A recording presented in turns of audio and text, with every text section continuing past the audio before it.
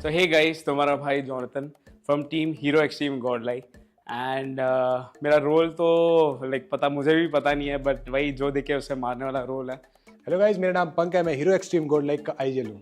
तो hello guys, मेरा नाम है गोडजी और मेरा रियल नाम है मेघराज महरिया और मैं टीम गॉडलाइक के लिए खेलता हूँ। मेरा रोल है टीम में as a support player, but मैं एक असोल्टर भी हूँ। नमस्कार देवी सजनों, मेरा नाम है एडमिनो, जिसको आप जानते होंगे, और मैं खेलता हूँ टीम हीरो एक्सट्रीम गॉडलाइक की तरफ से और मैं अपनी टीम का असॉल्टर हूँ। तो हाय गाइस, मेरा नाम है सिम और मैं हूँ टीम हीरो एक्सट्रीम गॉडलाइक से और मेरा रोल है असॉल्टर।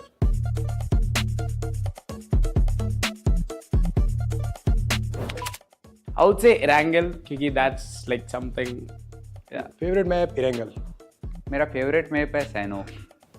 इरेंगल नहीं, वापस पूछो। वीकेंडी।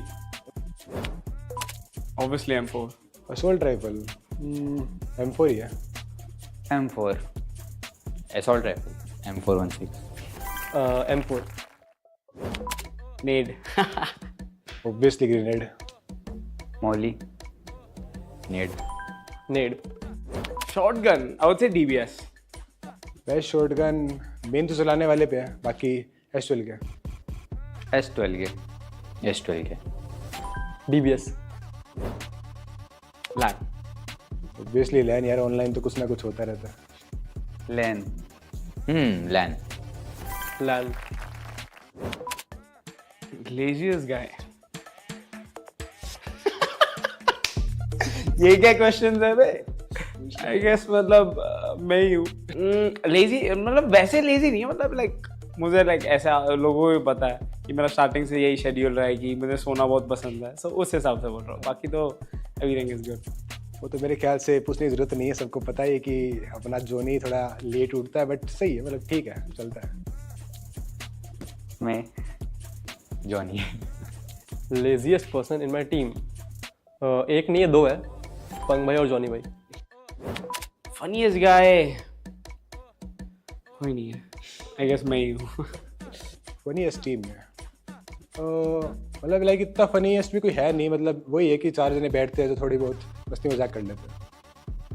पंक भाई। Funniest gods. Funniest person in my team gods. Foodie I guess so, मतलब सारे ही हो गए फिर तो यार। Who doesn't love food? Punk भाई। फूडी। पंक भाई। सिम। मैं। लेट होता है। ये तो सिमिलर क्वेश्चन हो गया, मतलब कभी कभार हो जाता है लेट हो, बट ठीक है। जॉनी भाई। लेट है जॉनी। जॉनी भाई। आईजीएल के लिए वही नूब। मैंने मस्ती कर रहा हूँ, बढ़िया है। मस्त आइडिया है। Best idea. सबर। मुझे पता है मेरे एब्सेंस में उन लोगों ने क्या बोला होगा, बट वही है, सबर। फियर्ड तो नहीं बोल सकता, like everyone here's best to be honest, so that's why they are here. So feared तो नहीं बोल सकते, but there are good teams here, like चाहे वो वीएस हो, like Nebula, they are also playing really well, and many more teams here, so yeah. मेन तो मैंने देखा है ओजी और सोल का, लाइक काफ़ी अच्छा कोऑर्डिनेशन है और काफ़ी अच्छा खेल रहे, तो या अभी देखा जाए तो एरोबॉट्स, अरे सॉरी है तो ही नहीं, है ही नहीं एरोबॉट्स, तो क्या नाम है उनका, ऑटोबॉट्स। पता नहीं यार, इतना पॉइंट्स टेबल में देखता नहीं हूँ, अपना ही देखता हूँ बस। बाकी बोल सकता हूँ जेली शायद से। ओजी। दैट्स अ टफ क्वेश्चन दो, क्योंकि पता नहीं है कि it's a game, it's e sports, anything can happen. पता नहीं आज तुम बढ़िया खेलोगे कल नहीं, so you can just like say who's gonna do best. So it's वही है कि whoever goes there should play best and get the trophy. देखो जहाँ तक मेरे को लगता है इंटरनली तो कोई ठीक नहीं है, मतलब सबका काम चलाओ जैसा हो रहा है। बाकी मेरा मेन रिसेंट परफॉर्मेंस देख के ओजी के लिए। अच्छा ग्लोबल स्लॉट के लिए कोई नहीं ओजी बोल सकते हैं, अपनी टीम हटा के बोल दो ना आप। ओजी। हमारी टीम को छोड़िए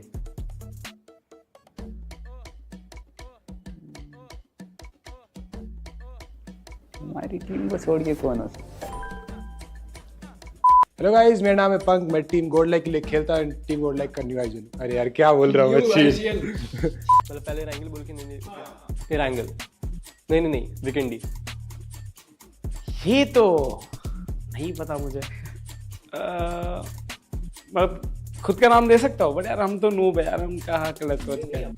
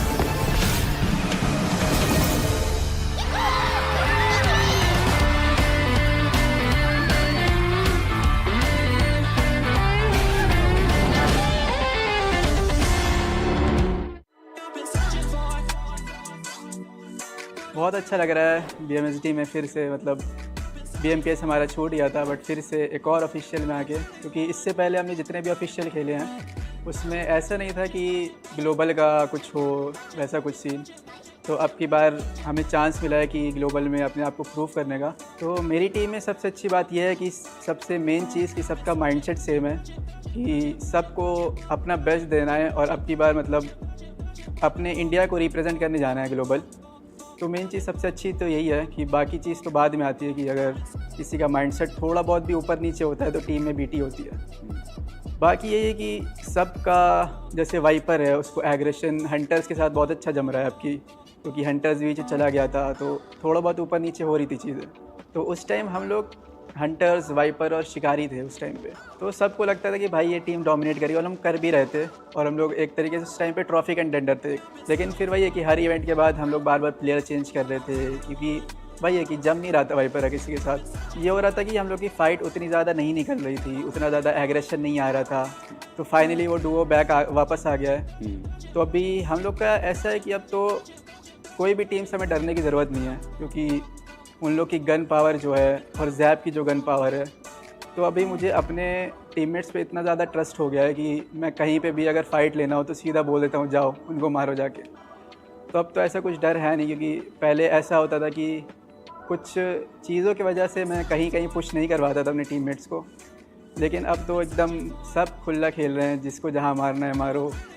तो वही है कि अब रेकनिंग नहीं है, अब आपको जेनेसिस देखने को मिलेगी। तो जैसा कि आपकी बार ऑडियंस आ रही है BMSD में 21 डेज़ के लिए, तो उसमें कभी कभार बहुत सारे लोग प्रेशर ले लेते हैं। जैसे मैं पहले बार BGS आया था 2024 में, तो मैं भी थोड़ा बहुत प्रेशर फील कर रहा था, लेकिन वो टाइम टू टाइम कम होता जाता है, क्योंकि फिर एड्रेनलिन रश आने लगता है कि आप क्लच मारो या चिकन मारो, बहुत सारी चीज़ें। तो ऑडियंस जब आपके लिए चिल्लाती है कि भाई क्या मार दिया, जब ऑडियंस आपके लिए चीयर करती है तो आपको ये अंदर से बहुत अच्छा लगता है। फिर आप सोचते हो कि हम लोग और बेटर करेंगे और बेटर करेंगे, तो वो चीज़ मतलब एक तरीके से कॉन्फिडेंस बूस्ट भी करती है।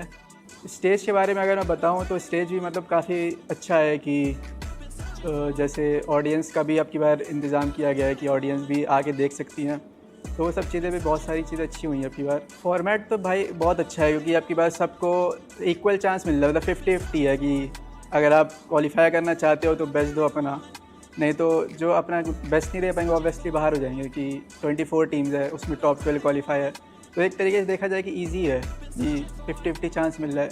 लोअर ब्रैकेट में एक सिन्वे स्पोर्ट्स करके टीम है, वो विशु जिसको लीड कर क्या नाम है उसका, मोक्ष जिसको लीड करता है वो मतलब मैं बहुत टाइम से उसको देखते हुए आ रहा हूँ, जब वो हैदराबाद हाइड्राज में था उस टाइम भी बहुत अच्छा लीड करता था अपनी आप टीम को, बट कुछ वजह से वो हर बार रह जाता था ऑफिशियल क्वालिफाई करने में। अब की बार मेरे को लग रहा है कि वो बहुत ज़्यादा स्ट्रॉन्ग माइंडसेट से है, जिस हिसाब से वो खिला रहा है, जिस हिसाब से मतलब वो लोग एग्रेसिव खेल रहे हैं, वो मेरे को देख के बहुत अच्छा लग रहा है। मतलब मैं भी बहुत सारी चीज़ें सीख रहा हूँ उससे, तो मेरे को ये एक टीम बहुत ज़्यादा प्रभावित करी है फ़िलहाल तक।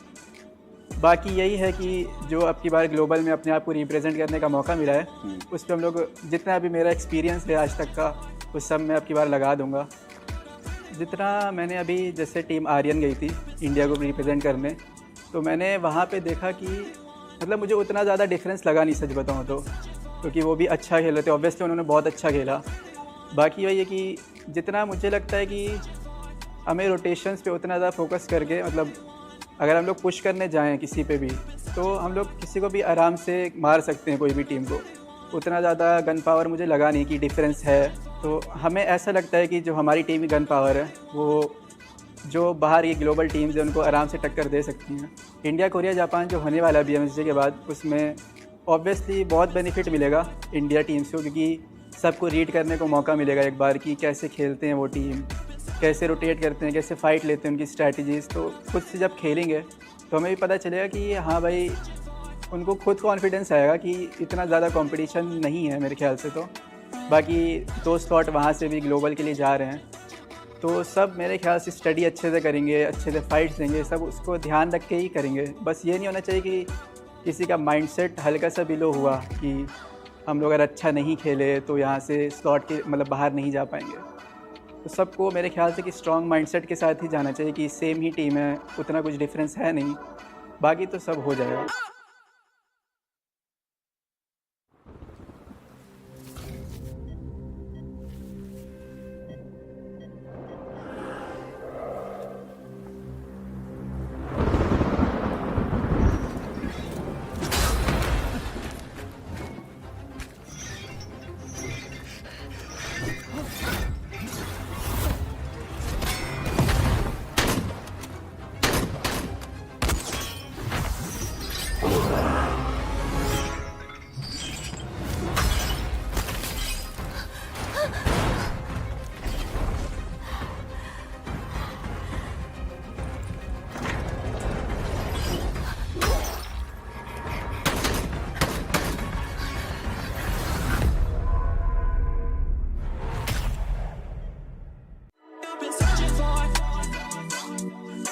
सो hello guys, my name is Mohammad Owais Lakhani और मैं बहुत ठीक हूँ। और मेरी टीम आपको सबको पता होगा विक्टोरियस समर्स, जिसमें है माफिया, शयान, निंजे, सैम और मैं। ये टीम हमारी अभी न्यूली फॉर्म हुई है। मैं, माफिया और शयान बहुत टाइम से साथ में है, बट सैम और निंजे के एडिशन के बाद हम लोग BMSD खेलने आए और हमारा फर्स्ट अपीयरेंस है एज अ होल टीम, तो होपफुली सब कुछ बेटर जाए। अभी ऐसा है, जो ज़्यादा मेहनत कर रहा है वो ज़्यादा आगे है, जो कम मेहनत कर रहा है वो थोड़ा पीछे है, और फिर जिसकी टीम में सब लोग समझदार है वो भी ज़्यादा आगे है। अब कैसा होता है कि कुछ टीम में लोग थोड़ा झगड़ा बनती, ये वो नहीं समझते, एक पेज पे नहीं होते, तो वो टीम थोड़ा स्ट्रगल करती है। बट जिस टीम में सब लोग सेम पेज पे हैं, और ये सब पहले ऐसे नहीं था, पहले सब लोग फ़न के लिए खेलते थे और सब एक दूसरे के साथ खेलते थे, और जो होता था वो होता था, जीते तो जीते, हारे तो हारे, कोई टेंशन नहीं था। अब ये मोर ओवर प्रोफेशनल हो गया है, तो इसमें अभी सबको सोच समझ के अपनी टीम्स बनानी पड़ती है, डिसीजंस लेने पड़ते हैं, एनवायरनमेंट वैसा रखना पड़ता है, तो बस ऐसा ही है। अभी हम लोग इतना बड़ा इवेंट एक ऑलरेडी प्रीवियस खेल के आए हैं, इतना दिन साथ में खेले हैं, उतनी सारी टीम्स के साथ रहे हैं, सो आई डोंट थिंक ऐसी कोई टीम है जो परेशानी करने वाली है। बट सब टीम से थोड़ा तो संभल के रहना पड़ेगा, क्योंकि सबको खेलना आता है और सब लोग अच्छे लेवल पे खेल रहे हैं। जितनी टीम्स हैं यहाँ सब अच्छी हैं, T1 टीम्स है, सबको खेलने का तरीका पता है, सो सबसे हम लोग को थोड़ा केयरफुल तो रहना ही पड़ेगा। एज एन IGL मेरे को ये फॉर्मेट काफ़ी अच्छा लगा, क्योंकि लाइक अपर ब्रैकेट की टीम्स को तो एक चांस है, बट लोअर ब्रैकेट की टीम को उतना चांस नहीं था, क्योंकि वो उनके स्टैंडिंग्स के बेस पे उनको जो भी लोअर ब्रैकेट या अपर ब्रैकेट का मिला, और एंड मैचेस भी बहुत ज़्यादा है। सो अगर आप इतने मैचेस में नहीं कर सकते हो तो it's your mistake. So and ये फॉर्मेट बहुत अच्छा है। यहाँ से अगर हम अच्छा करते हैं तो हमें बाहर जाके खेलने का इंटरनेशनली मौका मिलेगा, हमारी कंट्री को रिप्रेजेंट करने का मौका मिलेगा। So I am very happy with this format.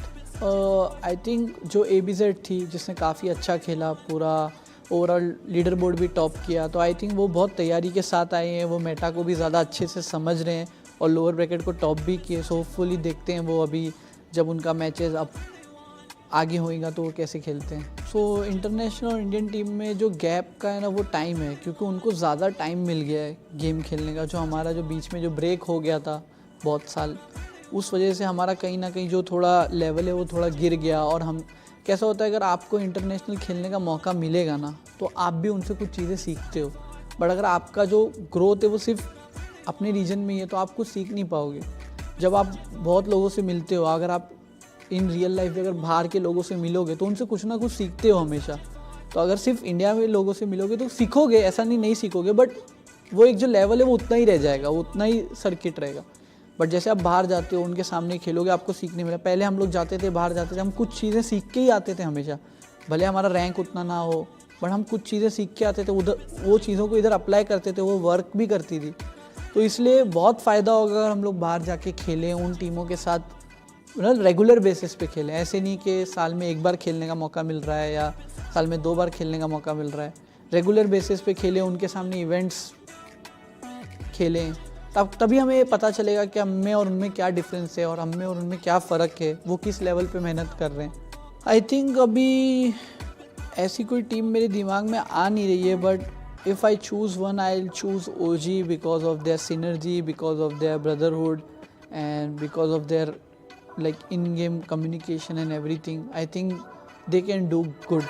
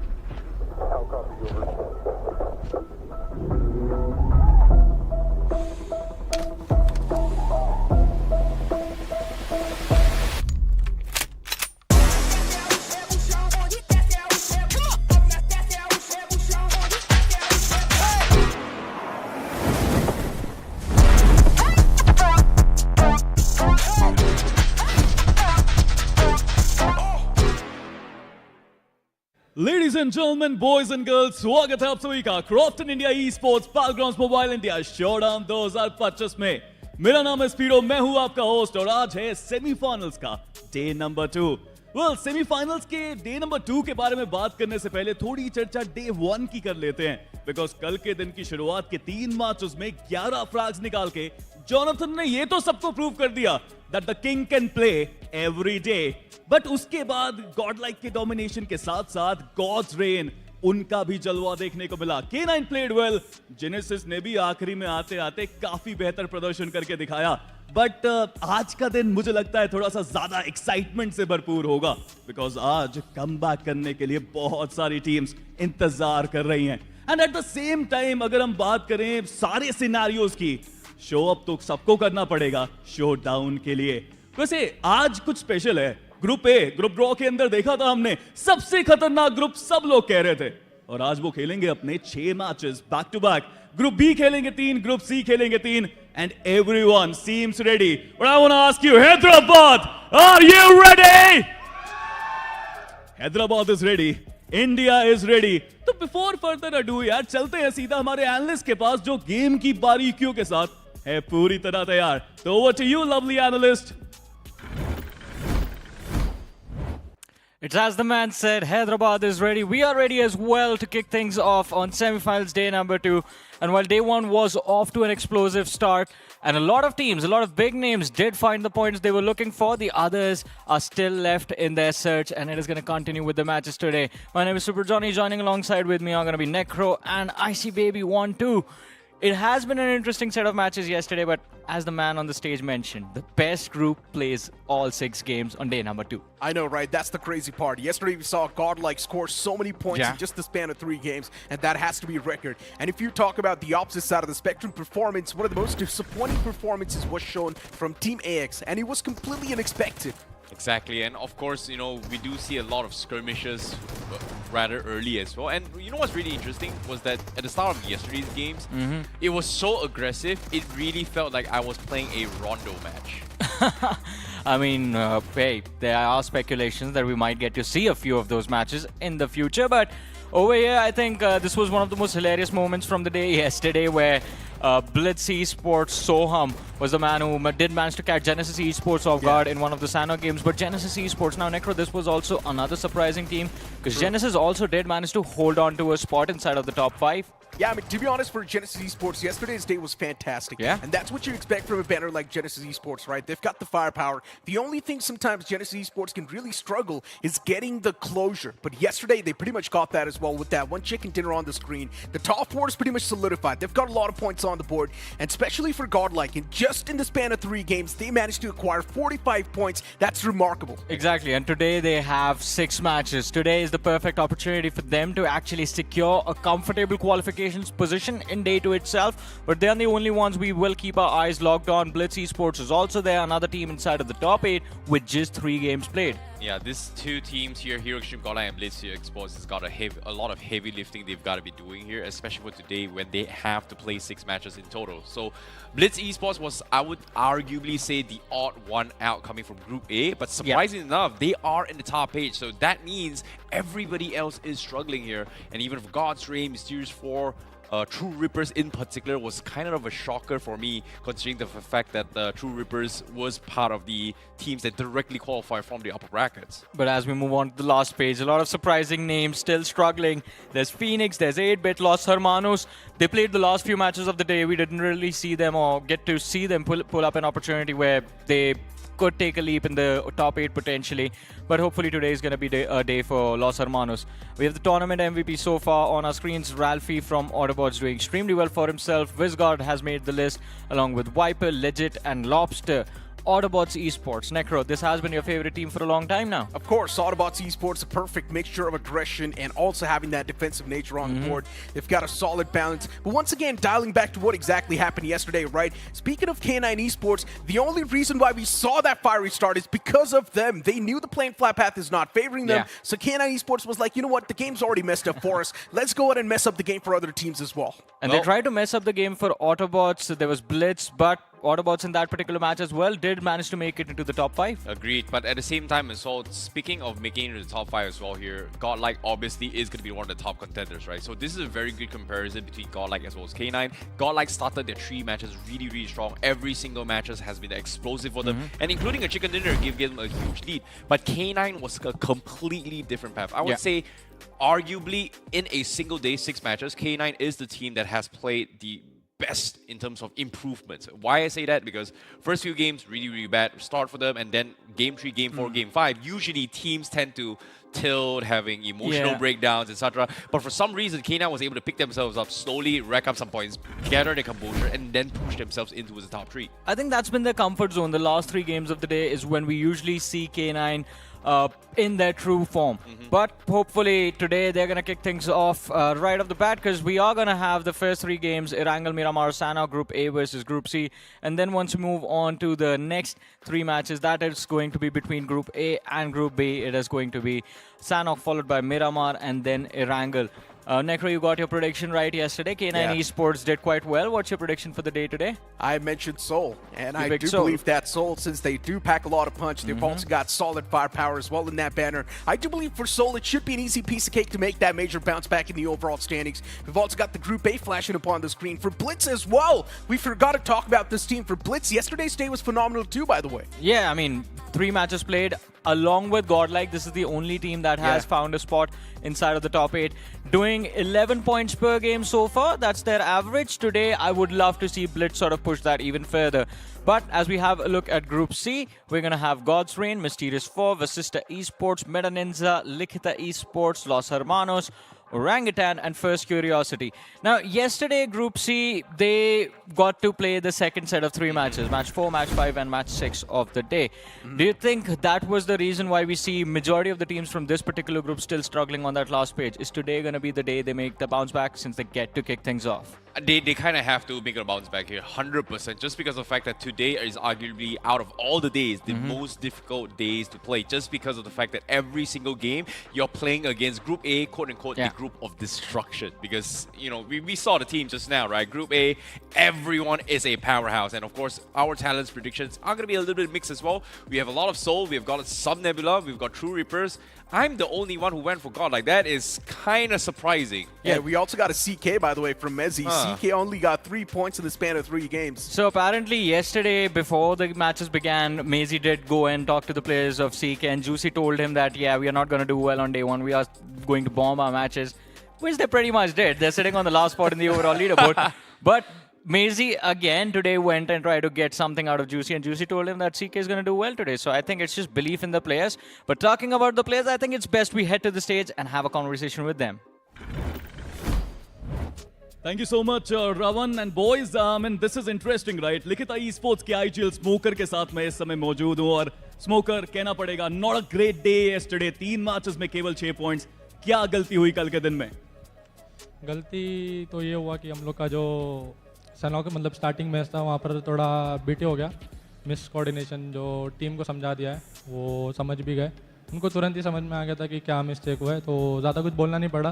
तो आज वो लोग वो मिस्टेक नहीं करेंगे, क्योंकि उन्होंने बोला है कि नहीं करेंगे, तो नहीं करेंगे आज वो मिस्टेक्स जो फर्स्ट मैच में हुई. और सेकंड मैच में जो हुआ था थोड़ा अनएक्सपेक्टेड था, और लास्ट मैच में रिटर्न थोड़ा मिसकम्युनिकेशन हुआ, फिर वहाँ पर बीटी हो गई.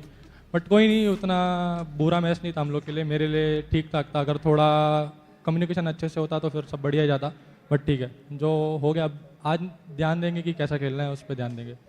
देखिए, गलतियां जानना बहुत जरूरी होता है किसी टीम के लिए. But smoker, today is a very important day. But आप अपर ब्रैकेट से डायरेक्टली क्वालिफाई करके आए हो सेमीफाइनल्स के अंदर. बहुत लंबा ब्रेक था, और वहां पे भी there was just 1 chicken dinner, जिसकी वजह से आप क्वालिफाई करे हो. क्या कोई चेंजेस किए स्ट्रैटेजी में कल के दिन के लिए, जिस वजह से ये पॉइंट्स नहीं आए? स्ट्रैटेजीज में चेंजेस, एक तो स्ट्रैटेजी ऐसी है कि प्लेयर्स लोग को समझने में टाइम लग रहा है, और वो लोग इतना एक्सपीरियंस है नहीं, इसलिए वो लोग समझ नहीं पा रहे.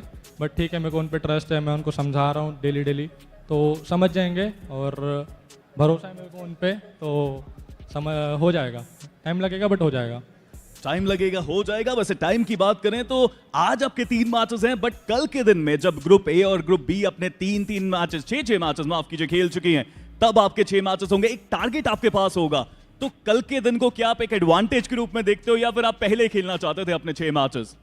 नहीं, मेरे को तो उल्टा अच्छा है कि लास्ट के 6 मैच रहेंगे तो मैं स्टार्टिंग के 3 मैच चोक करके बाद में अच्छा कर सकता हूँ। तो मेरे लिए उल्टा और अच्छी चीज़ है कि 6 मैच है और मेरे को उल्टा मज़ा आता है 6 मैच खेलने, क्योंकि 3 मैच ब्रेक फिर वैसा तो पसंद नहीं है मेरे को वैसा, इसलिए 6 मैच मेरे को बहुत पसंद है, तो मज़ा आएगा 6 मैच खेलने। Alright, he's ready for the 6 matches. One last question, Smoker. I know कि आज का दिन बहुत इंपॉर्टेंट है, बट मैं जानना चाहता हूँ यार, आज के दिन से पहले जो मीटिंग हुई टीम में की, उसके अंदर आपने क्या किया मोटिवेट करने के लिए अपने प्लेयर्स को? मोटिवेट करने के लिए तो उनको बस बोला है कि ये मिस्टेक्स मत करो, अगर वो लोग वो मिस्टेक नहीं करेंगे तो वो लोग बहुत अच्छा खेलेंगे, तो बस वही बोला है। और मोटिवेशन का हो तो मैं डेली देते रहता हूँ स्टेज पे बैठ के भी, तो कोई सीन नहीं है उसका, तो समझा दिया उनको, उनको पता है कि क्या नहीं करना है, तो फिर ठीक है, हो जाए। चलिए, Likhita esports they are ready, players को समझा दिया गया है, मोटिवेशन मिल चुकी है उनको, बट आज का दिन सच में बहुत क्रूशियल। पहले 3 matches, thank you so much smoker for joining with us. पहले 3 मैचेस लिखिता ई-स्पोर्ट्स के लिए बहुत जरूरी, पहले 3 मैचेस ग्रुप सी के लिए बहुत जरूरी, बट ग्रुप ए जो अपने आज के 6 मैचेस खेलेंगे, it's going to be crazy. But match शुरू करते हैं, चलते हैं हमारे कास्टर्स के पास, because they are ready with match number 1। I mean, a lot said there in that particular interview from Smoker, the IGL of Likitha Esports. And again, whenever it's him or Adi on the stage doing an interview, I am looking out in the background like, how is OG going to react to what these boys are going to say? How is TrueRippers going to react to what these lads have to say? Because these two teams, Nebula and Likitha Esports, have a tendency of straight up just challenging the best teams in the lobby. And that's the best part about them, right? Yeah. For Likitha Esports especially, though, looking at the way they play and also considering the past couple of tournaments as well, this is one of those teams that's quite unstable. You never know if Likitha Esports is going to be doing good in the stage or if they're going to be doing absolutely terrible. Yeah. We've seen both the sides of Likitha Esports, and at this point, I just want to see them do good. We know they've got individual players who do pack a lot of punch. It's just all about finding that right groove. You know, the best performance they've done was BGIS. After that, things hasn't been going well for them as well. So it's a little bit of a surprising factor. But at the same time, they kind of made it to this stage here. So I would say I would give them the benefit of the doubt. But I like that you guys actually brought up Nebula as well. My biggest question is that will Nebula be conceding Painan to Seoul? Because yesterday's drop clash did not go well for them at all. It was a 4-0 clean sweep coming in from Seoul. I mean, I'm going to let you go first on this. I don't think that's going to be the case. I mean, Adi's clearly one of those Yeah. players that you know has got a lot of ego, and especially knowing the fact that even yesterday in some of the vlogs, Adi mentioned that he's not going to be the one to give it away just like that. He's going to go for those drop clashes, and he will let the opponents know what he's capable of. Plus, Nebula has has been doing well on Orangle and Miramar quite consistently. So I think there is opportunity for them to gain points on the other maps instead of just Sanhok. But hey, we did see the player cams on our screens, and of course, a few birthdays being celebrated on stage. This is going to be one of the birthday boys. The other one is going to be Snowjord as well. 2 lads who are going to be looking for their second reason to celebrate today. Well, let's just hope that they're going to get a fantastic birthday gift, right? Chicken because dinners. That's what we all really want. Maybe chicken dinners, maybe incredible performances. A lot of these teams that already did extremely good yesterday, they probably just want to bounce on towards the 100 points marker. And that's when you can pretty much say you've drawn that safety line. Yeah. Of course, the cutoff is going to go much more higher than 100 points. It's not even a question. But at least as of now, as the day 2 hits, if you're there on the 100 points, I would still say that's going to be a solid spot to be there. I'm skeptical about that 100-point statement that you just made. I mean, again, are we expecting it to cross 100? Yes, top 8 is the only way, right? So definitely 100 Alright. points. I guess, I mean, but let's see how today goes. It all comes down to how is day number 2 going to look like for these teams. And with that being said, ladies and gentlemen, match number 7 of the semi-finals, Orangle. Here we go.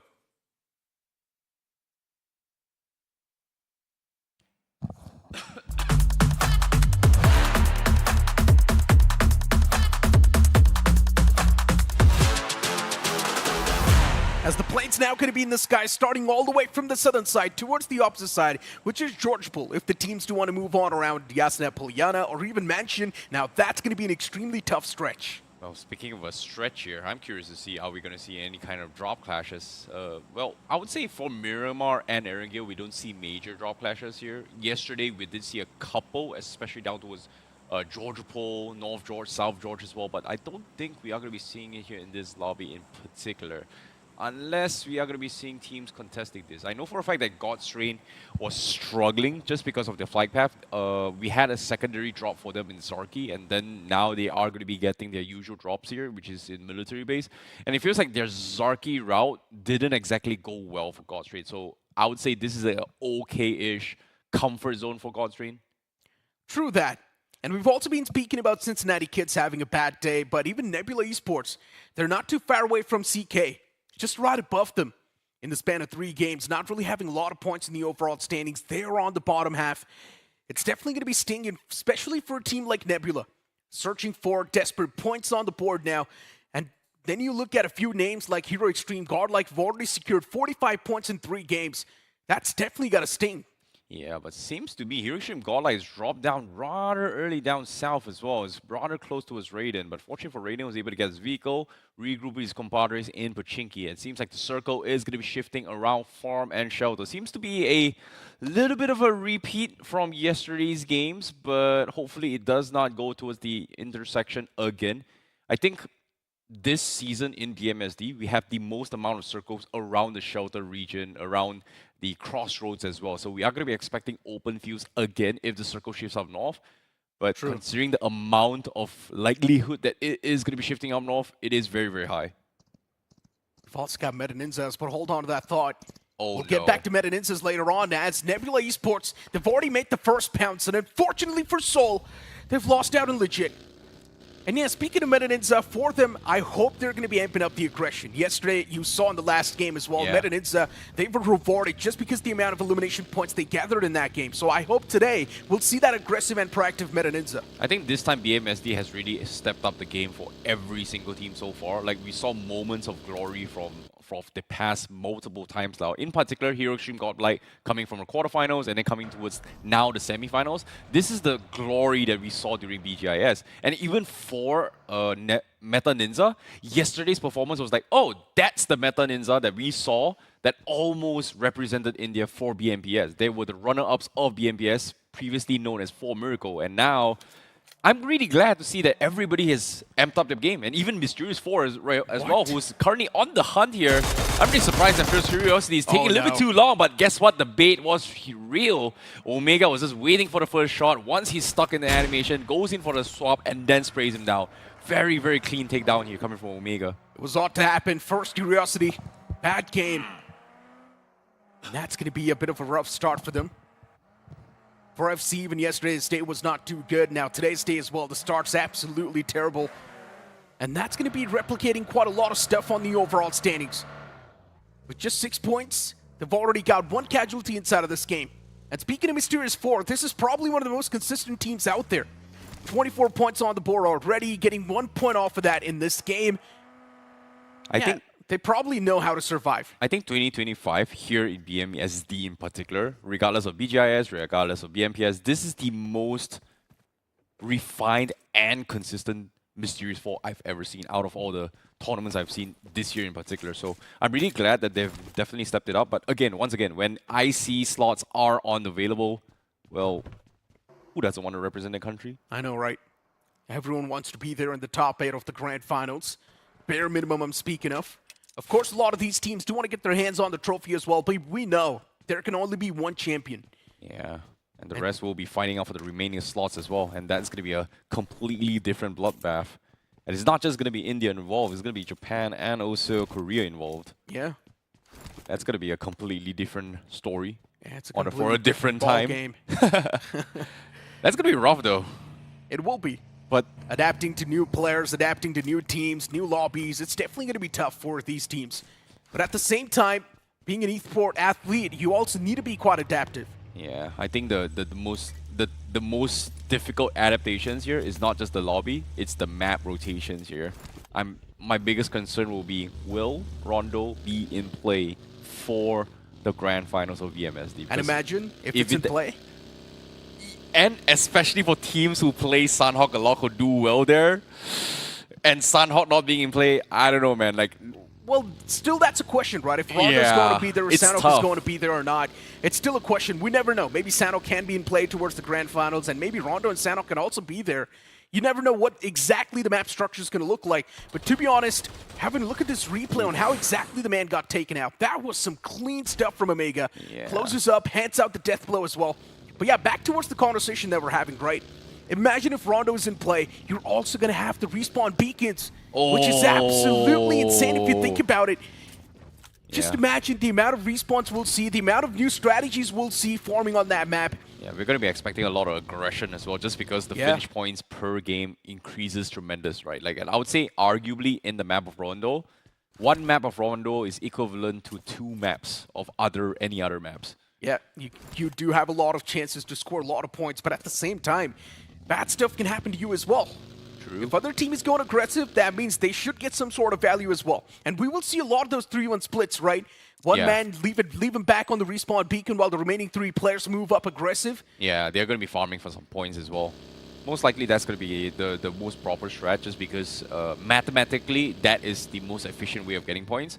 But some teams, they would prioritize on position. Some teams, they would prioritize on risky plays as well. And out of all the maps, I think Rondo by far is the most unorthodox off-play style of a map to play, just because theoretically things that you do in Miramar and Erangel might not work. Let's say standing out in open, standing out in risky positions may result in you being taken out, but in Rondo, that's playable just because there's barricades, you can dig a hole, you can do so much more compared to in Erangel and also Miramar, or even Xanok in particular. So I'm really, really excited to see when it actually happens. But again, that's only time will tell, because there's no official announcement yet.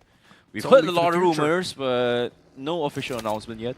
It's only for the future to find out, but hold on to that thought.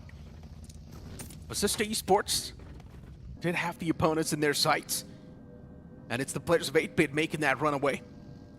For 8-Bit, we all know they just like to play it passive. Defensive nature is going to be there.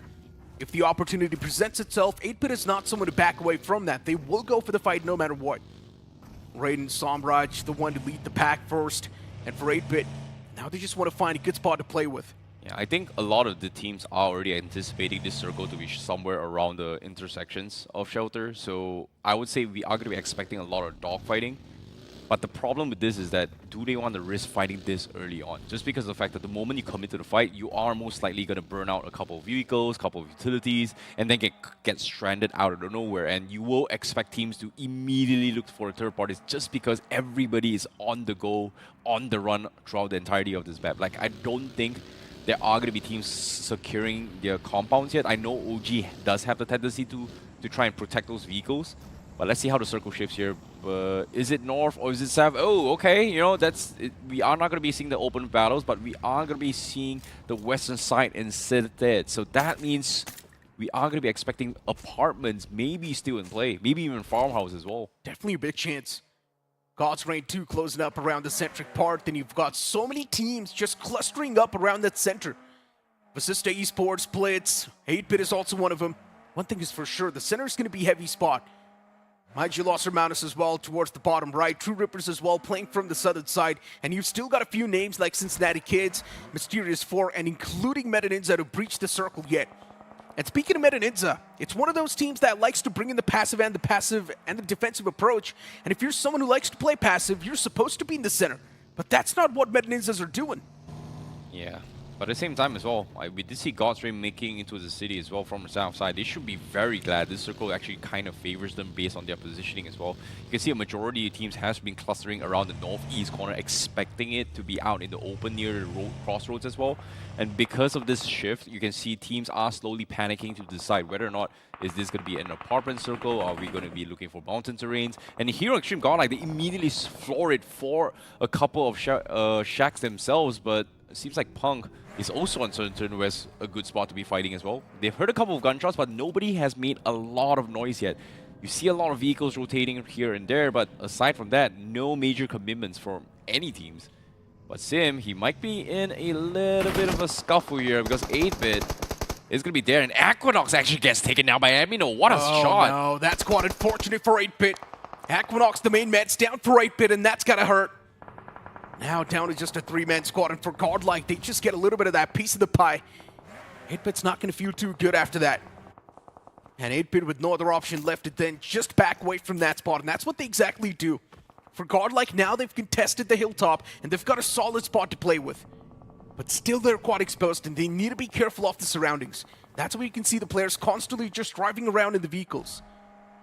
Oh, speaking of driving around vehicles here, OG, they took a pit stop. Nebula was able to scout things out. They got a knock in onto his OG, but decides it's not worth committing to this fight just because of that small little house that doesn't offer too much of vantage point. And Nebula is a little bit split off as well. So this is why I'm talking about the dogfightings are going to be happening. A lot of scrappy fights are about to happen because everybody's on vehicles, on the move, hoping to third party onto someone. And for Hero Xtreme Godlike to get a very quick pick onto his 8-Bit, immediately pushing them off was huge for Godlike. And we are going to be expecting a lot of pickoffs in this game in general just because of how the decisions needs to be made, because everybody knows if they lose those vehicles, they get stranded out of there, chances of them making it to the top 4 very, very unlikely. And it seems like the circle is going to shift down towards the west side, and Godstrain's got prime position on those compounds. The zone. It's definitely creating a lot of that anonymous factor. And for NINZA, they're going to find themselves around the lucky spectrum. The zone just shifting right on top of the NINZA, now contesting the off-centric part. I'm not exactly sure if that was planned or not. One thing is for sure, for NINZA, the predictions have been quite on point lately. Yeah. For God's Reign in the Smack Center, things looking extremely good. For Vasista Esports as well, in the off-centric area, they're looking decent too. But Los Hermanos, they lose out on the big man. Yeah. And that's going to be hurting them quite a bit in the future run. Yeah, Likitha Esports was able to catch them off mid-rotation as well. But it seems like Phoenix is going to be playing from the south side as well. They're going to be dodging fights to try and rotate in, which gives them a little bit of upper hand here for stage 4 of the zone. But like you said, Los Hermanos in a lot of trouble. They've lost Shadow, and they are going to be in this stalemate on the farm itself. They're going to be sharing compounds as nosy neighbors, but Hero Xtreme Godlike is looking from above as well. So they're a little bit afraid to overpeak this. And it seems like they are going to be taking a full stop here for Los Hermanos. There's no way out. If they try to go out, I'm pretty sure Godlike is going to be raining death and destruction on them. But while this is happening, Sim was able to find another pick, and that's going to be first Curiosity that loses a player. Oh no. FC. Back-to-back players just falling apart. It's like a domino effect. The moment the first man was taken out, the entirety of the squad, they just fell apart like an absolute domino. And Hero Xtreme Godlike are the one to reap the benefits off that. FC now down to just that one last man. I highly doubt he can do anything. It's Gamla Boy. He needs to keep his team alive. And looking at the way FC played too in the past rounds, FC is not one of those teams that likes to go aggressive early on. They like to contest the circle as well. But right now, with just one man standing, for FC to do that, it's going to be extremely tough, or maybe impossible as well. I think in this stage in particular, we finally start to see teams stop being on the move now. They have pretty much settled down a couple of settlements here. Vasista smack middle. South of Vasista, we've got God's Reign as well. Even Blitz is going to be conquered from the northeast corner. And all Blitz needs to do is just defend the tower. Like, anybody tries to go for a hard crash, all they need to do is just defend, and they should be fine. Unless they do a little bit of mistakes and get picked off. In this case, Nebula Esports and Cincinnati Kids, these are two teams that are still stuck on the western side. Hasn't exactly found space for themselves here. It's going to be caught in a potential scuffle with each other, which may result in teams like NINZA, maybe even Phoenix, that will look to try and capitalize on them as well. So this is going to be a very risky approach from Cincinnati Kids, and based on the map, as you can see, they have not made a call yet on where they want to go. Circle shifts here. It shifts directly on God's Reign once more. This might be another God's Reign game again. Definitely does seem like it. But let's not forget, we've seen God's Reign mess up a lot of these games. So there's definitely a big chance God's Reign 2 can mess things up once again, and the game can be stolen away by anyone. Maybe it can be the players of NINZA taking the cake in the final few moments, or maybe it can be Infinix Esports and their aggression taking it. We've also got Nebula Esports in the sights of Cincinnati Kids. For CK, yesterday's day was absolutely terrible. But now for CK, they need to switch things apart. Oh my. Flip the tiles, get the points on the board. Mind you, Los Hermanos, they just want to make that cross against the players and look at the esports, but it's looking extremely tough. The man moved out in the open, but Colony instantly falls apart. Mind you, Los Hermanos, no matter what they try to bring on the board, it's just not working out. Likitha Esports, that distance, it's really protecting them.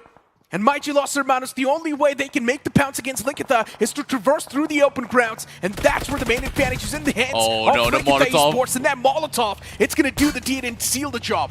That is huge from Likitha Esports. Major commitments from both Los Hermanos and Likitha Esports, but with Likitha Esports cleaning them out, that was huge. But as soon as I say this here, they did not exactly restock here. They're rushing for time for position, so they are going to be on the run right now. And even OG is going to be having a little bit of run in here as they go in for a little bit of a scuffle here. They pick up Snowjaw. The birthday boy is down, and the rest of Mysterious Fall will crumble as well as OG goes in for the chase, and they do find two more. Mysterious 4 just dropping down like flies. 2 players already down. And this time getting caught off guard under rotation. It's not really something that happens to a team like Mysterious 4. They always know how to pave a good pathway. But this time they mess up. And right now, just Omega, the only man standing. He's also taking a lot of damage upon himself. He's got a shotgun to play with for opposing personal combats. But I highly doubt he can squeeze out a lot of value from this game now. Wants to find a bit of that safety cover, pushes on towards the house as well. He will be able to survive for a few more seconds. But this game's going to be possible to pull off. And now for Godlike, they need to deal with the team at the front. It's Autobotz who's constantly taking those shots, poking away the players of Godlike. But even Godlike, they've got the man advantage. And for OG, they need to be a little bit more careful. Autobotz was the man who was constantly poking, but this time Aru, he's the one to fall down first. OG, they messed things up big time. And now for Godlike, they've got the man advantage in the fight. As AKOP from the far fray, he's just spraying down the players of Godlike. One man's already down. Simp, he's hurt. Yeah, now looking for those confirmations as well. AKOP looking for a little bit more. He gets another knock. What a spray from AKOP. But it's not over yet. Here, Xtreme Godlike looks like they are going to abandon 2 players. And they will trade 2 for 2 between OG and Hero Xtreme Godlike. And now AKOP is looking for those confirmations, trying to pick up Atenki. And guess what? Atenki just might be able to survive this as well. So it looks like Hero Xtreme Godlike, they may have lost out on that trade. Yeah, but the problem is the Blues are on the move, and this time it's going to take chunks of HP. Which means there's a big chance OG will just be surviving with 2 players. But hold on. We've also got the players of 8-Bit making that pounce against Nebula, and what just happened? You blink it and you miss it. Nebula is done for. Even Godlike has been eliminated from the game. What just happened? Godlike was just dominating a fight. Yeah, it's so unfortunate as well. They were caught mid-rotation, and this is the downside of this zone, right? Like, it's all about scuffles. It's all about being on the run, and who's going to be faster here. And of course, I would say AKOP from the side of OG definitely did Hero Xtreme Godlike really dirty, despite the initial fights coming from Hero Xtreme Godlike. But for now, 8-Bit definitely scored a big one. They cleaned out Nebula. They were able to get a decent amount of compound space and also loot here. But they do have time to actually push inside the zone. And speaking about another major fight here, OG now on the run. Soul looking to try to engage against them despite the major fight early on. And OG, very quick resets coming from them. They've got 7 finishes in this game. OG's doing extremely good. It's not even a question. But for Soul, they've been a little bit on the back foot. Not exactly the Soul standards. But let's see, might just be too early to judge. They've also lost out on man, so Soul is definitely off to a bad start. 0 finishes on the board. That just gets even worse. God's Reign just tapping away against the players of Likitha Esports. And for Likitha Esports, even for them, things are not looking too smooth. Even Sarwar from Blitz, he's able to thread that needle, find the knock against Starboy. For Likitha, the problems could not be any worse. And even God's Reign is just constantly spamming away, so Likitha Esports, they're just getting chipped apart. Yeah. The only good thing that God's Reign can do right now is pretty much thin the herd before they commit into DR compound. They know for a fact that the final zone is going to be there on them. But the problem is they can't use up too much ammunition. And that's the reason why Destro has been tapping and trying to conserve as much as he can for the later stage of the game. And as long as God's Reign is pinning everybody on the outside and everybody else takes out each other, they are going to be in a good position to advance for the final battle. For now, TrueRippers on the hunt. They do get a couple knocks in, and Likitha Esports, they are crumbling. But do they get the reset is going to be the question here, because TrueRippers are split off as well. They're still debating if they want to hard commit to that fight as well, because Phoenix on the backlines has got Jelly and also Harsh tripped out all by themselves. It seems like the call has been made. They are going to back off and regroup for the commitment for a different battle. Everyone needs to move out of their comfort zones. And at this point, Infinix Esports can definitely be a major threat to the players of TrueRippers. You can see that man just wrapping up from the back lines.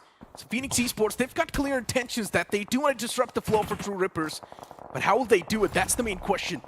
Blitz is constantly just hammering away the players of Likitha Esports, and eventually they've already found those knocks and the confirmations. Likitha eliminated from the game with just 4 finished points, which is quite unfortunate.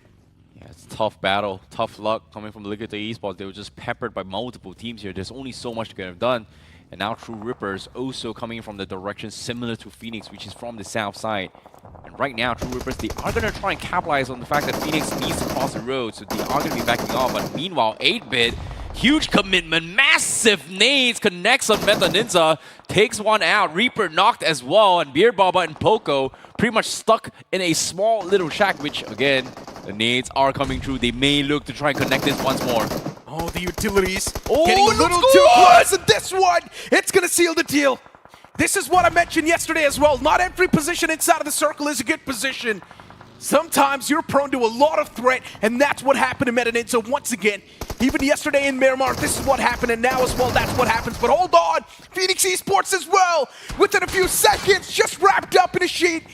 How did this just happen? Infinix Esports, one of the most dominating teams in the previous stages, now getting toyed with by TrueRippers. I'm really surprised TrueRippers committed to that fight and they won hands down. And now, speaking of another commitment here, OG looking to try and find positions themselves. But guess what? They've got themselves a small little compound, but it's shared by 3 solo warriors. We've got 3 solo warriors in the compound here. OG down to the last player. We've got Omega from Mysterious 4. We've got Gamla Boy from First Curiosity. But it's going to be Gamla Boy that takes down WizGod, so no, that's not enough space, OG. This is my space. You're going down. Get the heck out of there. The fact that FC is able to survive in the top 8, that's insane. Survival genes once again kicking in, and it's Gamla Boy who's making it happen. This lonesome survivor securing a few points to the players of FC. He already knows the teams in general, so he needs to get as many points as possible. But now it's the players of Blitz just knocking on the door, and Gamla Boy is all by himself. Needs to reply back to the players of Blitz. It's going to be a tough fight. A one man against the entirety of Blitz. This team is in form, and now the fight happens up close and personal. It's Gamla Boy to come out on top as he fights the first frag, but he still needs to be a little bit more careful. Does have the S12K for up close and personal combat, but Chuntan, he walks into his own teammate's Molotov. Oh no. What a massive blunder. Blitz, they're cracking under pressure. Now the fight's taken down to a 1-on-2. Gamla Boy with a fighting chance. Yep, indeed, but nades are coming in from Godstraight to try and clean up a couple points himself. Salvar and Soraf going to be looking to try and push this. Nades being cooked up from Gamla Boy. He needs the perfect nade, but Sarva got taken down, and Blitz, they get completely shut down because with the help of Jelly from afar, it made things even, and Gamla Boy, the solo warrior, survives the onslaught of all this ordeal. Gamla just took down 2 players, and the remaining players, they got eliminated by their own mistakes. Blitz, how did this just happen to you? Yesterday, you guys were probably one of the most clinical teams, and now look at you. You messed things up in a situation where you've got the majority of the advantage. It's not what you expect, but hold on. Now you've also got God's Reign being pushed up. S-Power, the man's taken down to barely any sort of HP. Does have the shotgun, and S-Power, he can definitely do the deed, and that's what happens. The man from God's Reign was too confused, did not exactly know what to do. Yeah, the remaining players do close up, but it's too late. They've already lost out on the man. Wow, S-Power, you're an absolute madman there. Neo stood no chance, but fortunately for them, they were able to trade him off just because he was down towards his last HP. But God's Reign's defense still needs to continue here as TrueRippers is slowly walking up to try and contest them. They were distracted. TrueRippers is able to walk up, and they've got a wide spread down south, and they're looking to try and clean up everybody in this compounds. And while this is happening as well, on the minimap, you can see 8-Bit is also trying to, well, in this case, I'm sorry, not 8-Bit. Soul is actually going to be trying to do the same from the northwest corner. They don't want to hard commit to the compound yet. They want a fight to break down before they swarm in. Just look at the circle. The only compound that's safe is going to be the compound held by the players of Vasista Esports. And then you've got God's Reign as well in that nearby vicinity. And TrueRippers, they're able to thread the needle. An important knockdown against Soul. And speaking of Soul, they've only managed to acquire 1 finished point so far. It's not the ideal Soul that we saw in the upper brackets. Soul was dominating back then, but what happened to them now? The transition, it's not too good. Soul is messing things up, making a lot of rookie mistakes, getting caught off guard out in the open. It's not looking too good. The fallen comrade Joker, he needs to be brought back on his feet. Oh my And so goodness. right now they can feel all the heat amping up. They can feel all that pressure upon themselves. And look at Pro. He closes up from the back. It's a massive wraparound for Pro. Punishes the players of Soul even more. And now Goblin is the only man surviving. Oh my goodness. Goblin, can he pick Joker up? Yes, he will. He's going to be able to even numbers, but TrueRippers, they're still thinking whether or not should they gobble them up. But seems like they've got their eyes on towards where God's Reign is. And while they're distracted, they're repositioning inside the zone. And this time, Goblin and Joker, the two-man army coming in from Seoul, it's got a lot of heavy lifting they've got to do. Vasista Esports, they've lost one player. They got a little bit greedy. But again, the assault continues for those compounds. God's Reign still defending from start to end. And Vasista Esports a little bit too afraid to commit to all these fights. And we're down towards the final 5 teams. And there's only 12 people alive in this zone. Soul's got 2 of them. TrueRippers got all the 4 players standing all the way around the southern side. And TrueRippers fighting for control. They do control a lot of that terrain too, so there's definitely a big chance TrueRippers can get away with the game. They control a lot of that map. For God's Reign, they do have the primary cover right next to the players of Vasista Esports. And I'm pretty sure there's a big chance we might just see the final showdown between Vasista Esports and even God's Reign. But there's this one man from FC still surviving, by the way.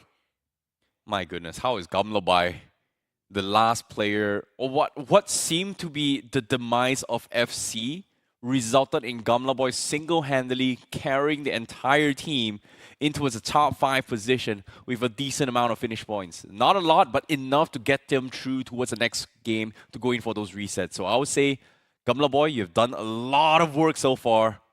Asking for top 4 is, I would say, a little bit too much based on his positioning.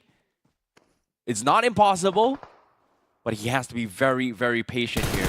It seems like So is going to be taking a jab onto his TrueRippers. They get the knock, but instant trade-off. Goblin, he gets the knock, but Hydro, instant quick trades. And now Joker needs to go in for the reset now. It was a big whiff.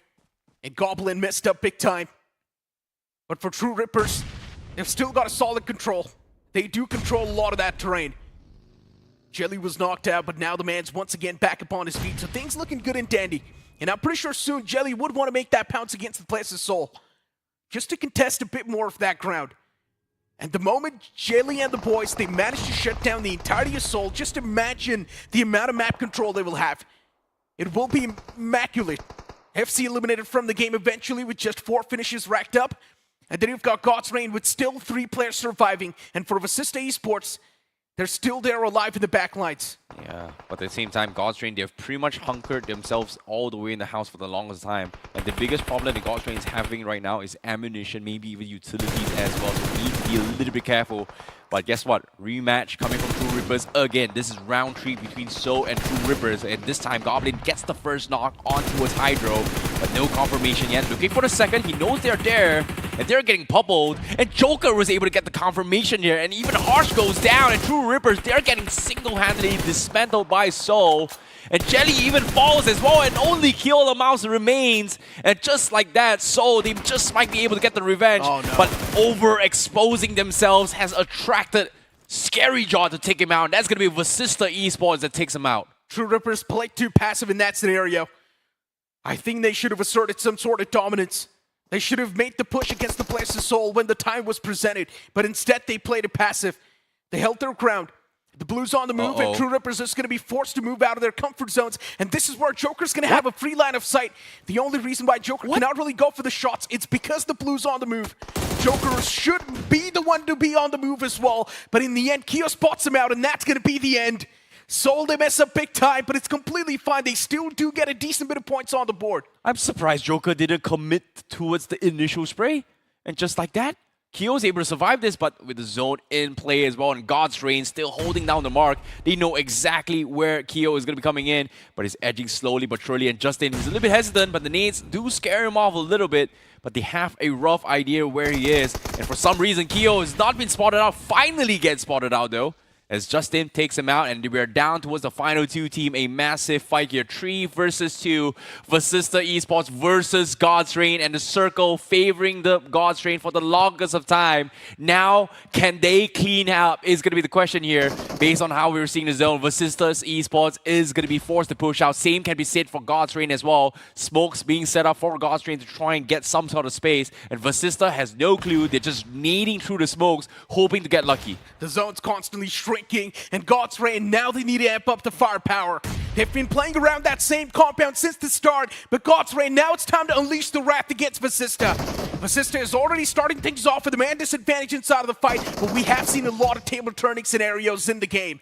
And this might just be one of those. Huge. Utilities from God's Reign not really finding the prime connection, but still Vasista, they're being chipped away slowly and steadily, and this nade, it might just chip away a lot of damage, and that's what happens. Silope barely surviving on the sliver of HP, and he's taking those constant shots against God's Reign. Another nade tossed out. This might just be on the mark.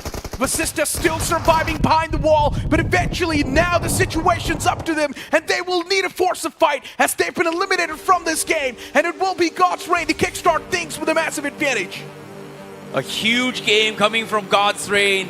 What seemed to be impossible, narrowly and struggling to qualify into the semifinals, starts off with another winner chicken dinner coming from God's Reign. 2 chicken dinners in 2 days so far. What a day coming in from God's Reign. But the funny part is it's just 14 points on the board even after a chicken dinner, and this is what we've been mentioning about God's Reign, right? Yes, they do get the chicken dinners. The only problem, God's Reign still does not really find themselves a major catapult. It's because they just don't really have a lot of finish points to couple it up. Exactly. I mean, that is why I think there was a discussion going on between the players as well, because they missed out on a lot of potential points. In the end game, specifically when there were like 5 teams remaining, you had the players of Seoul, you had the players from TrueRippers as well.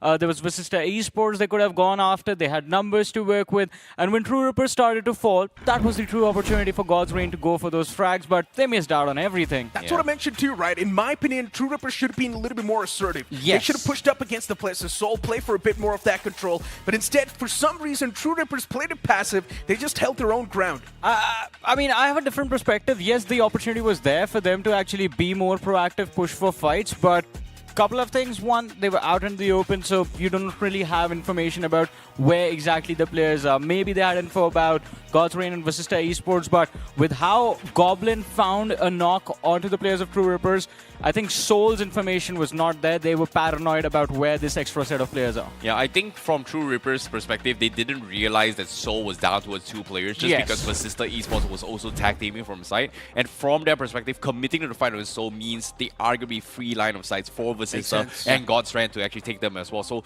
it makes a lot of sense why TrueRippers is a little bit skeptical or afraid. But personally, I was just confused with the reactions from God's Reign. They won a chicken dinner, but it seemed like they were having a little bit of argument with Neo. Points, not enough points. I mean, the chicken dinner is there, but they have to be more consistent if they want to be in the podium at the end of the day. Well, with more matches left, the opportunity is still there, but before the next game, a very short break. Don't go anywhere.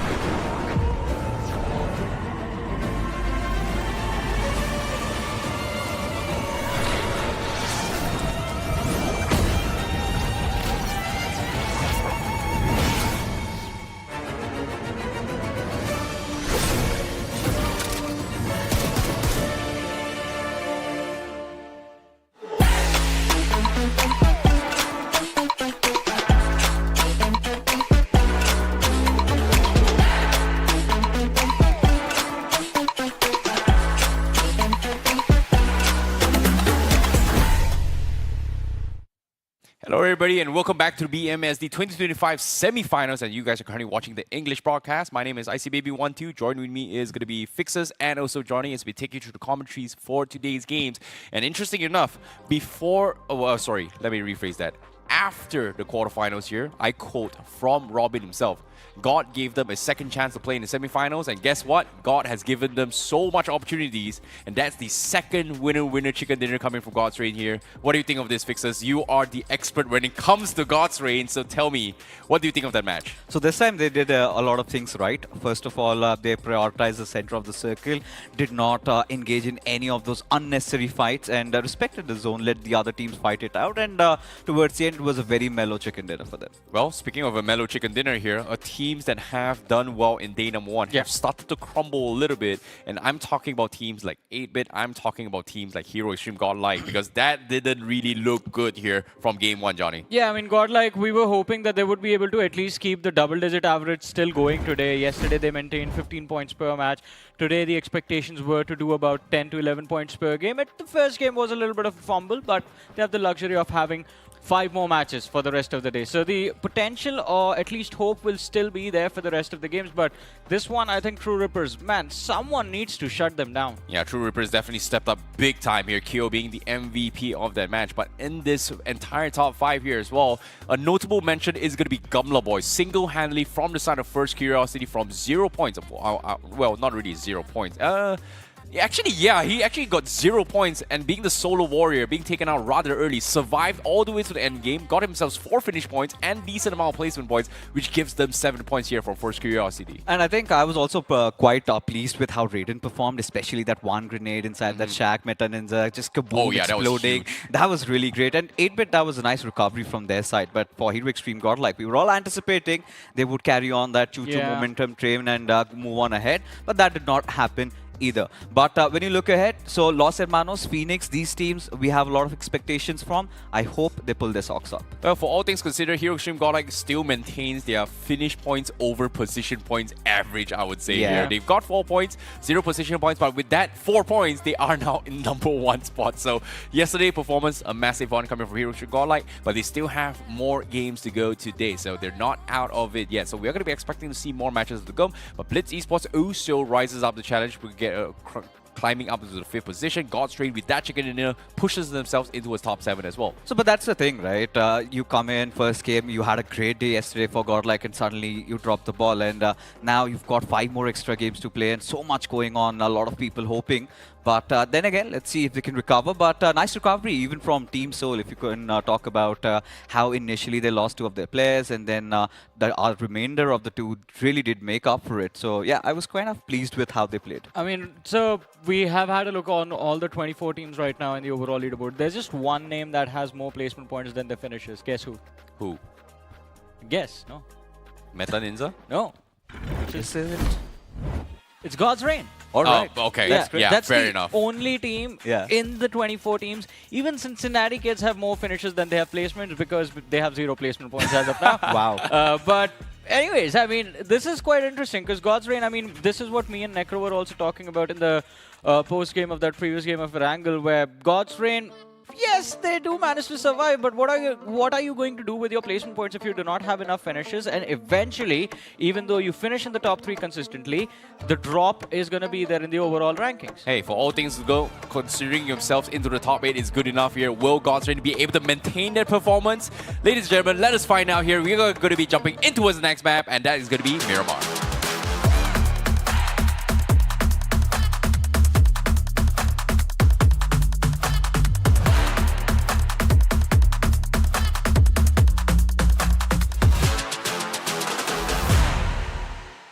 The first Miramar is always going to be interesting, and we have been talking about the desert here.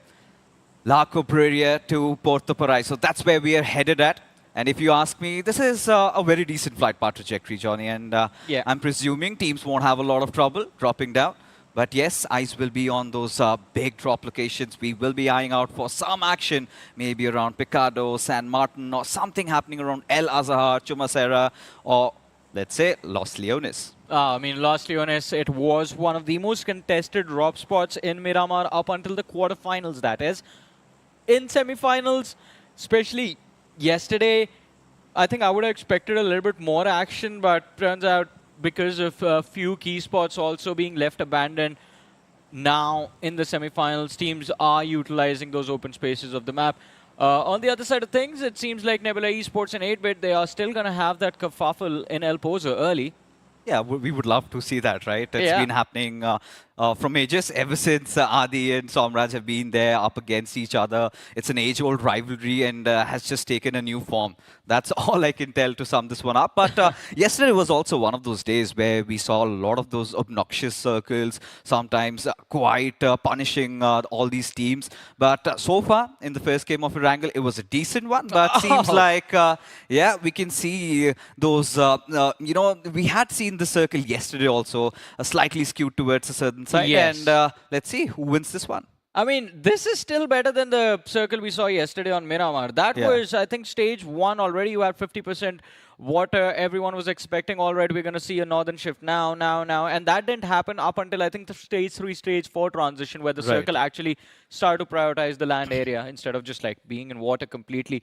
But as we were talking about drop clashes early in this map fixes, we have that El Pozo collision happening, Nebula and 8-bit, as you mentioned, the age-old rivalry. Then there's this awkward drop for vehicles by TrueRippers. You see iQOO moving up towards Torre Amuda. Harsh is just west of, east of Hacienda del Patron. Jelly is there alongside with him.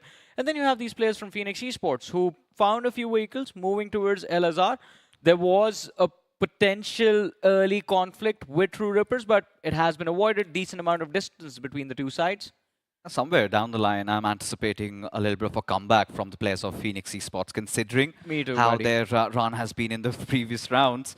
You always have your hopes up when it's Phoenix coming in once again, and that's for all the good reasons, because every other time Phoenix used to come to play, we were anticipating some sort of passiveness, you know, them trying to delay the fights. But this time, you're seeing that aggressive Phoenix really come into play, and all thanks to additions that they've made, right? You know, Shiraj, Viron coming in, all promising assaulters, bunch of rejects. I must say, I have to be very loud and vocal about it, because there was a time nobody wanted them, and they've come in, lot on the line, and they are proving themselves. And it's not just these two particular lads, by the way. I think this showdown has been about all of the players who were either scrutinized by the community, by their former teams, who were put on bench because of their organizations not having enough space or them not being a fit for their previous rosters.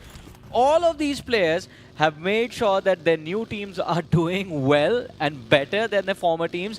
And of course, these men are performing phenomenally. You talk about Adi, let go from Team Insane. Now Nebula Esports, look at how good they are playing. You talk about Joker.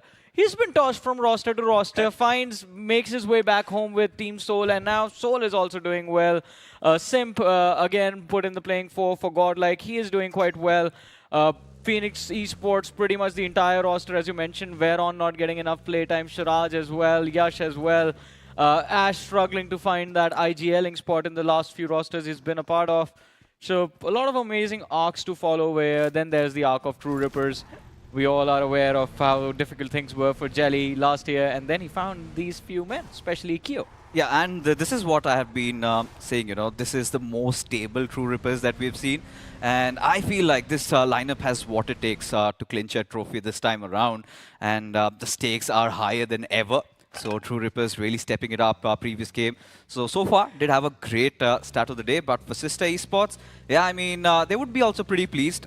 Even yesterday's games were quite decent. And the way they started off Wrangle, they would be hoping for a chicken dinner, however, in this one. I mean, I agree with you. I mean, Vasista Esports, we have seen those signs of life from them time and time again. The only problem is that I think the level of aggression that is there in this lineup, with Scary Jord being there, with Sahil OP being there, I think for some reason they are just keeping themselves on the back foot. And this is like conscious decision being made by the team. Otherwise, Scary Jord let loose inside of a match, he can actually be quite scary. On the other side of things, I think I wanted to say this as we were talking about rosters with, or actually formed with a lot of fifth players from other teams and doing quite well. There are two rosters that have been scrutinized, and I think they are the only two ones left to perform. One is Vasista, the other is Cincinnati Kids. I think somewhere down the line, let's not also ignore First Curiosity. Yeah. Because they also have players who had been forsaken, but right now they're trying to make their comeback. But what it's worth, Vasista Esports quite close to Los Hermanos. And there you go, Pro opening it up, gets knocked onto its Evil, and Zyrix, he's just going to follow up, gets a trade onto its Vector. Suddenly, Vasista Esports, they are in a world of trouble. But same goes for Los Hermanos, a 3-on-3 situation where anything could happen as Zyrix and Scary Jordan looking into each other's eyes. As Silope decides to barge in, pushes through, Zyrix goes falling down, and Vasista Esports, they somehow managed to fight back. What a beautiful recovery. Hector, over-aggressing, did find the opening along with his teammate backing him up. But as soon as he fell, Vasista Esports could have been in so much trouble. But the recovery was impressive. Now, Los Hermanos, I like their reaction to this as well. As soon as they lose 2 players, they instantly disengage, looking for a safe haven to work with.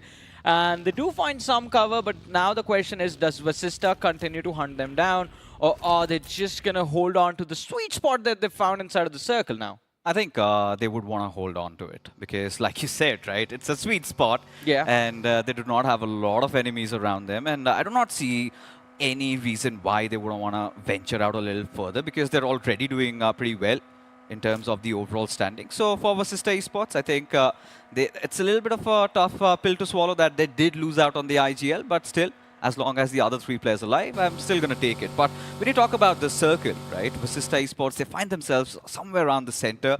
Los Hermanos, even Orangutan, they've got a nice coverage, especially that high ground advantage around these western hills. I'm pretty sure they're going to have a plethora of information on all these teams trying to pass by. I mean, I agree with you. These hills, they do give the upper hand to OG, but they have to utilize it as well. There's going to be teams rotating along the southern highways, just west to east sprint coming in from a few of these rosters, and that is when 8-bit needs, OG needs to strike. That is when they actually need to go for those finishes. But talking about the teams that are sprinting west to east, Blitz Esports is going to be one of those names, and quite close to them, just a little bit east, is Meta NINZA, the players from Seoul. As they keep moving south, there is also potential of a small little run-in with the players of 8-bit. And I would actually want to see it happen. Blitz Esports, this is a very slow rotation. Sarwar has lost a lot of HP, but in terms of loot, they look good, at least. At least. That's the silver lining that we take from here. But Blitz, what a revelation they have been throughout this entire tournament, especially when we did not expect a lot out of them. Sarwar, Chandan, they've all been firing on all cylinders. And now this is a point where when you take a look at the map feed, Meta NINZAs and 8-bit, they might lock horns against each other, where Team Blitz might have avenues for third party. And let's not also forget that Team iQOO Seoul might close in any moment, given the circle has taken a shift once again. This time, however, skewed towards that southeastern side. Mysterious for Godstrain really quick. They're trying to get those central areas to themselves, whilst Godstrain kind of settling down for those shoreline areas, which I feel is still fine. I mean, yeah, it seems like the most logical option if you're playing anywhere from Impala. Exactly, West has a big cluster. One more team I wanted to mention was Infinix Esports. Unless TrueRippers takes that eastern highway moving from Impala to Puerto Paraíso, I think Phoenix should have a pretty comfortable time for the next 5 minutes inside this match. But talk about discomfort and, well, Mysterious 4, it seems like they have spotted out a few threats down south in the form of God's Rain. They have taken a few shots, but Mysterious 4, they have to be extra cautious now. Because as we mentioned, and as we saw on the map a few moments ago, there's a cluster building up on the western edge of the circle. And Mysterious 4, while they hold the center, all of the teams on that western edge will charge for the same position. You know, we've seen some developments happening over here, especially if we could have the map feed in front of us, because Blitz, they decided to disengage. They did not engage against 8-bit. Everybody sort of parted their own ways, where even 8-bit gave due respect to Meta NINZAs. They did not instantly push in on them because they found no reason to do so. Hence, Meta NINZAs, they're going to close in. But Cincinnati Kids, now this is a team that we are quite hopeful they will really play well, and especially in the previous rounds. Skips certainly has been pulling some heavy lifting there. But yeah, and now with Godlike around them, Cincinnati Kids, are they aware, Johnny? I mean, with how they are positioning themselves, it seems like there's some information about a team from the top of that hill. Kusame again and again just keeps checking the ridge behind these houses. But as you mentioned, Skips, he has been doing a lot of heavy lifting for CK. My problem with the team is that he's not the only man that's there that can actually shoot very precisely. You have Seraph, you have Somme, and Juicy himself can be a pretty incredible athlete. But Nebula Esports, as soon as they spot out two individuals on that buggy, they want to take those shots. Los Hermanos dropped extremely low, but Fixes a few moments ago, you did mention Blitz Esports trying their best to avoid 8-bit. And as we saw on that finish feed, turns out they really haven't been able to avoid 8-bit at all. Chandan knocked out, sort of pinned on that bridge. And S-Power, along with Aquinox, they want to hunt this man down. There's going to be the knock secured by 8-bit, and it should be the second point on the board for them.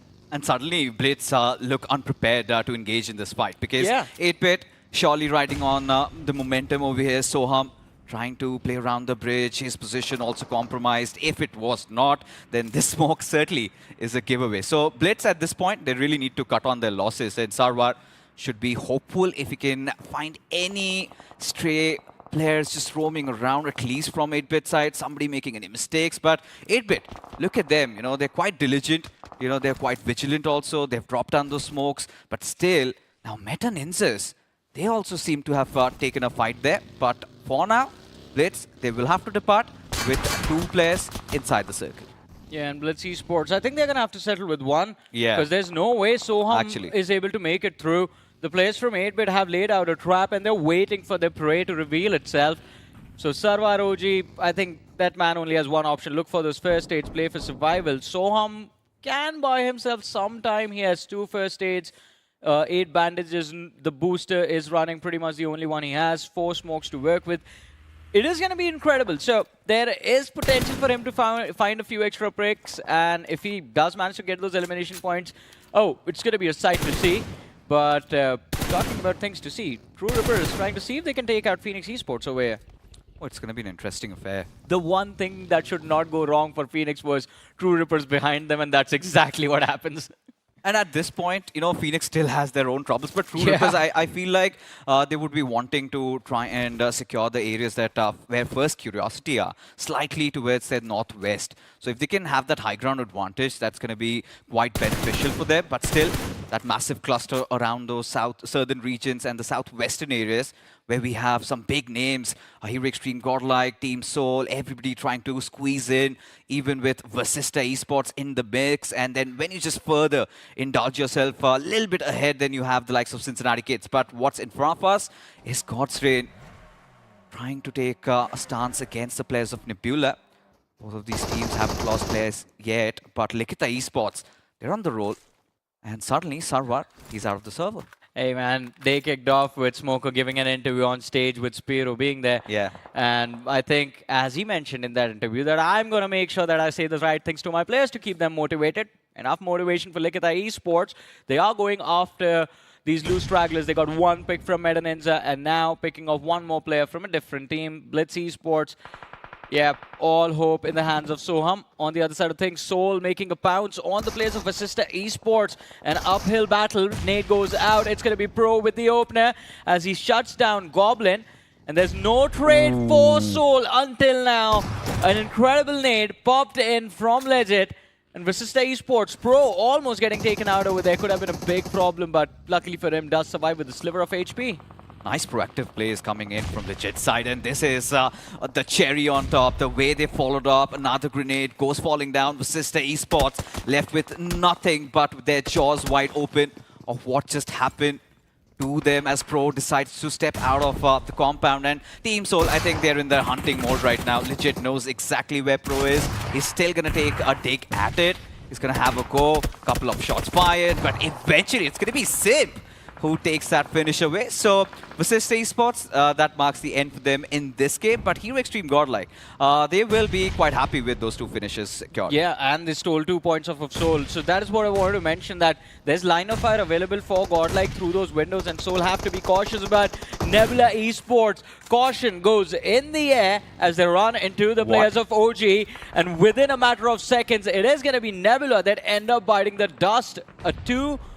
Technically a 4v4, but it's just 2 players from the side of OG that ended up getting all of those 4 finishes. But that's where they're still not out of the woods yet, given the fact that GD are keeping such a close watch on where OG are. But Atanki, That's an interesting flank rotation that he's executed. I'm pretty sure Godstrain maybe are oblivious of that happening. They surely know that AK and Viscor, they're closing in.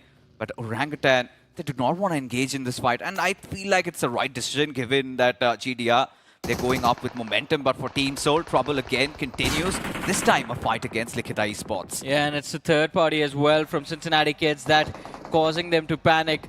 Goblin already finished off in that previous play. Now Knuckle knocked out Legit, barely any HP to work with. And Likitha Esports just continue to build the pressure on the players of Team Soul. Knuckle gets confirmed. And Soul still just fighting for an opportunity to just enter the zone. Incredible spray from Joker over there as he finds some breathing room to work with. The Ridge protects him from the line of fire of Cincinnati kids. So Soul now, all they have to do is focus on eliminating Likitha Esports. And Magic getting shot in the back. Just gets behind cover. But surviving is going to be tough. Look at Cincinnati kids. That high ground gives them an opportunity to actually finish Magic off as well.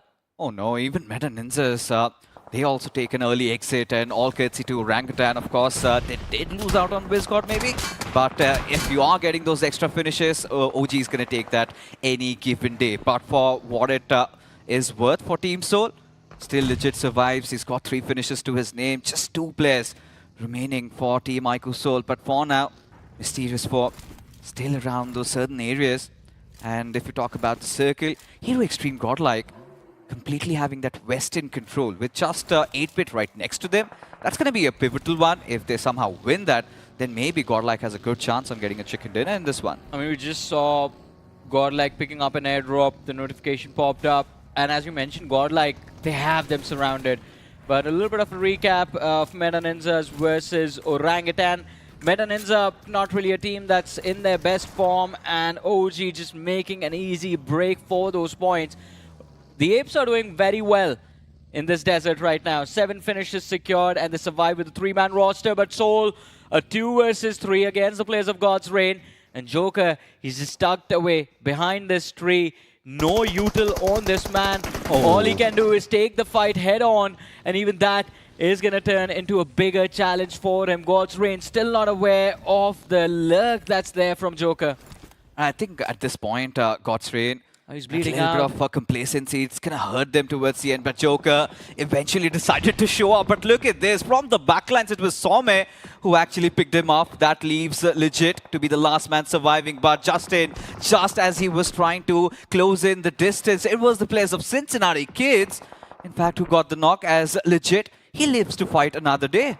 This hill in control of Cincinnati kids is such a brilliant opportunity or position to make plays from. And they are doing the right thing. They're third-partying fights. They're looking for those finishes, all thanks to the high ground advantage. But a lot more can be done from CK.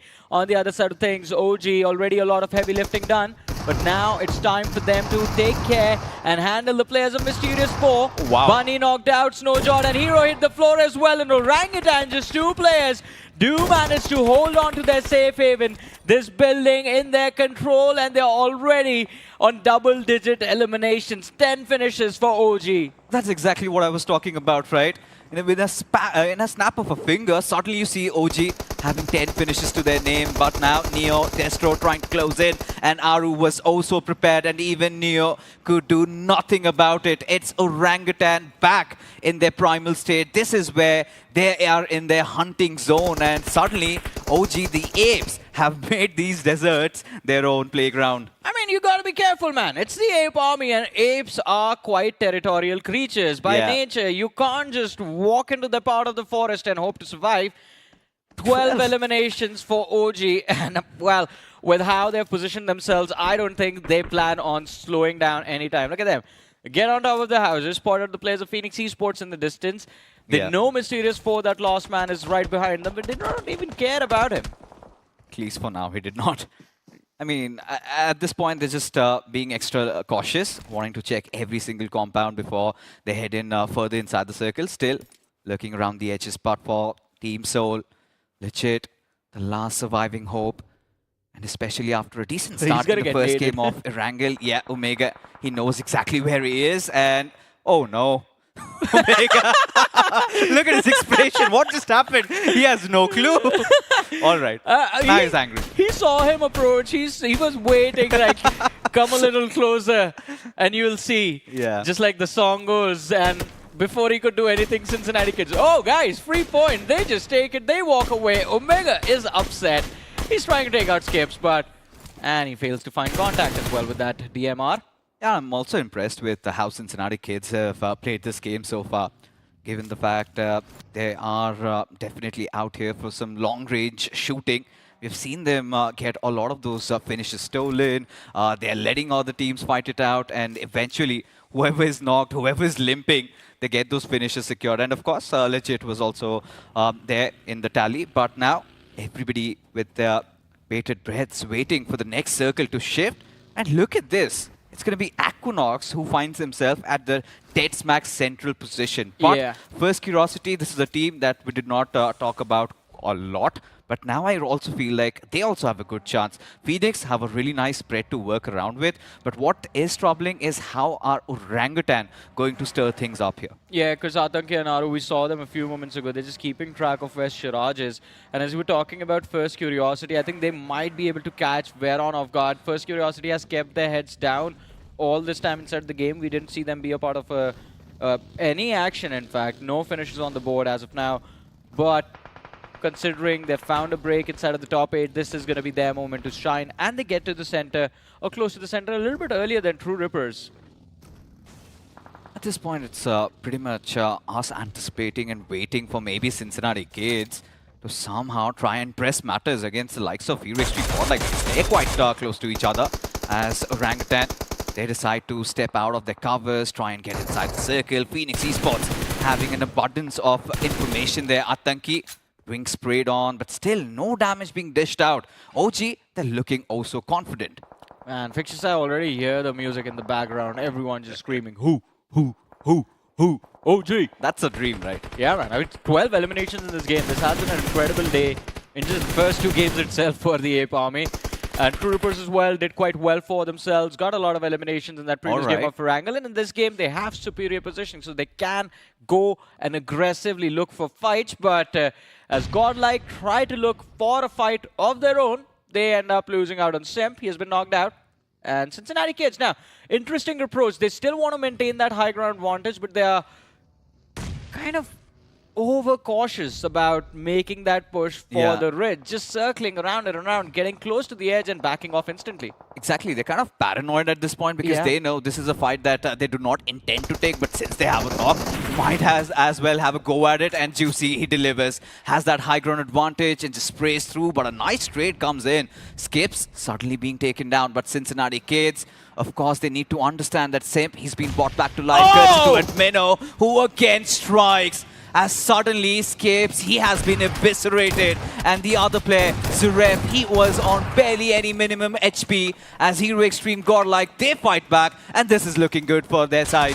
What a move from Admin over there. That nade lobbed to perfection. And Cincinnati kids, absolutely zero clue what hit them in the face over there. But Godlike, now the paranoia kicks in. The blue zone moving in their direction, and they try to find some space inside of the play zone itself. Admino makes a run for his life. Punk and Jonathan, they're trying to follow up, but Simp has now for sure been eliminated from this game. The point being stolen away from the players of Cincinnati kids, but Godlike, they are spotted out from TrueRippers as well. And this line of fire in the hands of KO, I think Godlike, they're going to be lucky if they make it into the top 5 of this game. It's going to be very difficult for Hero Extreme Godlike, especially with so many teams being well aware of where they're situated at. But First Curiosity, they have my interest right now because they've got all their players alive. They know TrueRippers is just around the northern side.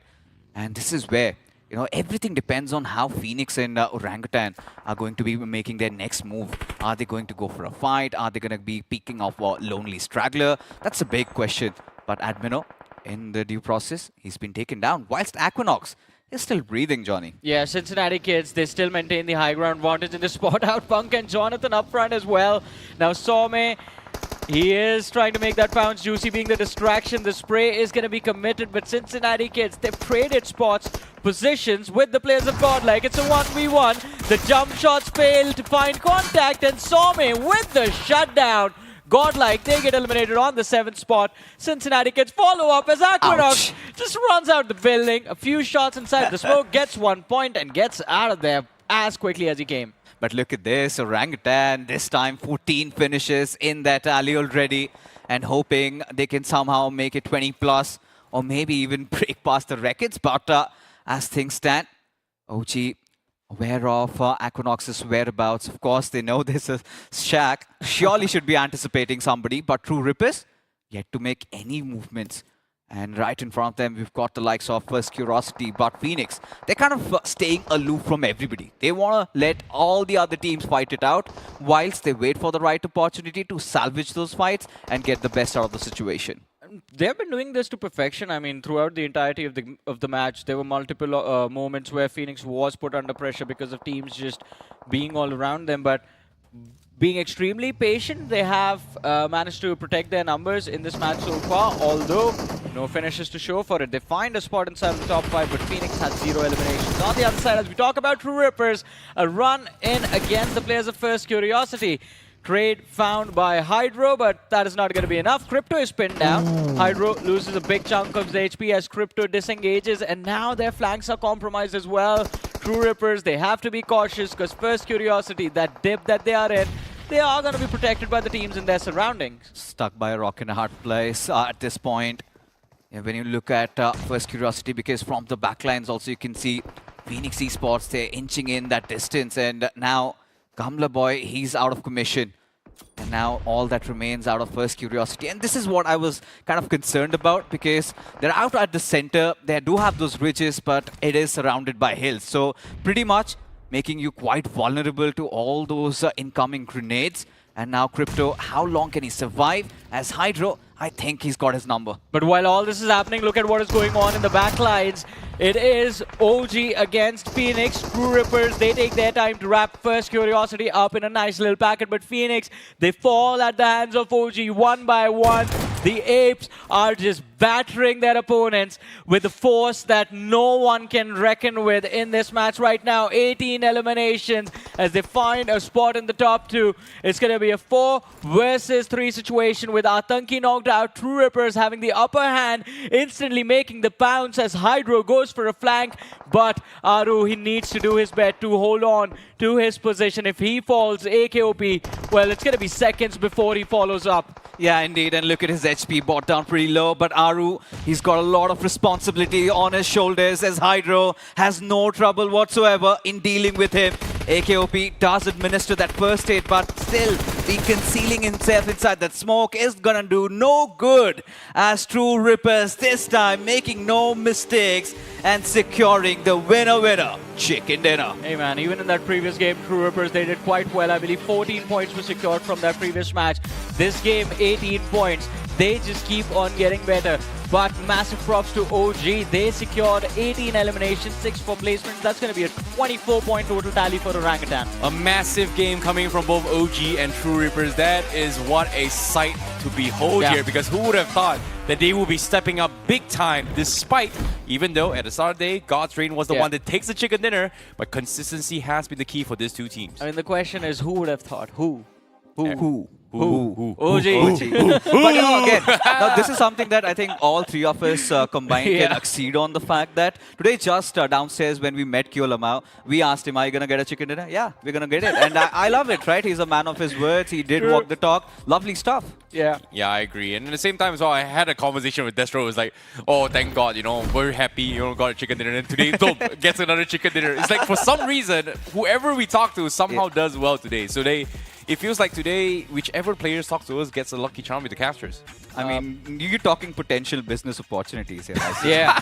I mean, we got to start cashing in on this right now. But Infinix Esports, this is a team that I had a lot of expectations from. I mean, there's a top 3 finish for Phoenix, but no elimination. So I think they also had an opportunity to cash in on their priority position. Those Eastern Hills were all theirs, but still unable to secure elimination points from this game. I really feel like Phoenix held on to the trigger for too long. There long, were yeah. many situations where they could have actually put some pressure on the players of Orangutan and giving them that respect. OG absolutely pummeled him down. Yeah, but it was kind of the same as well from the previous game in the map of Faringivo as well, right? One team that needs to take a lesson from Phoenix, since you were talking about them, I wanted to add a little bit to that, is Cincinnati Kids. Because the reason CK lost that fight against Godlike was absolutely no utility on the entire squad. They know they knocked out a player at point blank range. Someone came in for a revive. Still, no nades were lobbed, no Molotovs inside of that smoke, and Admino just like took down 2 men right there. You know, it's been a while since I've seen Johnny this excited to talk about the games here. We guarantee you today is going to be action-packed all the way through. This is the Group of Destruction at its finest. But of course, we are going to be taking a little bit short break to see you guys right after this.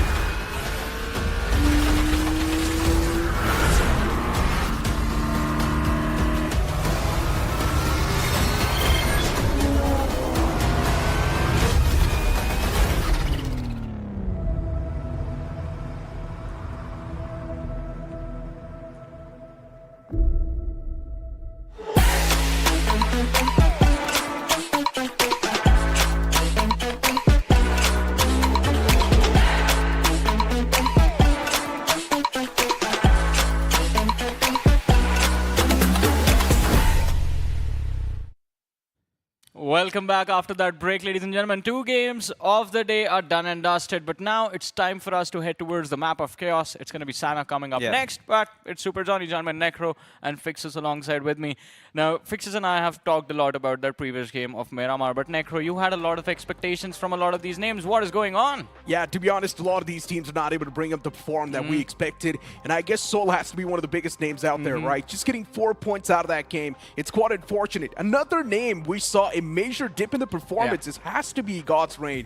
Just getting 1 finish point out of that game, it's a little bit concerning now. Yeah, 1 finish point, the fights they were running in, it seemed like their initial intention was to not engage, and that's quite surprising from the players of God's Reign. 8-bit. Let's talk about them for a change, because I mean, it's been the case since yesterday where we are just seeing 8-bit with like 1 player. The first time we see them in the game, it's going to be like 1 or 2 players surviving. Yeah, that's been a longing concern for 8-bit, and I think what they need to do is get back to basics. This is what Somrat said, but when you talk about MVP, Aru has to be there, right? Yeah. And every single player from Team OG, they have the potential. You've got WizCod already in the tournament MVP. Now the IGL stepped up. Atanki, he's so good on those flanks. There were many fights where OG just won because Atanki had the right angles. And then Hydra again, you know, he's been drawing a lot of attention lately. AKOP had to be there, but 24 points for OG.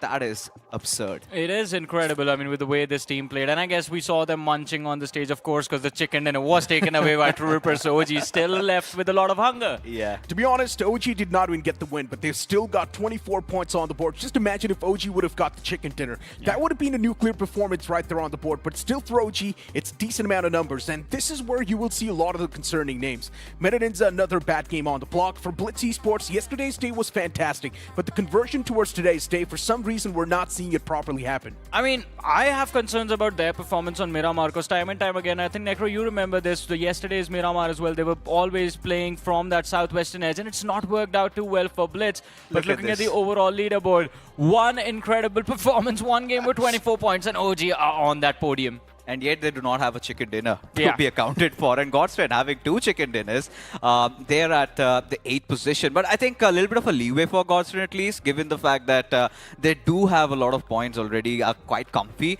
But as you move on ahead, still, it is so volatile. Even if Mysterious 4, anybody gets a chicken dinner, they could easily bounce up. That's the thing why I am not comfortable with God's Reign.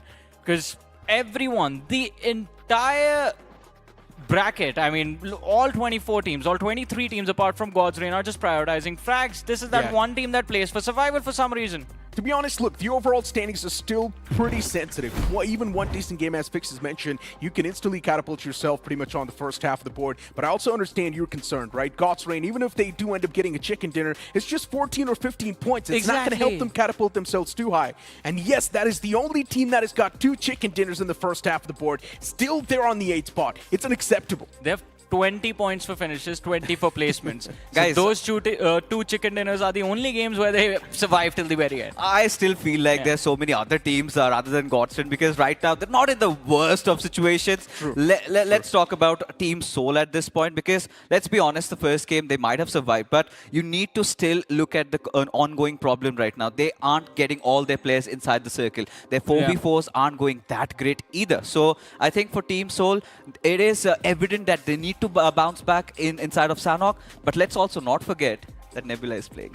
That is right. For Nebula Esports, for some reason, we know we are not exactly seeing the original Nebula that we saw in the past couple of times, and now we just want to see things a little bit more better. And yeah, speaking of Soul, right, yes, it does seem like on paper Soul's having quite the bad games, but if you look at the consistent average, Soul's not doing too bad in the overall standings. I still do believe for Soul, even if they get 15 points in the upcoming game, Soul can instantly have that in recovery. I think I agree with you on that, and one of the reasons is this is a team that has fragging potential and they haven't been afraid to kind of put it on display inside of the matches that they played.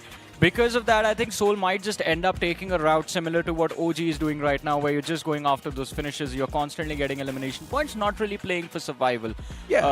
Los Hermanos, they gotta play for survival. Alan, you gotta wake up, man. Wake up, buddy. Oh, he's heard you. He was actually asleep. That's crazy. It's fine, right? A little bit of that power nap just before you lock in. It's fine, right? Get your thoughts together. And for Los Hermanos also, it's much unnecessary right now, given the position they're at. I really hope they bounce back. That is so cute. He's like extremely cautious now. Hey, did they catch me on camera sleeping? Such a sweet fella. Yeah. I mean, the entire team of Los Hermanos. Yeah, but here's the thing, right? The gameplay's not too sweet. They need to bring the sweetness on the board as well, even inside of the gameplay. Need to get the sassiness. They're too far back in the overall standings. I do understand. No one gets eliminated over here. They're anyways going to move on towards the survival stage. But we saw what happened in the quarterfinals. We saw how many of the teams from the upper brackets got eliminated, and I'm pretty sure a lot of these teams that will be extremely confident, there's a big chance they will be sent back home as well. And talk about being sent back, it seems like Aquanox has been sent back after that previous game. Why? He got that extra point, got a little bit of survival points as well. I don't know. Maybe Somraj would have been not really pleased with why did he survive till the very end. You play well, you sit on the bench. You're on your own now. Now we're going to try beast out. But for OG, I think, again, heavily momentum swinging in their favor. They've got the wins in their sail, everything. They're locked and loaded. I think I wouldn't be surprised, Necro, if they get a chicken in Sanhok. Look, it's not even surprising that OG's doing good. It's something we all expected. We know OG's going to do anyways good inside the competition. But yeah, speaking of 8-Bit, once again, the concerns do start to rise. Whenever you see 8-Bit swapping inside of the playing floor, you know 8-Bit's confused and they know things are not really working out. They still need to find that proper combination, which is not a good news. I don't know what that proper combination is going to be like and what it's going to do for 8-Bit, because I've been feeling since yesterday that the team is doing absolutely nothing in the matches to perform. And even yesterday's matches, majority of the time, we just saw them holding back outside of the circle, taking unnecessary damage, unnecessary fights. Today, it was the same case again. And yeah, you know what fixes? I mean, you know what, Johnny? To be honest, another team that just popped up during that entire conversation in my mind is also going to be FC, right? This is another one of those names that we saw in the upper brackets.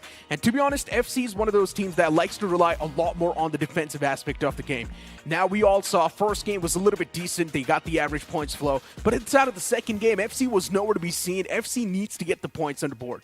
I mean, they played for survival, and then there was this awkward moment where they were caught by OG, TrueRippers, and then Infinix Esports from the backlines were able to pick off the players from FC while they were hiding in that dip towards the end. No, I kind of feel otherwise because, Johnny, let's be honest, they did not have their hands hot, and as a result of which they got extremely cautious when things started to fall down for them, and there was a point when they got sandwiched, so they could do nothing. So they should have actually been a little bit proactive. They should have been engaging in a couple of fights, at least be in that zone. They were never there. But then gone where? I mean, you take the risk of fighting out early. You have Godlike, because FC was playing the northern edge.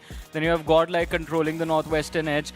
There was already a cluster over there with Cincinnati kids with 8-bit being there. Towards the northeastern side, you have TrueRippers, Phoenix playing the southeastern edge. OG just crumbling anyone who was visible towards the immediate south. Yeah. So I think just playing for survival was the best thing they could have done. Ran out of options eventually.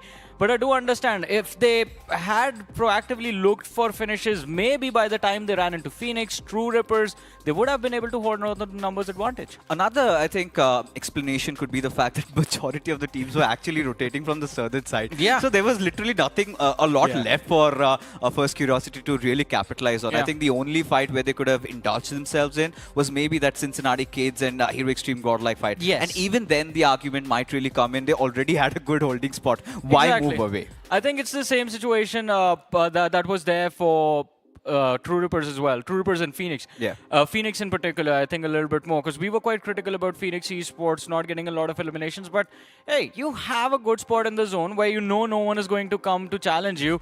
Why take that unnecessary risk of losing bodies? Yeah, but here's the point, right? Phoenix Esports still does not really have a lot of points at the end of the day. Even if you know that you've got an extremely good spot inside of the circle, I still believe you should play for some intel, and that's what's lacking for Phoenix Esports. Hey, listen, things are getting a little too intense. I want to watch some fun stuff. Let's head towards this video. Hello guys, my name is NINZA. I play in VS and my role is filter. Hello guys, मेरा नाम है mafia और मैं हूँ team Victoria समस से. Hello guys, I am Shayan from Victoria Sumus. I am an assaulter.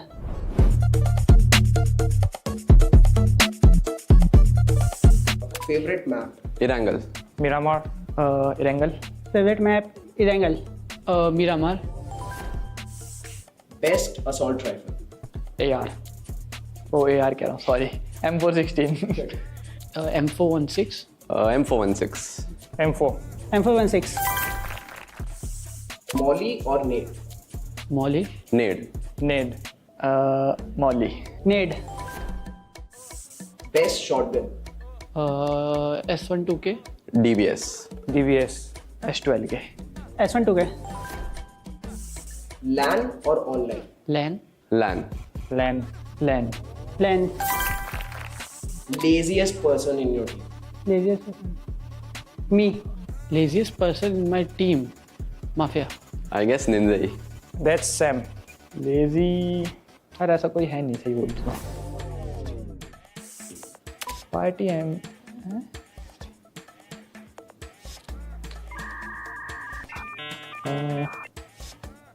रुको थोड़ा cut. कौन है बे?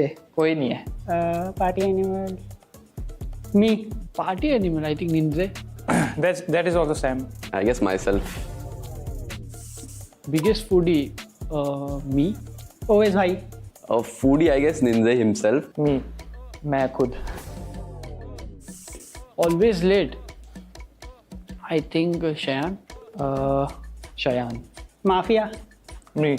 No one is late, everyone is punctual. Best assaulter from other team, right? For me, it's Devotee from AX. Frankie. Best assaulter Jonathan. S-Power. मैं खुद. Clutch machine. Frankie. Clutch machine. Zyrex. AKOP. Akshat. मैं खुद. In this event, I think OG. अभी अच्छा OG अच्छा खेल लिया बहुत. Soul. Soul. No one. OG. Ready for global OG. Us. Victoria Sumus. Our team, obviously, but other than us, I guess no one. Hello. Hello guys, my name is NINZA. Hi. Hello, my name is NINZA, and my role in VS is, Hey guys, my name is NINZA. I'm the filter of. Sorry. Hey, I mean, that was the sync check for the players to see how much in sync they are. But that is also put to the test once they actually jump into the matches. And okay, we have been talking about all the extremes, right? We've been talking about the teams that have done extremely well. We've been talking about the teams that have done extremely bad. What about the middle pack? Any teams in the middle pack that you're expecting, like, all right, maybe the next game of Sanok, they're going to conquer? I guess in the middle pack, Seoul has to be one of those teams, right? Yeah. Everyone's saying that Yeah. Seoul is doing extremely terrible, but I would the like drop to... clash, bro. I would like to differ. They yeah, won I do understand yesterday. there's also a bit of that drop clash against the players of Nebula Esports, but looking at the run of form Nebula Esports is having, I do believe for Seoul it should be an easy piece of cake, but what do you guys think? But that's where I really feel that Nebula thrives, especially when they've got their backs against the wall, in the entire world against them, and suddenly Adi just decides to fight back. I have this feeling that today Nebula is going to take down Team Seoul at I mean, fight. I agree with you on that because that seems to be the natural form for Adi, or his natural state that he likes to be in, the world against him and him just standing at the opposite end. This time as well, I mean, there's going to be hope for Nebula Esports. If they win that early fight, can turn into a pretty impressive game of Sanok. But the match is going to be as unpredictable as the semifinals have been so far in day one and the first two games of day number 2. But I guess the clock almost has run out. Last 10 seconds as we are, ladies and gentlemen, just about to jump into game number 3 of the day, match number 9 of the semifinals so far, the map of Sanok. Here we go.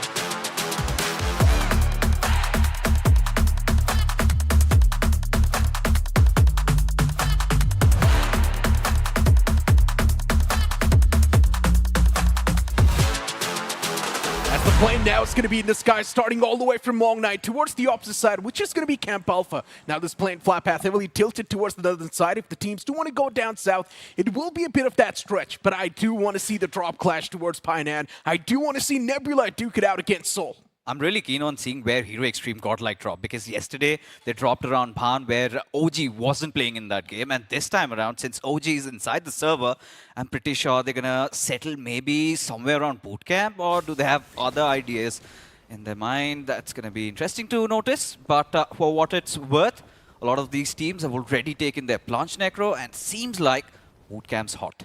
Yeah, boot camp. It has Infinix Esports. Even Blitz is pretty much in the nearby proximity. So I highly doubt Godlike is going to be contesting that spot. Instead, Godlike's just going to drop around the compounds that are there nearby even Paradise Resort and just get their hands on the basic loot and weaponry.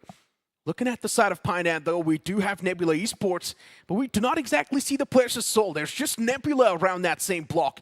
Where is Seoul? Instead, Seoul, they've dropped all the way towards Camp Alpha. Seems like we're seeing the OG days of Seoul once again. Yeah, exactly. The only thing that is not there is Manya in the roster anymore, and they do not have K9 to deal with. So that's one of those initial fights that they can avoid. And yes, I'm kind of a little bummed about the fact that that drop collision did not occur. We were loving that storyline ensue. But for what's worth, look at this circle, right? Still hybrid, heavily skewed towards the western side though, but the northern area, I think almost around, it's safe to say it's 40% still submerged in the water. True that. But luckily enough for Seoul, the drop location they've chosen, it's pretty good. There's a big chance that the zone's going to be shifting right on top of them, and Seoul might just have a lot of advantage, which means they can also funnel in a lot of elimination points for the team, which will happen probably in the future. Cincinnati gets another team on the block. For this team, the games haven't really been that smooth. 12 points. Of course, you expect a lot more from this banner. And now for Likitha Esports, though, they've found themselves in probably one of the most awkward spots possible. Starboy's already knocked out. Another man, toes are visible, and that's going to be Smoker getting smoked out of the game. Likitha Esports, another bad game on the block. But still, this time around, Vasista Esports off to a good start, especially Sahil OP getting those 2 frags, and Vasista Esports have something to count for. And now, as they will further get their loot done and get inside the circle, they won't be contested. The only contention that could come would be maybe from Meta NINZAs, but even Nebula around the alley, and now Hero Xtreme Godlike. They've got Mysterious 4 reversing right in front of them. Jonathan quite out in the open. He's going to have a go at it. And given the fact that Hero Xtreme Godlike this time have opted for a different drop, I'm kind of excited to see what happens next. FC in the nearby fray. And they do want to camp out the players of Mysterious 4, but they've already found the breaching point. And M4's looking pretty good, but look at these shots from Crypto. It definitely does seem quite deadly, but he messes up big time. And that's going to be free elimination point in the hands of Mysterious 4. They quickly recover in that fight. Swift movement from Mysterious 4. Now also having the man advantage in that fight. Hothin is in their control. Indeed it is. But for Mysterious 4, Snowjord, we know it's his birthday today. Surely has to do something special, at least a present for his teammates and his supporters.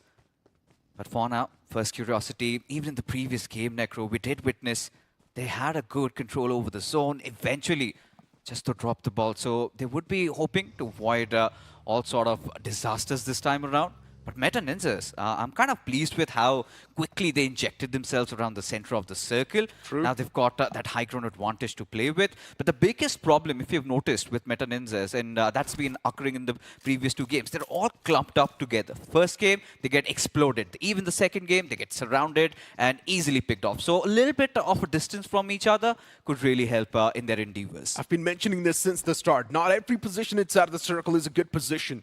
Sometimes you might just place yourself in a bad spot, which is visible to everyone. And it's been happening to Meta Ninja since the start. For some reason, Meta Ninja thinks that if you find a good spot in the center of the zone, it's probably going to be a good spot and long-lasting, but that's not how it goes. There's a big chance he will also be the center of attraction, and that's what's been happening.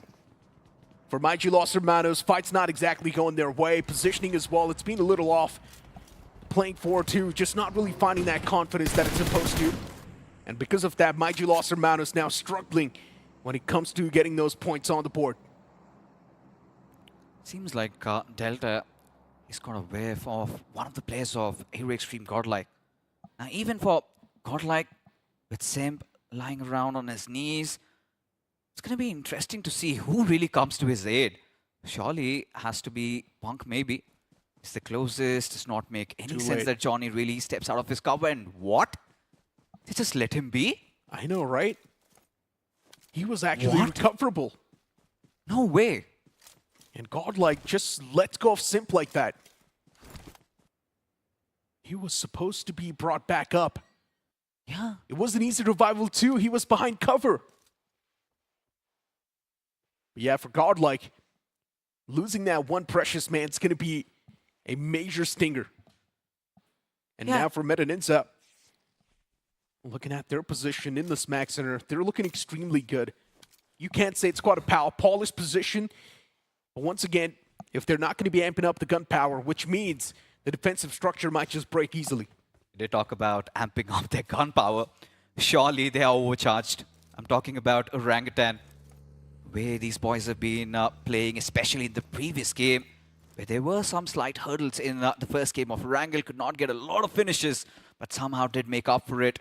In Miramar, now eyeing on the chicken dinner, just around the southern edges of the map. They've got Nebula in front of them. But from the backlines, Necro, they have to be a little extra cautious because it is also 8-bit trying to close in the distance.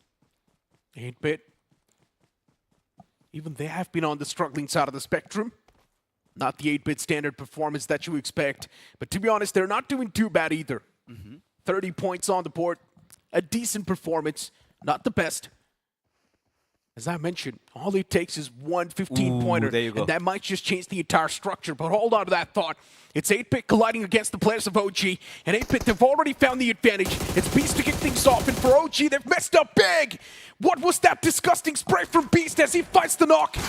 Insane stuff, and OG's getting shot at from all the different angles. It's also Nebula Esports taking those shots, and WizGod, the man, will take an exit from the game with the entire team. Sandwiched and obliterated. That is all that we can say to sum up what happened to Orangutan. So they had their eyes fixated on the players of Nebula Esports. It was just a little too much that they forgot that they have to also check their backlines, and suddenly two of their players go tumbling down. It is Mayday, but Mayday also strikes in the server as the circle takes another shift towards the northern side. Now, Hatin, that is going to be a very interesting area. Mysterious 4, they've got that control. But Vasista Esports and Los Hermanos, look at them, still somehow would be engaging in a battle for that western area control. But that southern cluster is what really gets me riled up, Necro.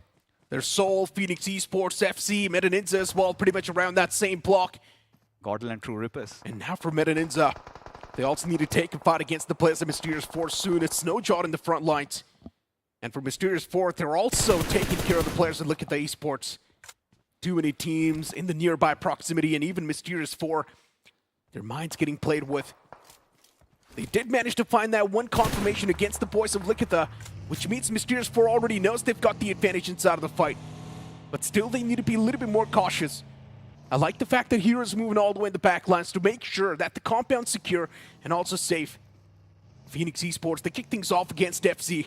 And even Godlike, they found themselves in a major deadlock. It's TrueRippers surrounding them. And they've always been their kryptonite, haven't they? And given the fact that Simp is no more with them in this server this time around, now this is where Hero Xtreme Godlike, again, will be struggling massively. And TrueRippers, the moment they know it's Godlike in front of them, I'm pretty sure Jelly's going to show no mercy. That's been the fun part about TrueRippers versus Godlike. Yeah. Somehow always end up blocking horse. And it's probably one of the most fun fights to witness too. Yeah. But look at the elimination feed, it's popping off. Sharaj finding those crucial knocks against FC. Even 8-Bit taking a fight against CK, and 8-Bit unfortunately lost out on Beast. The man's knocked out.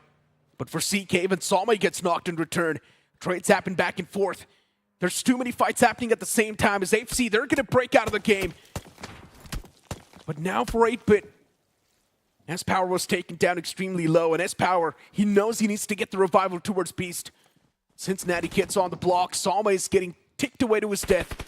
As Skips, he needs to be the one to bring his team back on the block and back on the road, and that's gonna be a crucial knock as he shuts down one of the men from the side of 8-Bit. That might just install pretty much the entire confidence back in the banner of Cincinnati Kids. It certainly will, and to see Skips getting that finish, it's going to ease on the nerves a little bit, but 8-Bit again, they're angered, and it's tenfolds as his power. He's going to be the tip of the spear. He is going to lead the attack as 8-Bit's Beast. Still on the backlines, we've seen another young prodigy in the making, and his power, he delivers. The Golden Boy strikes, and Cincinnati Kids skips. He's not going to be pleased with how the other teammates helped him out in this situation. So yeah, even CK, they will have to cut on their losses, and 8-Bit also need to look for avenues of entry inside the zone, because slowly but surely a lot of these teams have already found a good holding spot, barring these teams around the south. Yeah, but look at CK, just Juicy standing. Another game down the drain. Yeah. This cannot keep on happening for CK. They're playing all the 6 games today. It's already 3 games done and dusted, and CK is still on the bottom half of the board. I mean, when we had a conversation with Juicy, the man was saying this is a roster that he thinks is also capable of lifting a trophy. But this is not the ideal CK that we all wanted to see on the block. We all wanted to see a refined CK. But look at the next zone. You can see only 40% of the circle's playable, the rest is in the water lines. And this is so difficult to say where it goes, right? We've seen situations, but seems like a fight is in front of us as NINZA's indeed engaging against Los Hermanos, where Zirix is going to open up. He's going to find a couple of knocks for himself. And now NINZA's again in troubled waters, as now Evil, he is going to secure all these confirmations. And now all that remains of NINZA's is going to be Reaper. And surely does not want to buy out without a fight. Utilities tossed out from NINZA in the hopes of finding at least that knock. But Reaper's the only man standing, and he knows he's in a massive disadvantage. That's why he just straight up backs away. But what a massive whiff that was from NINZA. A massive choke in the fight. And this is what I'm talking about. Yes, they do pack a lot of punch, but the timing is always off for NINZA. Yesterday in the final game, they did pop off, but this time it does not work out the same way. Soul, Legit's down. Getting the revival back upon Legit, it's not going to be a tough task. But still for Soul, they're taking a bit of that chip damage constantly, which is not a good thing. It could be a situation because from the backlines, I did spot out the players of Phoenix. So if Team Soul are complacent about the fact that their backlines are cleared, I'm pretty sure they're in for a smacking. Of course, they will get that revive, but they've got to be an extra little cautious there. But Vasista Esports, there's a replay, a fight against Mysterious 4, where Hero again, he's been making those heroic plays for his team. I know, right? He's the only one to bring a lot of numbers on the board.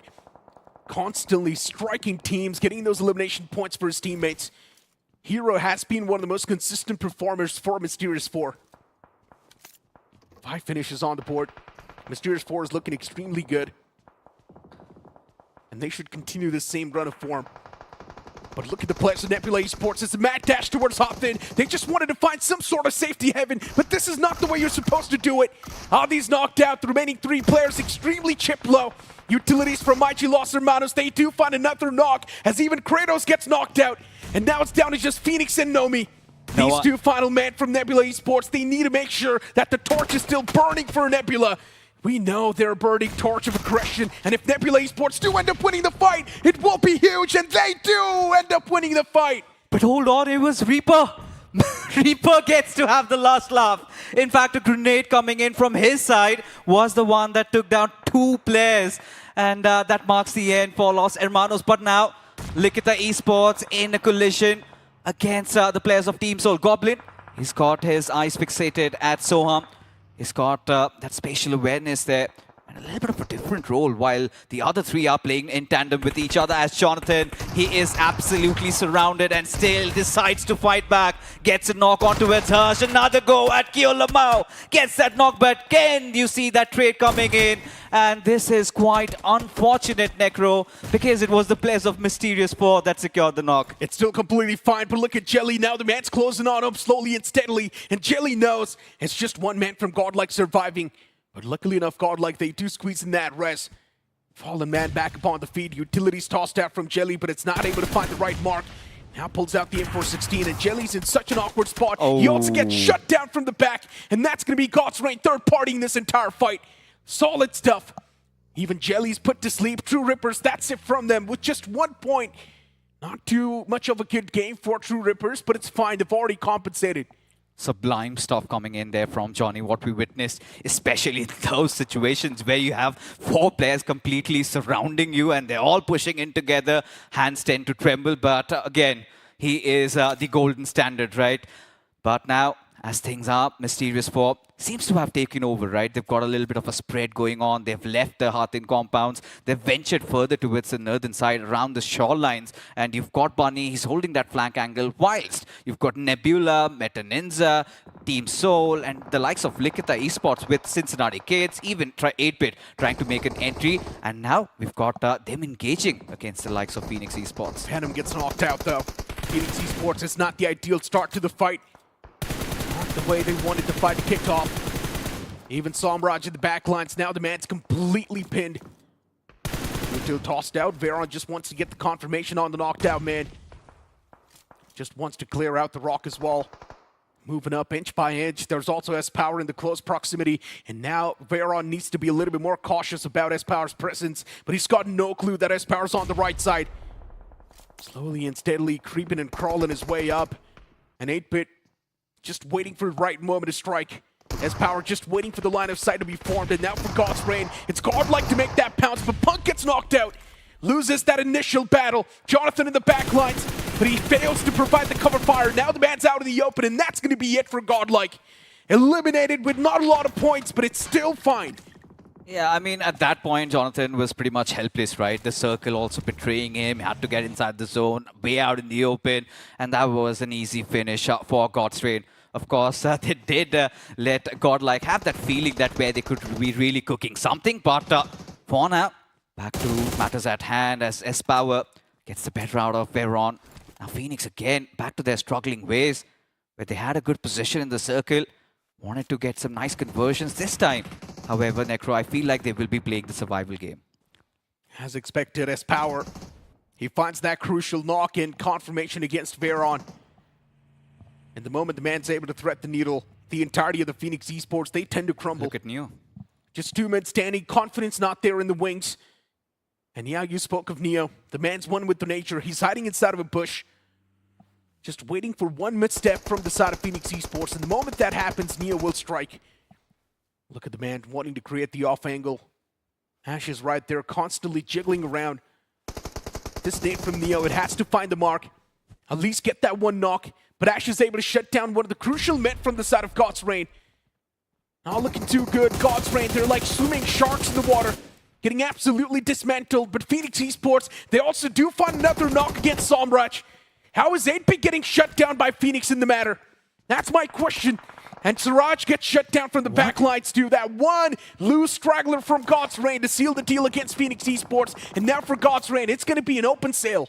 That's preposterous what Destro did, but eventually he gets punished. It is going to be Omega who takes him down, and Destro, he's done for. But GDR still have their hopes up. Still 3 players surviving. Delta in a really good form right now. Team Soul, you could see them.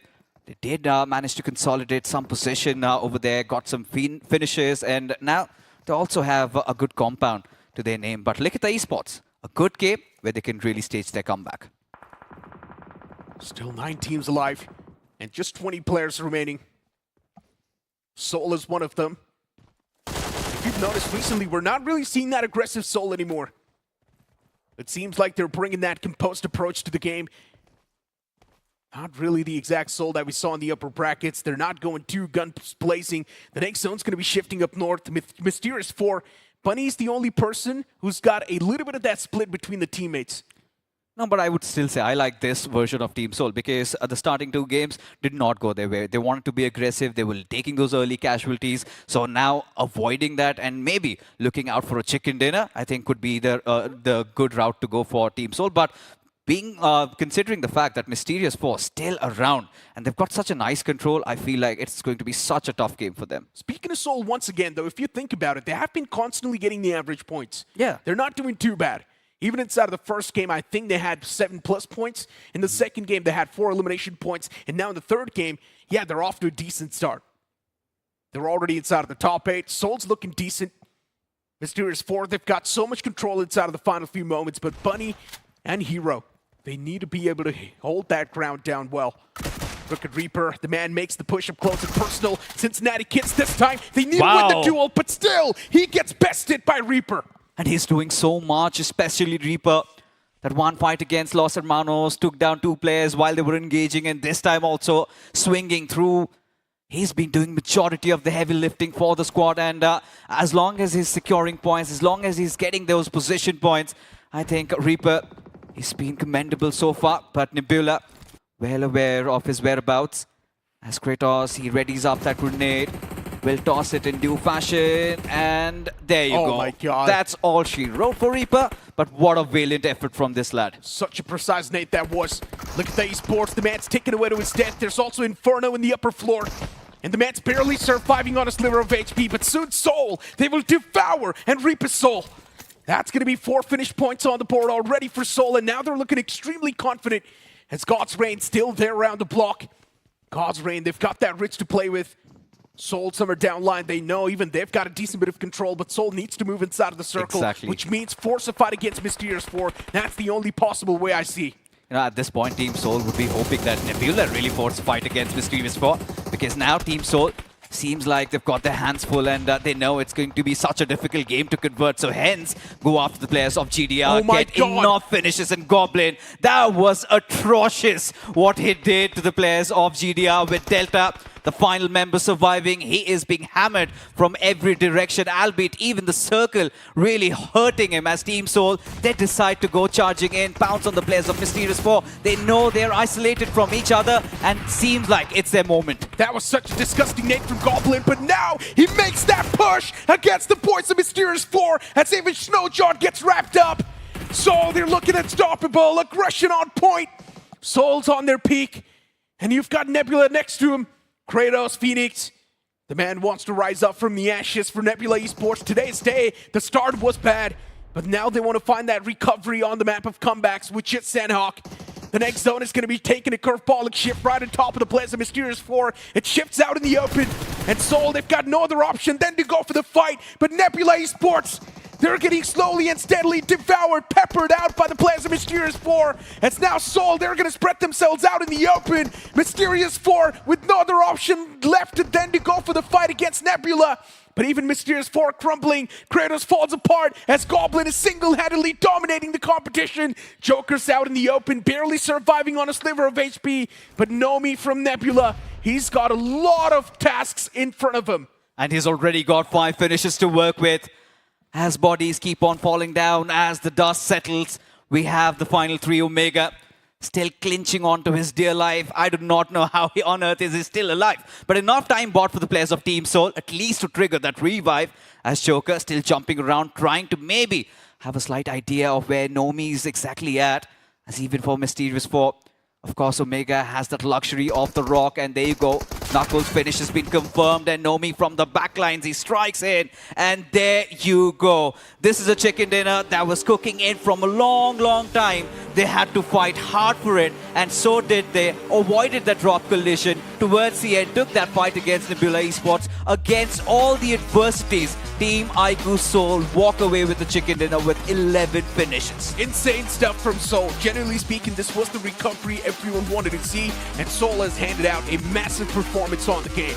So many finish points in the final few moments. We saw that proactiveness, we saw that aggression amp up, and of course the confidence was through the roof as well. They seemed like they were on the cloud nine. And this is the one thing that we were talking about before we went into Sanhok as well, that the team is kind of doing well, but we would just like to see more finishes, more aggression on the board. And well, on Sanhok they deliver. But apart from them, any other honorable mentions? Because I felt after a while we have seen Mysterious 4 bounce back in this match. Yeah, of course. Mysterious 4 has to be there. Then you have Reaper single-handedly. I think the boy got an extra 3-4 points for his team, and that's going to be quite valuable considering the current situation of Meta NINZAs. And I guess one thing that really finds me off guard is still Simp not getting that revive. Yeah, to be honest, that Johnny play also. To be honest, the man was easily revivable. If Godlike wanted, they could have got the revival back upon towards Simp. But for some reason, Godlike just gave up on that man like he did not even mean anything. Yeah, I mean, today is not really going too well for the players of Godlike. I mean, it's quite opposite of yesterday. But we do see the final few moments of this particular match. Seoul just controlling that last fight to perfection. Nebula Esports, out of all odds, Nebula was also there in the top 3 of this game, and they did actually do quite well for themselves. But to be honest, speaking of the teams that were not able to pop off in the game, once again, usual suspects, Cincinnati Kids, Infinix Esports, and I guess the biggest surprise has to be Infinix Esports. What's going on with them? No one is able to bring in the performance. Yeah, I mean, Shiraj, Veron, both the players shut down. There's nothing happening from the other 2 lads as well, but Phoenix, I think the one good performance we saw from them today has to be that game of Miramar before this. Yeah, at this point, I'm starting to feel like they have met their match. Again, back to their old ways, maybe. But we'll be hopeful that they stage the comeback. But, you know, even for Orangutan, that was such a blink it and miss it moment. The moment they were trying to take a fight against Nebula, and suddenly out of nowhere, 8-bit just comes in. Hey, but I mean, there's still more matches left, and especially for the teams of Group A. So the opportunity to strike harder in the next 3 games will be there. But before we move on with our day, we're going to take a very short break. Stay tuned. We'll be back after this.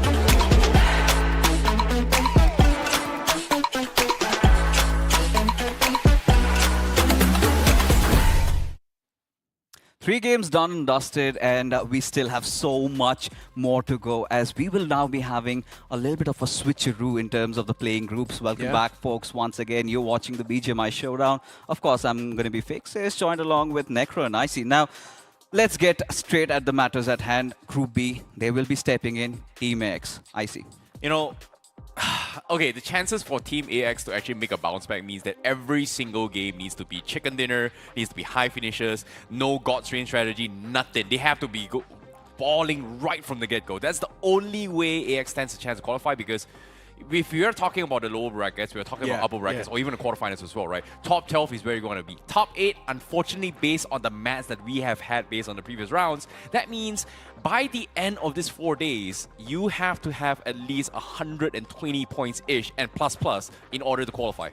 The point is that teams in the Group B who were not able to squeeze in performance yesterday, AX is one of those, but now the main issue is that they played the 6 games yesterday itself, which means they're not really going to have one day where they're having consistent games back-to-back. They're just going to have 3 games. That's going to be the best possible chance for them to prove themselves. And now for Team AX in the upcoming 3 games, if they do not get bare minimum 2 chicken dinners, they will not be able to compensate for all the bad and lackluster performance they had yesterday.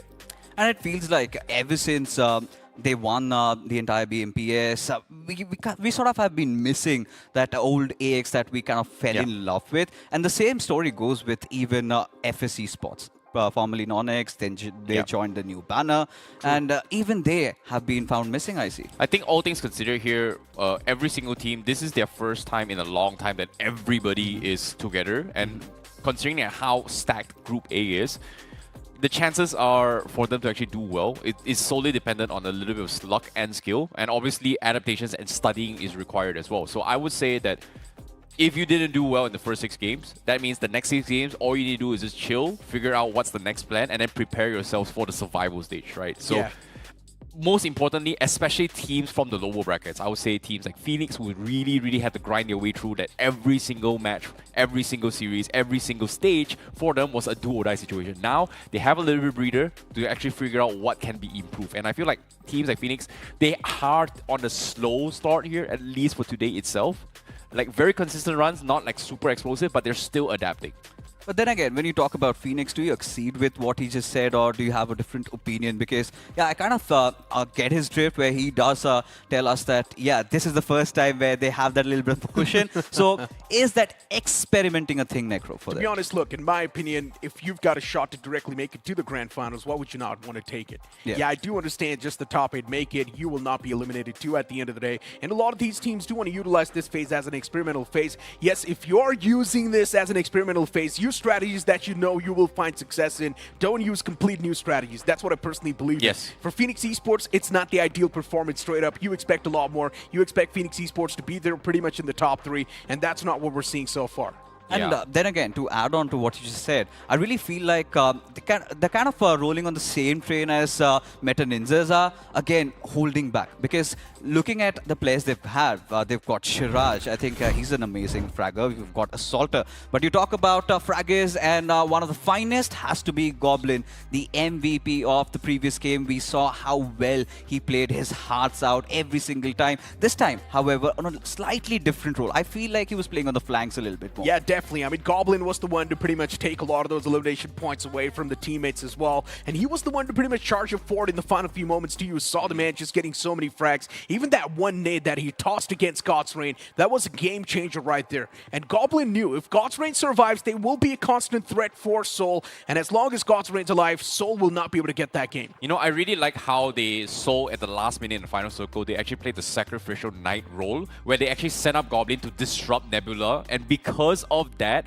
they were able to reposition and actually 10 the numbers from Nebula while they were trying to get out of the final zone as well. So that was a very interesting play, but it worked out and paid off tenfold. So that was a very nice thing. And for all things considered, despite having Soul and Nebula in the same game as well, I'm really glad they didn't drop clash. I know, right? I mean, now let's move on towards the overall standings and see how that previous game has really affected the overall standings. We did see a few decent performances, but that major catapult from Soul, it's clearly visible. Getting 50 points on the board and directly in the top 3, that's a major bounce back. You've also got OG with 50 points, then even God's Reign right there with 49 points. So finally, we do get a slight picture of what's happening, right? Every team having played 6 matches each. And that's where you see, right? 59 for Godlike, TrueRippers. Now we'll get that little bit of that segregation going on. Still, top 8, pretty much volatile. And now, White Walkers. This is a team that will definitely come into play. Yesterday, I must say, they had a great time around. For Madkings, I think it was all about Clutch God really stepping up as an assaulter. But barring that, nothing has really changed for them. I would say right now we're almost reaching the halfway point mark, Yeah. right? So once you replay 9 matches there's like officially past the halfway point here. This is where things are going to be in a situation where are you close or are you far away? And teams right now at the bottom here like AX, Cincinnati Kids, and also Likitha Esports, chances of them making a bounce back means that they need 3 back-to-back chicken dinners, 4 back-to-backs in order to stand a chance to fight for the top 8. So that's going to be a big problem. Meanwhile, the tournament MVP, Vizgod, actually strikes up to #1. That's really interesting. But, you know, just putting Vizgod aside, I mean, of course, he had been #1 yesterday also. Now also is there. Goblin, he makes his entry. Yeah. Ralphie, before the day began, I think he was #1. And now he's dropped a couple of places. I think it's Necro, fine. He hasn't played his I think games Necro yet. played brought out a very, very interesting point yesterday as well here. The only reason why Ralphie was #1 yesterday was because they played more games compared to the rest. So now Yeah. like everybody is at an even point now. Correct. Him being a #1 right now from Vizgod makes a very, very solid point. Pretty much the same point over here as well, right? You mentioned Ralphie's not in the first spot anymore. It's because they haven't really played the 3 games. Now we'll see Autobotz Esports and the remaining pack once again back in action. So maybe there's a big chance Ralphie can once again boost himself back up on the first spot. But it's going to be a little bit tough since Goblin is also breaking in the top 5. Now the climb's going to be extremely tough for the guy. But back towards the conversation towards AX, right? This is one of those teams that we had a lot of expectations from. If you look at the banner, if you look at the players, of course, they've got so much experience as well. For some reason, it feels like the boys are holding themselves back, and I've noticed one clear change in the lobby. If you compare this lobby to yesterday's lobby, yesterday we were seeing that ruthless aggression constantly, but today teams are playing much more tactical and composed. Yeah, I agree.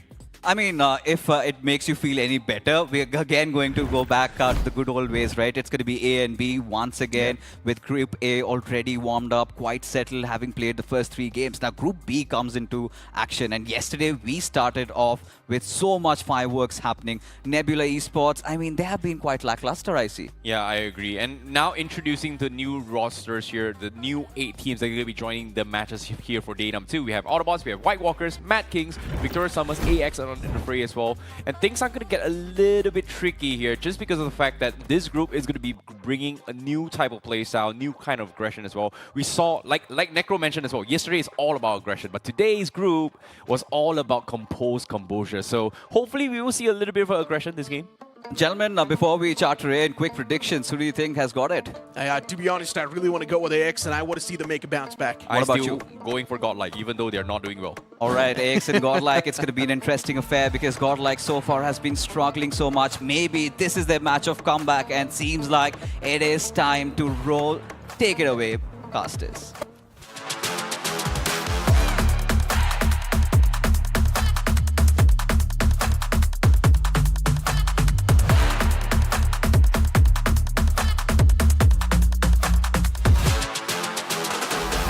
Going to be in the skies once again, starting all the way from Long Night towards Tombong. This plane fly path once again just dividing the map into 2 equal halves. And since it's the map of Sanok, so it's not really going to be a problem anyways for the teams. It's going to be a forgiving plane fly path. You do have Joker on the screen, and to be honest, he's one of those players that has been quite the instrumental player for Seoul. But recently, in the previous game itself, Goblin woke up and he chose violence. He had the most amount of finishes, and he was the one to lead the pack for the team. Yeah, it's been a while since I've seen Goblin this aggressive, right? Usually Goblin does have the tendency to kind of lean on legit to play a dual combo composition. Yeah. But this entire BMSD, he's been making a lot of individual plays to try and set up for space, set up for control. And it's really nice to see this newly revamped Soul over the past as well. And I have a lot of expectations whether or not will they be able to make it in the Grand Finals here. It's been a while since we've Soul in the Grand Finals, but at the same time, this is their best shot here. They've pushed themselves into the top 3. Every single team has played 6 matches in total. So that means everybody is on an equal footing right now. So it's all about pulling the lead. Obviously, Hero Xtreme Godlike is at the tippity top, but considering today's 3 games that they have played, they might be dethroned now. But look at this. Seoul once again not going for that drop clash towards Painan. Instead dropping right next to Infinix Esports around that bootcamp vicinity and probably get their hands on the individual compounds. Get the basic loot up. That's what Seoul's game plan is. But to be honest, it does sound a little bit risky. Seoul's not going to have a proper momentum. Seoul's not going to have a proper footing. And speak of not having proper footing, you've also got Nebula Esports now making that individual pounce against that one man of Cincinnati kids. He wants to get back inside of vehicles, but eventually skips. He gets eliminated with a shank. I can't believe they made it fair for him. Like, Nebula Esports ran in, one guy had a UMP, the UMP guy didn't push in. The moment he saw Skips with a knife, let's play a melee battle, but Skips chose to run away and got knifed while trying to drive down. That was so unfortunate for Cincinnati kids. But while this is actually happening as well, Adi was able to pick Salme up. Not a great game once more for Cincinnati kids. That's what I'm saying. It's a domino effect. CK just dropping down bodies left, right, center. And if they keep on continuing the same form, we might just see CK move up towards the survivor stage, which is not a good thing. Yeah, but you know what's really surprising for me? What? Seoul won the drop clash against Nebula Esports, but for some reason, Nebula still got the drop spot, and Seoul just conceded it. This is so weird. I guess Seoul just wants to play it a little bit more smart, if that makes sense. Well, Seoul knows at the end of the day, towards the drop clash, it's 50-50. True. You never know if you're going to be the one to come out on top every single time. And Seoul just does not want to really have a handicap start towards Sandhawk. Well, for all things considered, both Nebula and Seoul were part of the top 3 just now, and Seoul taking the chicken dinner. So I would say that was a pretty smart play there coming from Seoul. But again, that's one time. Can they do it consistently is going to be my question right now. And of course, the zone is still divided between the 3 spots or 3 major islands here. And they are in the middle of, or near middle of the zone. But oh no, Devotee shots took a little bit too long. Got a couple of tags in. Unfortunately, no connections left. He's going to skew away, but with those shots coming in, Goblin pretty much hurt him as well. And we might expect a little bit more backup here, but Legit is also going to be a little bit far off here as he tries to regroup with Goblin. He's going to be legging his way through, but on the horizon on map just now, we saw a glimmer of K9 as Legit needs to be a little bit careful while traversing to try and regroup with Goblin right now. True. They've got no clue that Omega's right there. But yeah, having a look at the replay of the first frag once again, just getting shanked to death. And I'm pretty sure for CK, losing out on so many bodies like that, it's definitely taking down the team's morale and even the mentality. But for Nebula Esports, it was just laughs all across the board because they know they've got 2 free points. That was sadistic of coming in from them as well. It was a very clean melee onto his skips. But at the same time, as the journey continues, Goblin still all by himself. He heard those gunshots coming from AX, but as of yet, they're trying to take control of the tri-intersection compounds just to make sure that rotating in between the 3 main islands is going to be a little bit easier coming in from Seoul. But we are going to be expecting company later on. Meanwhile, K9, they're also pretty spread out as well. They do have Omega already on main island by himself, whereas the rest of the teams is all over Alpha Island, which is kind of weird. But at the same time, kind of necessary just because they do have like a fallback plan in case the zone shifts away from them. But they have to play this very carefully because a random drop clash or maybe a run over may be the demise of losing a couple of players themselves. But I would say it's still stage 1. We are not going to be expecting a lot of teams yet. Maybe by stage 2, stage 3, they have to kind of lean towards grouping up a little bit more. But for now, speaking of grouping up, Xtreme Godlike seems like they only have a horse and they are traversing very early inside the zone. Very surprised by these rotations here coming from Xtreme Godlike. 0 finishes on the board so far. I mean, once again, it's just the start. So for Godlike, we're not really seeing a fiery start this time around. They've got a few names right next to him, too, in the close proximity, and this is what I was about to say as well. There was Genesis Esports constantly eyeing on the players of Godlike. And that's why I mentioned Godlike's got 0 finishes. No one's really initiating that fight, but finally Genesis Esports, they're the one to bring the fire. And this time Godlike, they've already lost out on one of the players, but look at Genesis, so quick to take the fight. Up close and personal, Simp, he's going to be the savior as he fights the important strike, and even Gravity falls down. Genesis Esports, tables turned against him. And now just standing with 2 men standing, it's going to be a tough fight to be converted. And keep this thing in mind, Godlike, they actually penned one of the guys to death.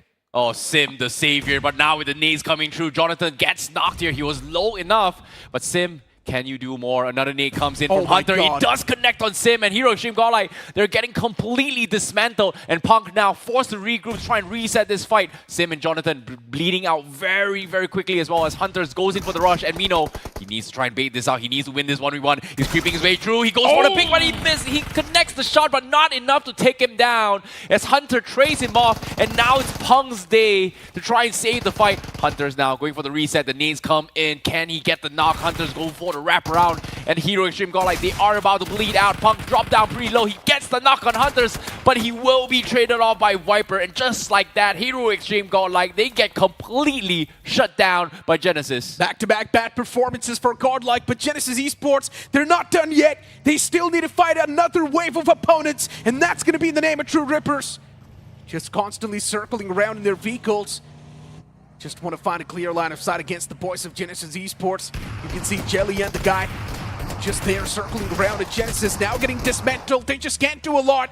It's the entire wave of TrueRippers that engulf them. Well, TrueRippers have just literally showed Genesis a masterclass on how to push a team when they're down. Genesis, they started off the push with Hero Xtreme Godlike losing 2 players with a little bit of mishap, and TrueRippers will be able to gobble them up. Just like that, 2 teams gets taken out mid-rotation, and TrueRippers will be the winners of this slight scuffle. As the journey continues with the rest of the teams, we have 14 teams remaining, and Seoul is pretty split up as of yet. It seems like they do have 3 players on towards Charlie Island and 1 on towards Alpha. And this zone right here seems to be skewed favorably into its Alpha Island once more. And AX needs to try and drive by, but he's going to get spotted out. That's going to be Joker going for a couple taps in. And the refrag comes in from Goblin with the rebound. Or in this case, the assist to get the knock through. And AX, they are going to lose a player. Aryan gets taken out. Soul from the far fray. They were just constantly peppering those shots. And now for Ninja Boy, he's found himself in the up-close proximity of Knuckle. And since Seoul, they've been feeling themselves. Since Seoul, they have been feeling the gunpowder. I highly doubt they're going to be the first one to back out of this fight. But for K9 Esports as well, the overall standings, they're looking extremely good. And it's just the first game for today. This is K9, they've got 2 more games to go after this. This is really interesting to see how Seoul is playing. Hold that thought for now. Nebula with a save coming from Nomi. Phoenix gets out to safety. 8-bit, despite getting the knock through, won't be able to get the confirmation. What a recovery coming from Nebula. And they go in for the reset and they try to get the refresh in. And 8-bit not looking to commit to this fight. How did AX just catch that casualty upon themselves? Devotee gets knocked out, but even Omega's constantly striking as he's going to find that knock against that Man of Soul. As even Nakul gets knocked out, K9 Esports is constantly shredding through Soul as another man gets ripped apart. But even for AX, just look at the position they found themselves in. It's such an awkward spot to be caught off guard in.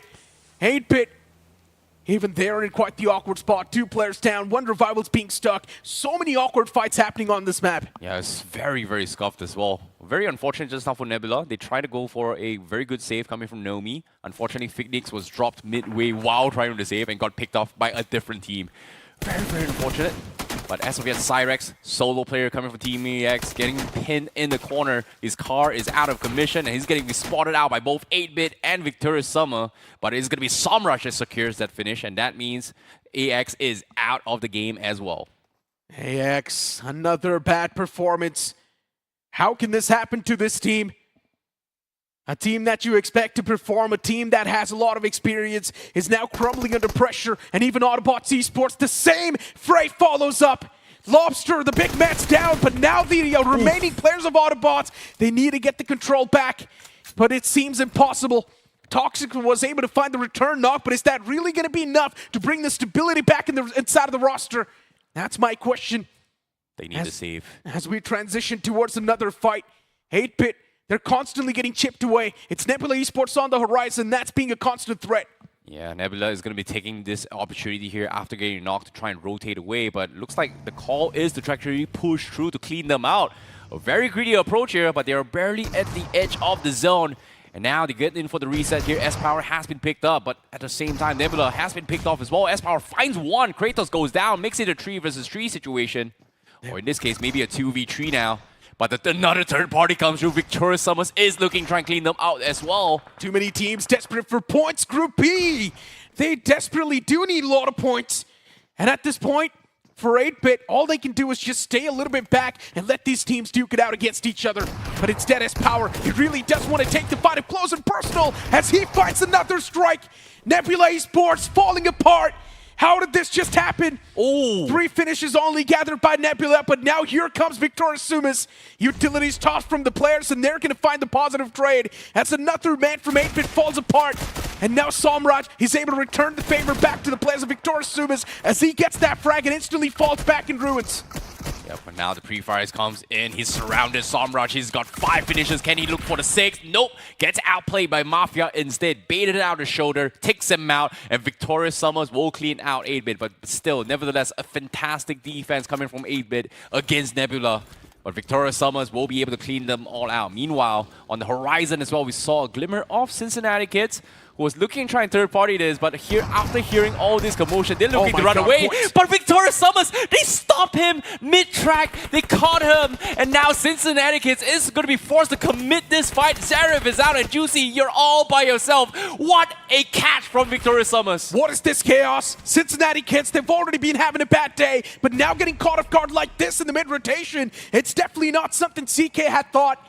It's an absolute nightmare that comes back to life in this nade. It's going to find the prime connection as Juicy gets sent back to the lobby. Victorious Sumus, always and the boys, they start to feel themselves as it's their wrath that the lobby's not able to handle. Can we get a replay on what happened? How did they make the call to slam that, derail them, caught them off guard, and take them out? That was the sickest play I've seen all day here from Victorious Summers. 7 finishes. Victorious Sumus is looking refined, but the zone is pulling off a major prank as it's slowly and steadily shifting towards the Camp Alpha Island.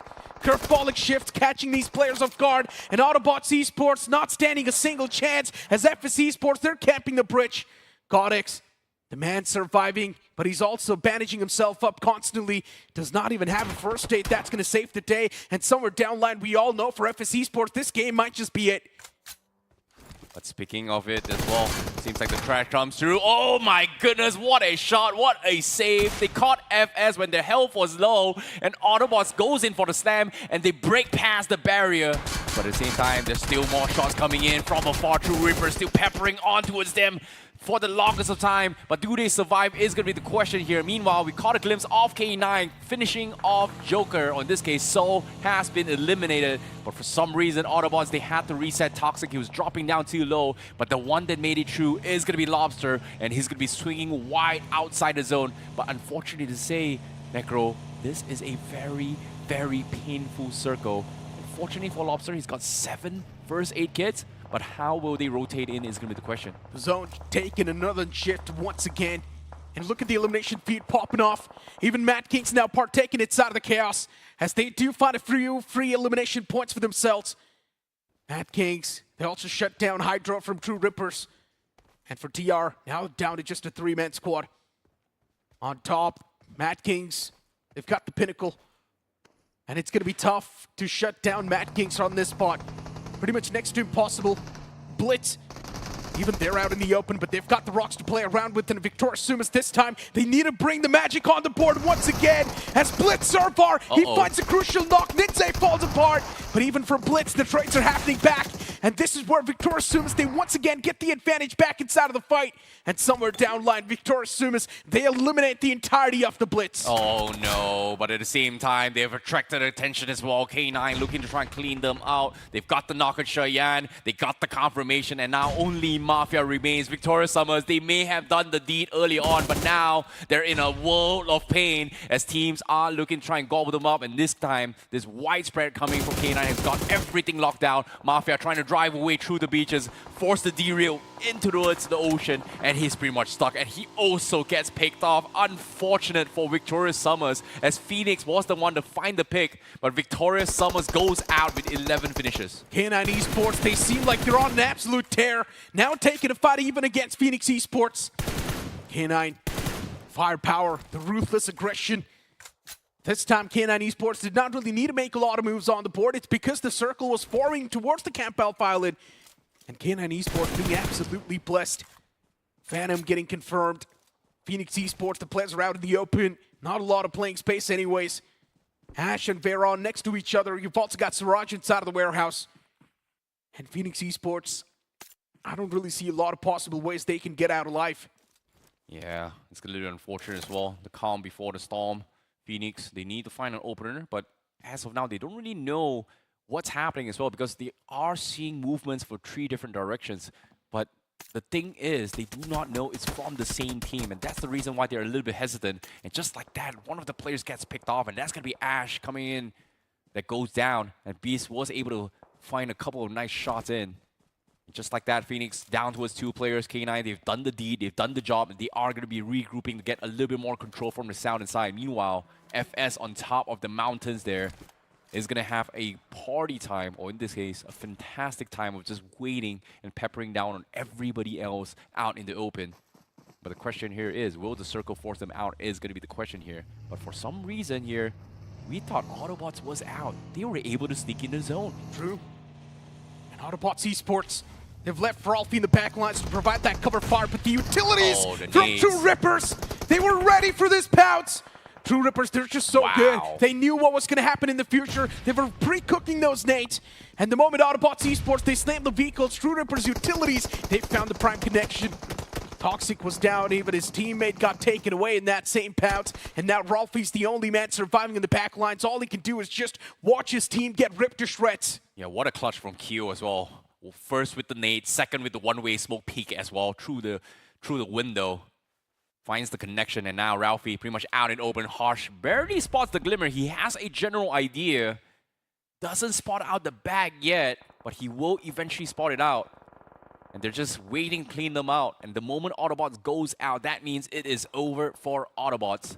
While this is happening as well, Phoenix has to be cleaned up, but at the same time, it wasn't TrueRippers that got it. It was FS on top of the mountain that spots him out and steals the finish points away from TrueRippers. Yeah, but still the question remains, who's it going to be the one to seal the deal and get the game?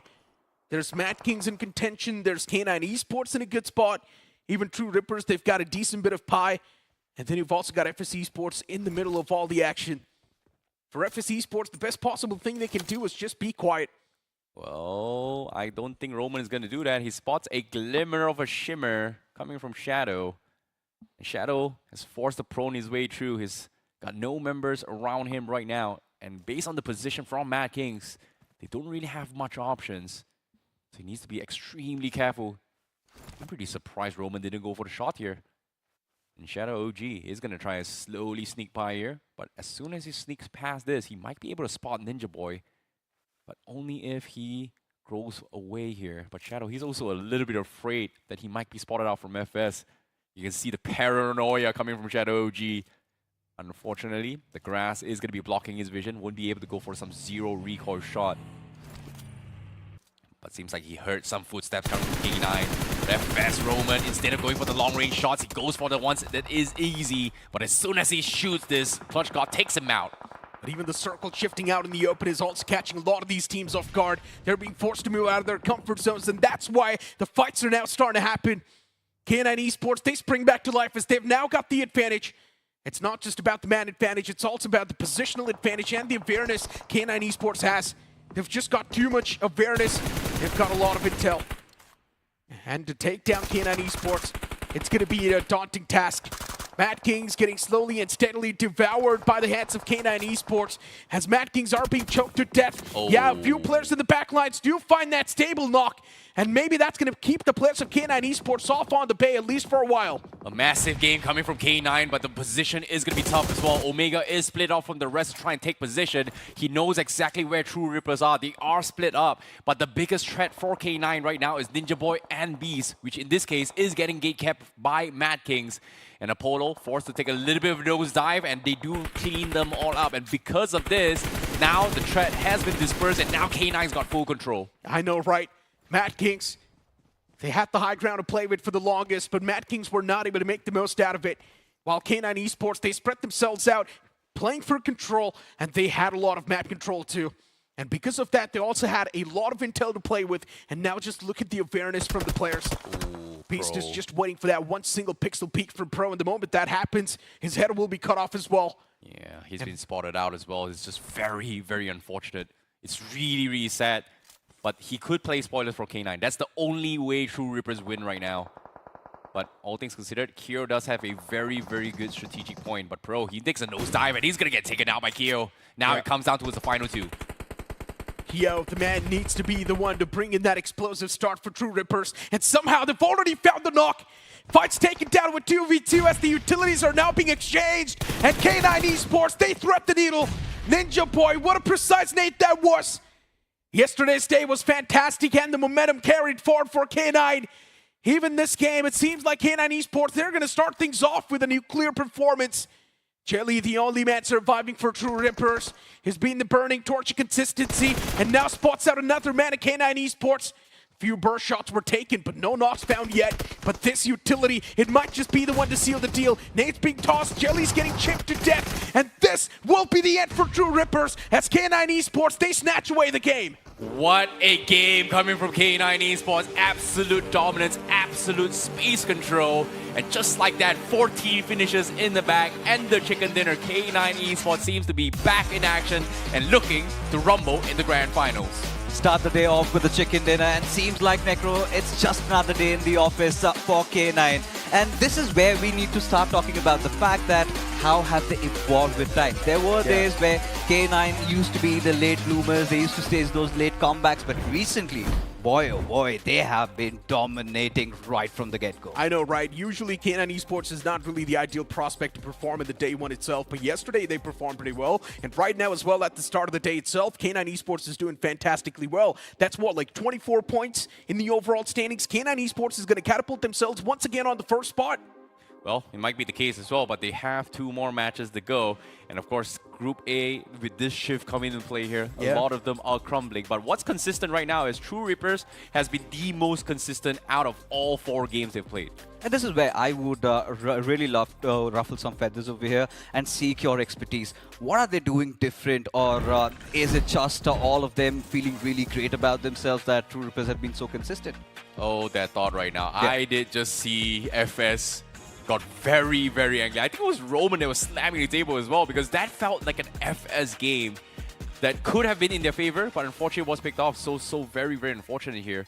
And I think when it comes to decision making, back towards your point here, Fixers, which is, I feel like TrueRippers, they really, really understand their priorities really, really well. And because of that, they are being very, very consistent. But then again, when you talk about consistency, I think we need to bring in Godlike into the picture over here. Because yesterday they started off, they were banging, they were doing so great. But today it has been a different show altogether. We'll get to that. First of all, let's take a look at a few of the statistics figures lying in front of us. I think, Beast, Ninja Boy, everybody, all the Assault is stepping up. K9 looking brandy, but now going back to Godlike. Necro. I just feel like Godlike's players' mentality is extremely fragile. One single bad game and instantly Godlike just drops down in form. And we have seen time and time that happen in the past as well. And I guess somewhere down the line, having such a massive fan base as well contributes towards that, because you're automatically thinking at the back of your head, if one single bad game happens, you're going to be getting so much hate to yourself. And if that bad game comes through, you might just lose the entire consistency.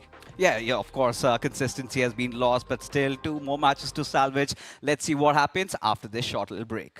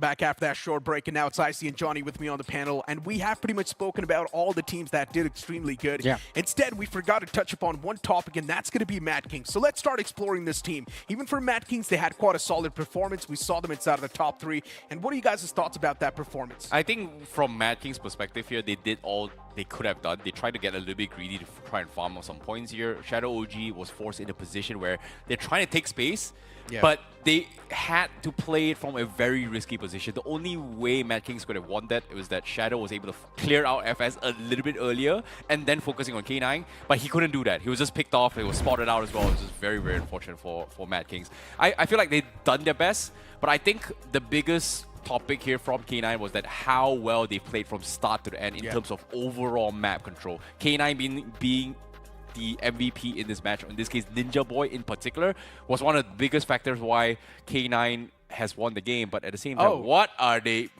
Okay, well, interesting. I do not want to comment on things I do not understand when it comes to K9. I'm sorry. I'm just going to keep quiet right now. K9 is just like a band of boys, brothers, pretty much, having a lot of fun inside of the game and outside of the game as well. We've got the top 5 players popping up. Samraj getting 5 frags too. Interesting. Nigel's now starting to step things up because the entire banner 8-bit, they're consistently on the board, but just getting 6 points is not enough. You've also got Madkings, as I mentioned, a decent performance too from them, and from Victorious Sumus. They went frag heavy in that game. Yeah, I mean, 12 points secured by Victorious Sumus, 11 for finishes.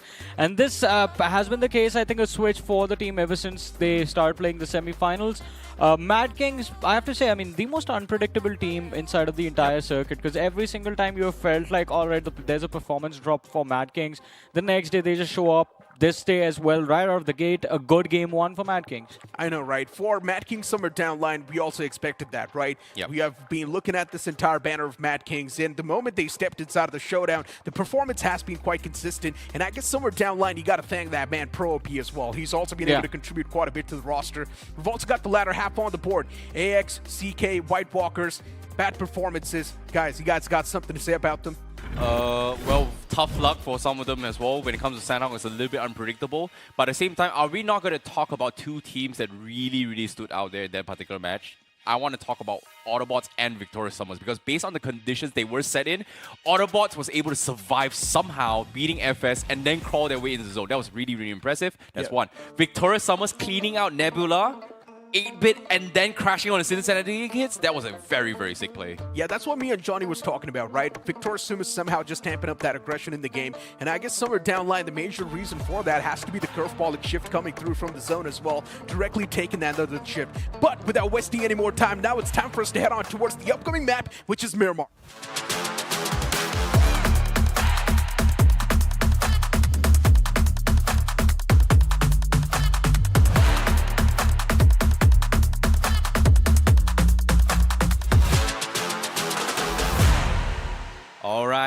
All right, ladies and gentlemen, we are back towards Miramar once more. This is going to be one of the most strategic maps out there. We all know 8x8, one of the biggest maps in this entire game itself. And of course, we are going to be flying off with a little bit of a twist here, as it seems like the flight path is going to be coming from the southwest corner, heading on towards the northeast. A pretty balanced flight path, I would say. And I want to see how the players actually react to this here, because every single player's cam is on screen right now. It's a little bit of a big collage right now, and I do not know who's who right now. I mean, it's okay. I think we're going to see these faces again once they start getting into the action, because as you mentioned, it is quite a preferred flight path by a lot of these teams. Opens up basically the entirety of the map. Pretty much, I think the one place where you can't really think about heading is going to be Ruins towards the northwest, but there are not a lot of teams that actually play from Ruins. Although Nebula Esports, now this is also a surprising start. Right off the bat, we see Nebula heading towards Prison and Minas del Sur. It will come down to where the circle is for Nebula's fate to be decided, but TrueRippers, look at them. They are instantly heading for an early fight. Well, TrueRippers. Well, considering that OG is not around, maybe that's the reason why they actually decided to go for it.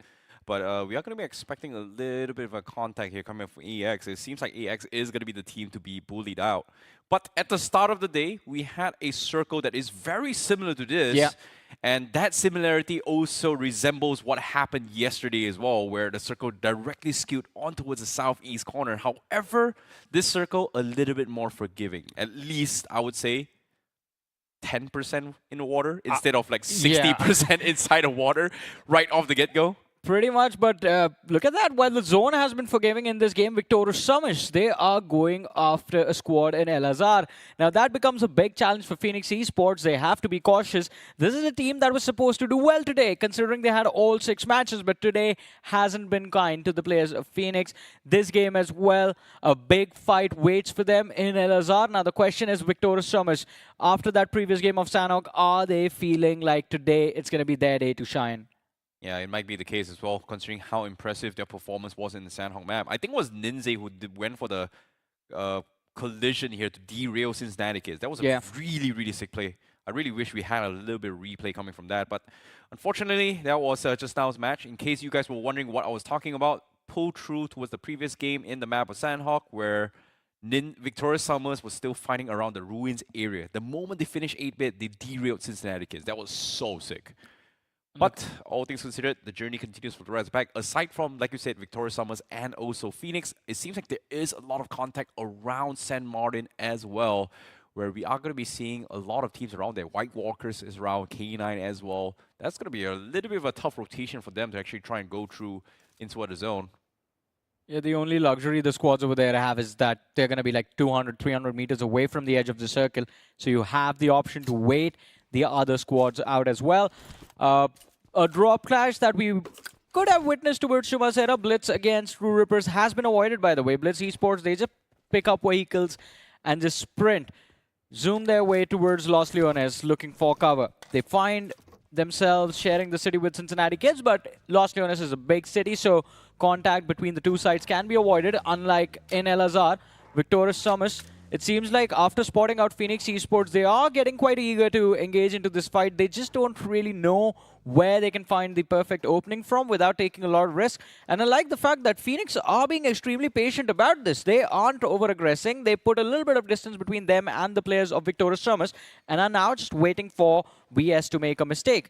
On the other side of things, another team that actually I have a lot of hope from in this game, considering the flight path and considering where the zone is going to be Autobotz, actually. They don't have anyone to challenge them in Impala. The city is all theirs. It's going to be the eastern edge of the circle. They're going to be completely isolated for at least stage 2, stage 3. Yeah, I would say that's a good plus point coming from Autobotz as well. They've got 3 massive games in Miramar like that. It's just that they could not convert those games into chicken dinner. I would say in terms of overall points, they're still like 48 points. So they're very, very close towards the top 8, but they still need a nuclear performance in order to kind of step up. In this case, K9 has had that in the previous game. They're now currently #1 in the chart alongside with TrueRippers. Hero Xtreme Godlike has taken a little bit of a tumble, which is very, very unfortunate considering that yesterday in 3 games, they were able to shot up to 40 over points, and now after 4 games, they've only gotten about approximately, maybe even less than 20 points, which is kind of sad. Yeah, it is, but I mean, there's still 2 matches left, hopefully.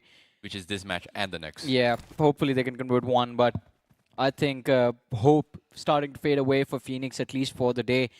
First finish of the game given to the players of Victorious Sumus, as Mafia is the man securing the frag, and Phoenix now again left with no other options rather than just keep their heads down, avoid VS, and get out of El Azhar as quickly as possible. Luckily for Phoenix, they have dealt with a circle like this before in the Miramar that happened earlier on in the day, so they know which part to take. The only problem is, last time there was absolutely no one there to gatekeep them or gatekeep any sweet spots inside of the circle. This time, right off the bat, they are going to run into the players of Autobotz. Yeah. Genesis now going to be on the run, and knowing Genesis that they do have the tendency to get a little bit aggressive, and the moment they get a couple of nice knocks in, they are going to go for those kind of commitments. And this time they're playing a little bit safe. Meanwhile, Blitz Esports, Shandan going to be trying to play top of the mountains here. They are able to scare off members coming from Cincinnati Kids, but unfortunately wasn't able to get the knock in on Skips, and Skips now going to be forced to commit to that fight. His vehicle is pretty much exposed as well. While I'm saying this, Chandan, does he want to challenge this? He's only got 31 bullets. He's got to make every single shot count, but he's got spotted out by Solby from an off angle. And now he's going to be on the run now as Chandan tries to ask for some sort of backup. And just like that, Cincinnati Kids takes the mountain away from them. Yeah, but CK, they have to be very cautious with what they're doing right now. It's just two players that are running into a fight against the players of Blitz, while the other two lads from the side of Cincinnati Kids are still in Los Leones. The one thing they have going for themselves is the other teams haven't closed in on the main city. So Cincinnati Kids, they are going to be isolated. They find the opening as Chandan gets knocked out. The finish converted ASAP by Zarif. And they're going to send Blitz backing into the main compounds of, well, the southern periphery of Los Leones. But Blitz will still kind of have the upper hand. They can isolate these fights against CK. They can split them into 3 versus 2 versus 2 separate 3v2s basically. But even before I complete my sentence, Blitz is just losing bodies. Soham knocked out as well. Salme has been providing some insane cover for it, and just like that, they flushed them all out. But Cincinnati Kids, like you said as well, they went in for a little bit of split here to try and get control of those mountains. And Hero Xtreme Godlike, they heard all these commotions, and they themselves are going to be trying to take a couple jabs in. Juicy is very far off towards the northern side, and he needs some sort of backup from himself. And Cincinnati Kids playing this great play in terms of space. Can he get out is going to be the question here. No. Juicy almost dropping to his death now. Fortunate for him, he was able to disengage, and now he is going to be A-okay. But he is, after all, trapped because Hero Xtreme Godlike has got him completely not locked out. And Juicy with no vehicles, he needs some sort of backup. Massive risk being taken by CK with that split, and they are going to pay a heavy price for this. As you mentioned, Juicy trapped, completely pinned in that broken building down below. And Godlike, they have the luxury of just going after him, secure that 1 extra point for themselves. Unfortunate on the part of CK. 2 players playing that northern side, spotted out, hunted down. The other 2 lads are also kind of forced on the back foot. Skips and Zarif can't really do much. Salme is going to be stuck in the building as well. This is so weird coming from Cincinnati Kids, right? Juicy is playing North Los Leonas. Yeah. Salme is playing center. Zarif and Skips is playing outside of Los Leonas from southeast corner. In case the circle shifts out of Los Leonas, they are going to be looking to gatekeep people. This is such a greedy spread. But it might pay off if all 4 of them survives until like the 2 next circles. Yeah. But that's the only way they will be able to reap the rewards here. But that's also provided they have enough ammunition, because Zarif and Skips early on, prior to this fight, I saw Zarif had about 140 bullets. Not enough to scare off 4 to 5 teams away from the mountains. Well, let's see. Ammunition is definitely going to be important for them to balance out. My concern is how does Juicy manage to stay alive, because Godlike is there on the top of the hill, closing in from the west. You have the players from FS as well. But towards the eastern side, Infinix Esports, we spoke about them at the start of the game. El Azhar, they lost Ash, but 3 players still left alive. And now a little bit of a collision against the players of Nebula Esports expected, but Veyron decides it's going to be much safer if they just do not take this fight and just back off. Yeah, they got the initial jump already, so they took 1 player off, and they were pretty okay with it. But at the same time, they've lost their player themselves. It's a little bit unfortunate, but for now, let's take a look at the stats here coming from Nebula Esports. Kratos is the top damage leader. And so far, Nebula Esports hasn't been rising up a challenge here, except for their 1 game in Sanhong. Even then, they made it the top 3. Aside from that, they have taken a huge tumble in terms of consistency in points. But now back towards the action, on towards Los Leonas. Once more, Hero Xtreme Godlike, like you said, taking control of their mountain terrain means Juicy has some sort of natural protection from Hero Xtreme Godlike. Yeah. But he's stuck. There's no way out. I think the 2 things that are keeping him safe right now are going to be Blitz Esports and FS. Because Godlike, if they overextend, that is going to happen. Admino knocked out. FS, they have the upper hand in the fight, but they have to just stay focused on Godlike. Because if they see Juicy, then they're going to get distracted and they might just get trapped in the same spot instead. But TrueRippers, shots fired upon them as they get spotted out by the players of Genesis Esports. But no openings from either side so far in this fight. Speaking of opener, needs being lobbed over, coming from Harsh, try and find some sort of opener. But TrueRippers, they don't really want to hard commit to this, even though for the fact that the zone is not in their favor. But a couple shots through, Hunter's almost getting taken down. Harsh commits to the spray, but Hunter's vehicle severely damaged. But fortunately for him, he is going to survive. But as of yet, they are going to be gatekeeping from TrueRippers. And as of yet, TrueRippers, they still have the hovercraft. They want to try and take that into the final zone. But with the zone shifting back into his Los Leonas, it's going to be hard to do so here for TrueRippers. They have to come into this fight. And Harsh, they are going to go for the Grand Slam against Genesis. And the nade goes out, doesn't really find the contact, but Hunters overextension punished. And TrueRippers, they finally have an opportunity to just completely shut down Genesis Esports over here. It's going to be a 4v3. And there is the third party in the backlines as well. 8-bit extremely close to just make both these teams feel extremely uncomfortable. And TrueRippers, because of this third party, also kind of lose out on a man on their side. S-Power, he does not care, just moves in straight up, looking to build up the pressure. The revive gets denied. S-Power has 2 nades to work with, 2 smokes, so he can isolate these fights as well. But 8-bit, they see this man go in, instant follow-up comes through. TrueRippers, they lose out on Hydro. Yeah, they had no choice here. That's the best thing they could have done there. If they committed the fight, they might have lost more, and considering they're out of the zone as well. But looks like we have a massive fight right now between Hero Xtreme, Godlike, and also K9. But the third parties comes through. Nebula is there, and just like that, Hero Xtreme, Godlike, they get completely shut down. They've lost one player. Sim is fallen as well. They need the reset through, and K9 is going to be in a situation where do they commit or not, because there is a third party coming through for themselves as well. All of this commotion right now makes Juicy very happy. You still see him on the radar, still stuck, unable to move, but all of the threats around him are just taking each other out. And what a flank coming through from Omega.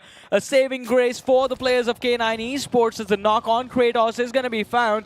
And even Godlike can take advantage of this. But K9 Esports, they need to keep the pressure on the players of Nebula just so they will have an opening to move further inside of this game. Otherwise, Godlike, that's the perfect spot to gatekeep this team from. Exactly. Beast is able to snatch away that hovercraft. Looks like they are going to go for the Grand Slam if they want to. Hero Xtreme Godlike almost being able to pick up Sim, but unfortunately was taken out. But on the screen here, we just saw Genesis crumbling as Autobotz finishes him off. And just like that, Genesis has been completely shut down of the game in this game. While TrueRippers may be the first instigators, but it is going to be Autobotz that closes out on Genesis' game, this game. And while this is happening as well, the zone is about to push through. Autobotz scouts out the remnants of TrueRippers, and they are going to back off. And they are going to try and re-rotate from a different angles, while TrueRippers still trying their best to take this hovercraft in play for the next phase of the zone. It's going to be very crucial here, but is it going to be outside or inside is going to be the question here. It seems like we may see an urban warfare from this zone, Johnny, as the zone shifts down south here. And it seems like at least 50% of Los Hermanos is still in play in the final zone. And Nebula's got full dips on top of those northern mountains. Yeah, but what value do they gain from it? That's going to be a big question, because if the circle moves towards the south or even towards the west, Nebula is going to be in for a lot of beatings that they're going to have to fight their way through. No other way around it. But look at Seoul. They're looking to build up pressure on everyone on top of that hill. Autobotz, Seoul is going to have a line of fire on them. They will have a line of fire on the players of K9 Esports as well if they move further up, and then they can take on their arch rivals in the form of Godlike. But there's the opening. Toxic put on his knees. And now Seoul need to close the distance. But once they do, by the time they do as well, Autobotz would have recovered and will have the upper hand if they just find a trade for that knock. Ooh, what a save from Ralphie as well. An opener coming from Joker with a mini 14. Maybe an opportunity, because Nako has got very close to his Lobster as well. And they're looking to try and close down on this single player coming from Autobotz as the push comes through. Lobster trying to disengage from this fight. And inside the smoke, he's going to try and buy as much time for Toxic to try and regroup and provide some sort of existence. But he's surrounded. He's not making much noise. Joker and Knuckle going to be clearing out every single building to look for a couple of nades through. A nade clips onto his Goblin, forces him to reset. But Lobster, he's not making a move. He's not making a sound yet. But a nade from Ralphie connects the dot. Joker is knocked. And throughout all this commotion, K9 is also looking to try and third party this. Lobster finally comes out to try and get some sort of confirmation, but he gets taken out. And just like that, Seoul, they've got 2 knocks. Legit was picked off by K9, and Autobotz is looking to try and commit to this fight. Goblin dropping down low, Ralphie getting picked off. As Seoul now down towards 1 player left, and that's going to be Nicole. Same can be said for Autobotz from Toxic, as K9 has proved to be so annoying in these 2 fights. Yeah, I mean, they have been quite annoying, but K9, they have to move in now. Beast, he's keeping a track of the players of Soul, but the nade from Goblin gets that finish, and that's going to be Autobotz sent back to the lobby. Soul with 3 eliminations to their name do end up recovering. Well, kind of. They've lost 1 man, but Joker is back in the game. K9 Esports, their stalkers have arrived, but K9, they're going to feel the pressure of the blue closing in from the rear, and that would result in them just being forced to disengage from this fight. Just 1 man from K9 was enough to completely shift the tides of the fight from Soul as well as Autobotz. And just like that, Autobotz fell prey in the hands of Beast. You sneaky little conniving, cunning devil. What a masterpiece coming from Beast. But while this is happening as well, it has delayed Soul's entry point. And guess what? Nebula is going to be joining the fray. A massive nade from Adi gets the connection on Joker. And once again, can they find those confirmation is going to be the question here. Nebula, they're in a lot of trouble. They're committing a little bit too much here. And Adi needs to pull the brakes as they back off towards their comfort zone. Phoenix is on top of the mountain. They're sending Nomi and Adi trying to delay everybody else on the edges while they have comfort. Or in this case, a safety net could fall back through. But based on this zone here, Johnny, need I remind you, Cincinnati kids started off with a huge split. Yeah. And for some reason, Juicy has somehow outlasted a lot of teams and is still inside those warehouses doing absolutely nothing. And there's nothing he can do. Yeah, I think he owes a big thanks to Godlike, a big thanks to the players of FS Esports who actually kept Godlike at bay and didn't allow them to push through. Otherwise, Juicy would have been done for. But as we take the name Godlike, I think Infinix Esports, they realize, hey, a big name still stands. And the question is why Admino gets knocked out from a massive distance as well. And Jonathan is going to be the last survivor for the team. Although, look at how paranoid he is about pushing through just because of K9 Esports being there. But Beast, he stayed back way longer than he needed to.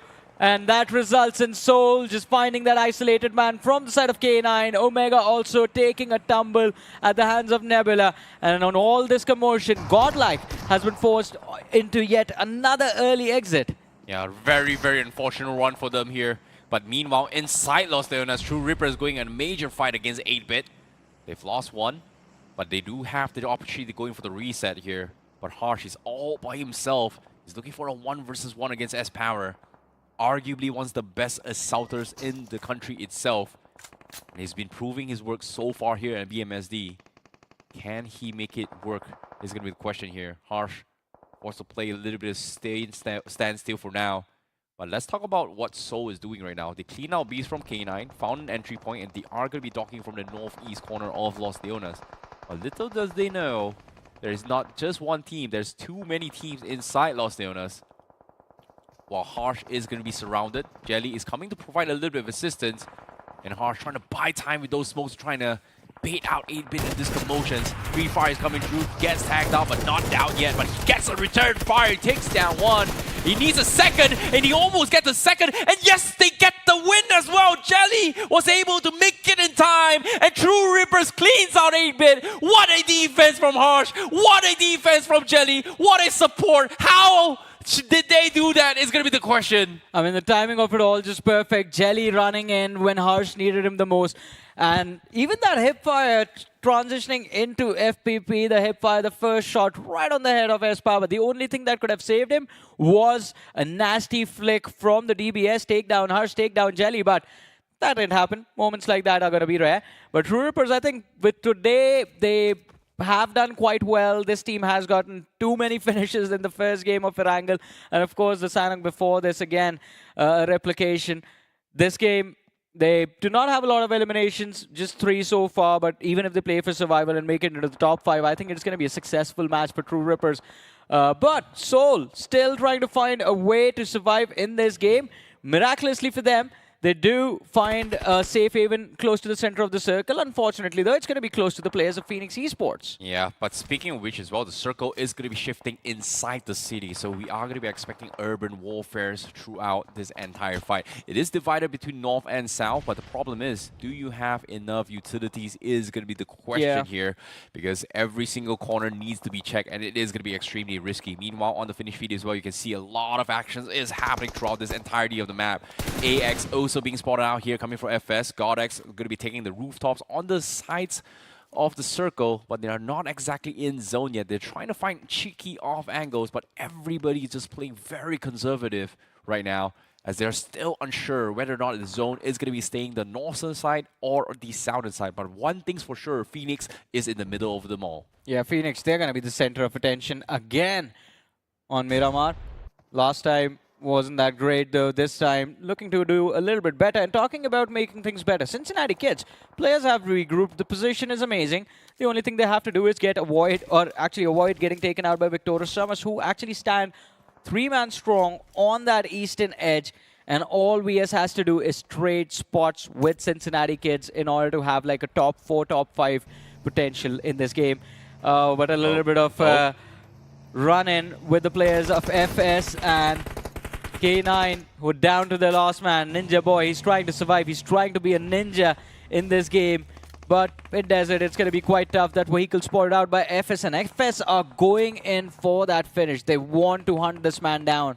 Yeah, but hold that thought for now. Let's take a look at the replay on how this fight happened as well. This clutch coming from Harsh, taking down one player, goes for a spray down, and Jelly coming in for the save. You can see the excitement coming from TrueRippers, because that was an impossible task for any other player, but for some reason, it's not impossible for TrueRippers, because 8-Bit should have hands down cleaned him out way much quicker than I expected. Yeah, I mean, but you run into a cluster, what else do you expect? But sort of. Now that is impressive. White Walkers, the zombie apocalypse shut down in an instant. 2 players lost. Vegito and Flash in the back lines, but to greet them, Nebula Esports also show up. Now Blitz is going to be grateful for this. They have a little bit of a helping hand in this fight, but sort of now needs to deal with Nebula if he wants to get those points for his team. Blitz only has 2 finishes in the game so far. Well, speaking of which as well, you talk about 2 finishes. Sorev is stuck. There's nothing he can do. He's still inside the zone, but not exactly the greatest spot to be in. Far north of Los Leones. And for all things considered, you know who was in the north as a solo warrior? Yeah. Juicy. I'm sorry to say gone. he's been gone. He's gone. He's now gone. I think it's been like 5 minutes before he left the game, and now he's just like seeing what his teammates are doing. He can't really do much, right? He was under-looted as well. It's just very, very unfortunate that he was pinned off right from the get-go. Yeah, the moment Godlike showed up, I think he was done for. It was just a matter of time. It was avoiding the inevitable, or not even avoiding, it's just delaying the inevitable at that point. Well, for all things considered here, Nebula is going to be trying to clean him out before they progress, instead of risking being backstabbed here by Sorev, which will happen. But while they're trying to circle and run around as well, a couple of shots are going to be shooting through the cracks of the buildings. And there are a couple of connections, which is slowing down the push coming from Nebula.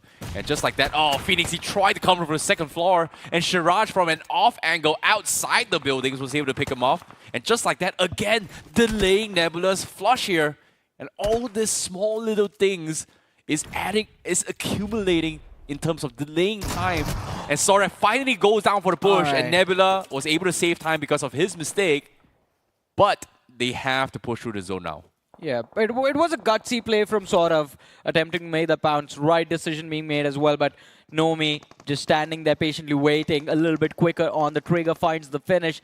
Blitz eliminated from the match on the 11th position. But Phoenix, I have to say, they're making full use of these buildings. They've been at the center of the circle for the longest, and they are causing trouble for anyone and everyone approaching, getting anywhere close to Phoenix's safe haven.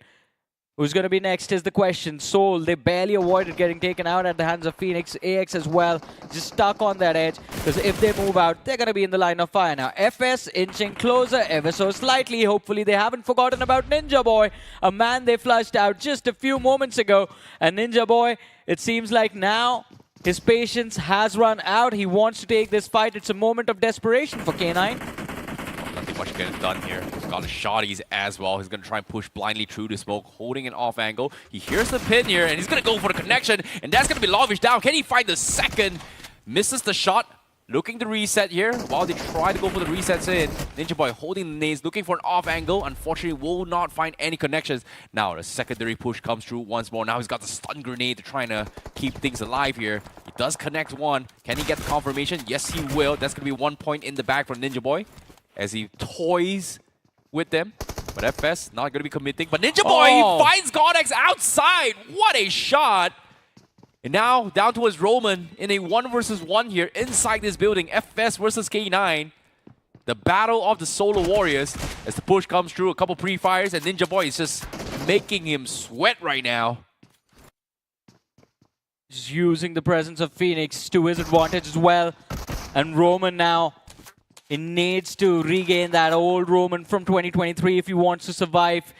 Ninja Boy, it's going to be a shotgun showdown, and this time he can't really do much. Ninja Boy finally taken out of this match. K9 end the game with just 6 points secured, all for finishes. But FS barely surviving from being a roster with all 4 players intact. Now they are down to their last man. Well, speaking of last man here, Nebula now in a lot of trouble. They are one of the teams that is furthest away from the zone right now, alongside with Team AX. And they've got to be finding a way to push through towards the zone, because the zone is going to be forcing them to cross the road to where Phoenix is. Let's forget Phoenix, they're not well prepared to try and receive them, as they are about to get crashed in by a different team. So this is going to be an opportunity here for Nebula to try and cross the road. But the problem is, as soon as they cross as well, it's not just going to be Phoenix looking at them, it's going to be Seoul as well on top of the second floor inside this warehouse. It's not going to just... It is going to, in fact, make things extremely difficult. Crossing this road is going to be a big challenge. Yeah. And both Nebula and Seoul realizing they're going to have to settle their differences before they make that approach. Good Molotov being lobbed by the players of Seoul. Adi knocked out. And Nebula already feeling the pressure of being on the edge, down to their last man. Nomi is going to be the last survivor for the side of Nebula. But going for a revive onto Phoenix. They're going to bring their numbers back. Although Phoenix Esports, the team, not the player from Nebula, I think big chances for them to actually secure a win in this game. And out of nowhere, actually, Cincinnati kids also surviving is kind of a pleasant surprise.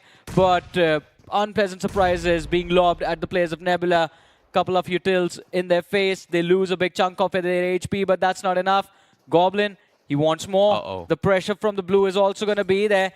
And while the players of Nebula still think that the players of Seoul are going to be inside of that factory, Goblin from the rear, an off-angle flank. Phoenix did not know what hit him. Instant knock finish conversion. Seoul, 6 eliminations on the board. What a pick from Goblin through the blue zone, out in the off angle, catching them off guard. What a huge clutch coming from him, and just like that, now they've got themselves a vehicle. They may look to go for a mad dasher, try and cross things out into the zone. Meanwhile, on the southeast corner, Victoria Summers having a little bit run in here with Cincinnati kids.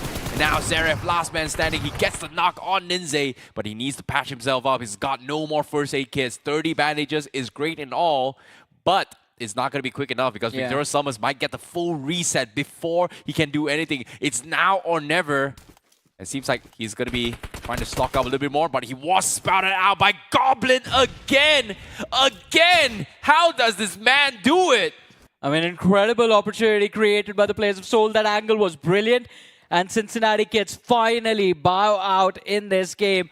Following up, it is going to be Nebula, also eliminated from the match, but Seoul, they have done quite nice for themselves in terms of getting those finishes, but can they get a few more? Because Phoenix is right next to them, and Victoria Summers, they aren't going to move forward from here. It's stage 9. It is the end game, now or never, for all 6 teams remaining. The nade from Cheyenne finds the knock. Knuckle tries to survive. AX from the distance, also third parties the fight as VX get eliminated. Seoul is going to follow up next, and Team AX, they are on top of the players of Infinix Esports. Is this when we see AX make a comeback? It's going to be a swan dive from all of these bodies. Henry knocked out. TrueRippers still surviving. Cyrex falls. Infinix Esports down to the last 2 players. And Jelly and Harsh, they take the high ground. Phantom knocked out. Shiraj and Veron still in the fight. Devotee dropped extremely low. Taken out of the game by Harsh. And TrueRippers, it seems like today they are going to rip them apart. Where is this man from?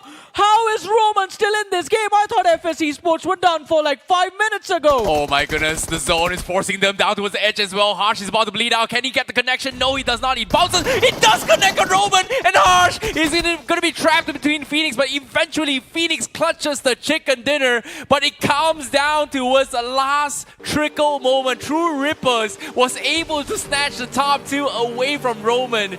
This is such a nail-biting finisher. Every single pixel, every single angle, every single timings was so precise. It went towards the finals parts of the zone. What am I watching? What a catastrophe. I mean, it was an incredible game, to be honest. Everyone is happy. Phoenix is happy. They did quite well for themselves. The chicken dinner secured 10 eliminations as well. 20-point game for Infinix Esports. And I think finally we get to see a nice match from them in the semi-finals. But TrueRippers, man oh man, that is what we wanted to see, to be honest. But just before this game, we're having a conversation about how Infinix Esports have been a little bit lackluster throughout the entire day. Yeah. And now look at Infinix Esports bouncing back with a major comeback in the overall standings. That's going to be 20 points added to the board. And yeah, speaking of TrueRippers, now they're on a different league. The consistency they're bringing in on the board, it's insane. Yeah, I mean, TrueRippers, they've been quite incredible, consistent as you mentioned. Yeah. But for Infinix Esports, strategy was the same as the last Miramar they played.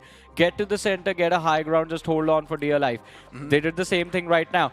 The only difference is, Los Leones teams have opportunities to move from building to building, and Infinix Esports, with the amount of third parties they did, is where they got those finishes in the mid game. And I guess somewhere down line, Infinix Esports, they also need to thank the BGMI gods as well. The circle just constantly forming on top of them as well. And inside of the urban warfares, yeah, Infinix Esports needed to fight in the final few moments, and they of course converted the fights too. And we all know, for Infinix Esports, their strong suit is the aggression, and finally it works out perfectly in their favor. I mean, see, Circle was favoring them in the last Miramar as well. Didn't get finishes back then. True that. Dude, I swear, when I was watching this scene, it really felt like this was a Spider-Man jumping across the entire building. Monkeys flying around everywhere. We see Team AX, we see Phoenix just trying to scramble for some sort of positioning. It was an insane fight. I would say this is arguably the longest match we've seen so far in every single game we've seen BMSD, but it's also the most mechanically skilled game ever, just because every single pixel counts. We saw moments of brilliance coming from Harsh. Not gonna lie, TrueRippers, which technically should have died out a long time ago by 8-bit, because they survived their clutch against 8-bit with Harsh and Jelly, and surviving this moment, catching a top 2, I would say TrueRippers has done what they could have done. I mean, they did what they could do, but more impressive than them is FS. Oh, yeah. Roman, I mean, I don't know. I think it seems like it had an invisibility cloak in the game back then. To be honest, look, urban warfares, they're always quite unpredictable, and that's the best part about them. And Infinix Esports coming out on top, that's desperately needed for them. But for now, let's move on to a quick break. We'll be right back after this.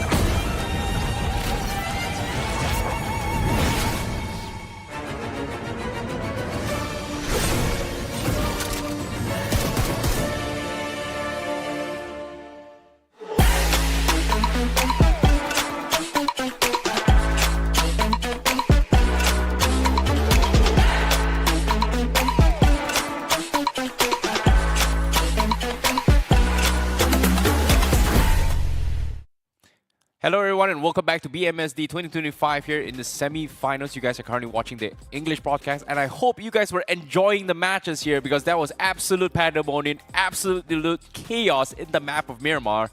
and I hope we are going to be witnessing a little bit more later on in this one final game of Erangel. My name is ICBaby12 at your service. Joined with me is going to be Necro and Johnny to take you through one final game of today.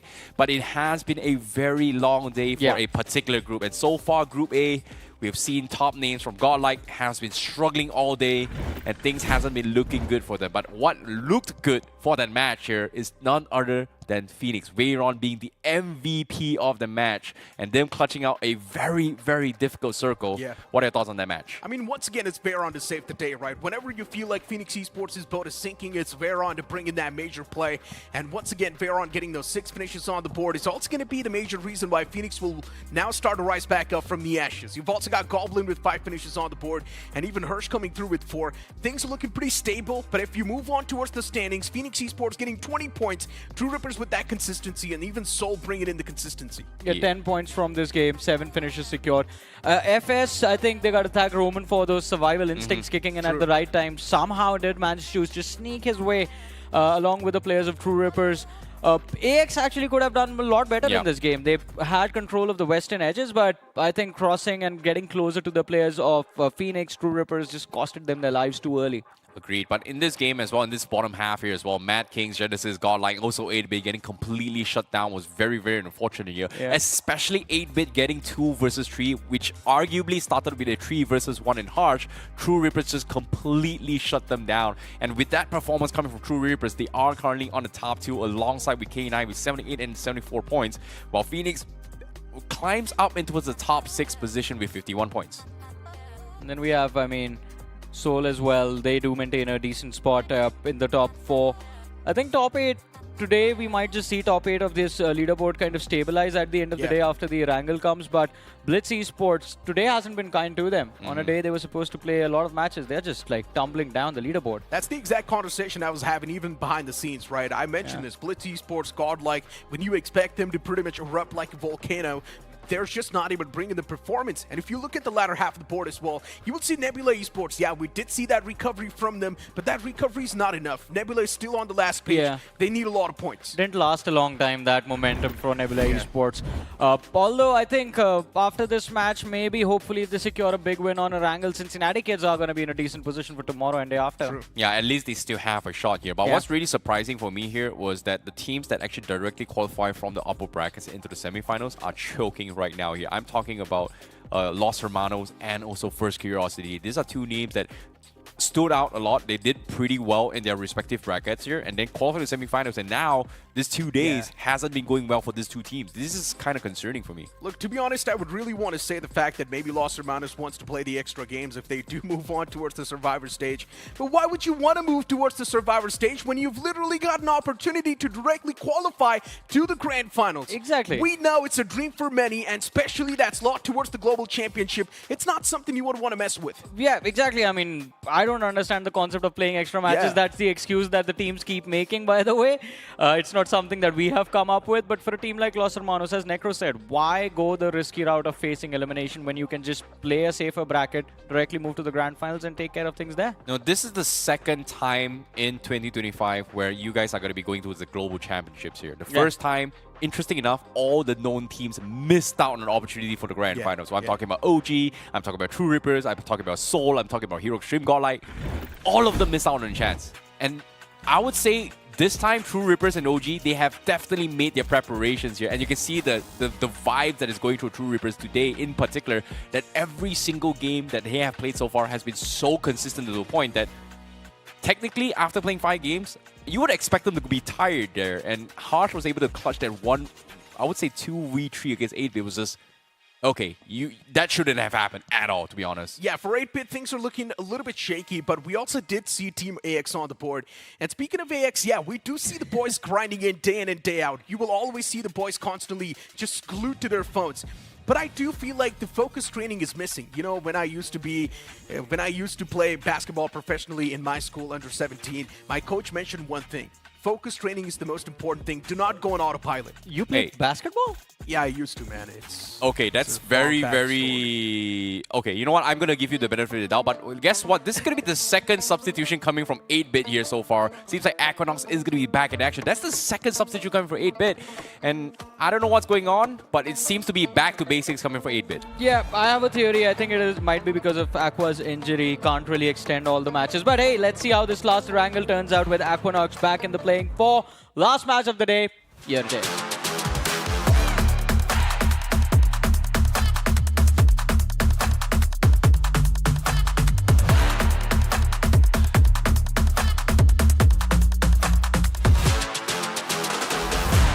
The plane's going to be in the sky, starting all the way from Primarchs towards the opposite side, which is going to be Severny. This plane flat path heavily tilted towards the left side of the map. If the teams do want to head on towards Milta Power or even Milta, now they would need to go for a pit stop, get their hands on the basic loot, and then maybe move on towards their main primary drop location.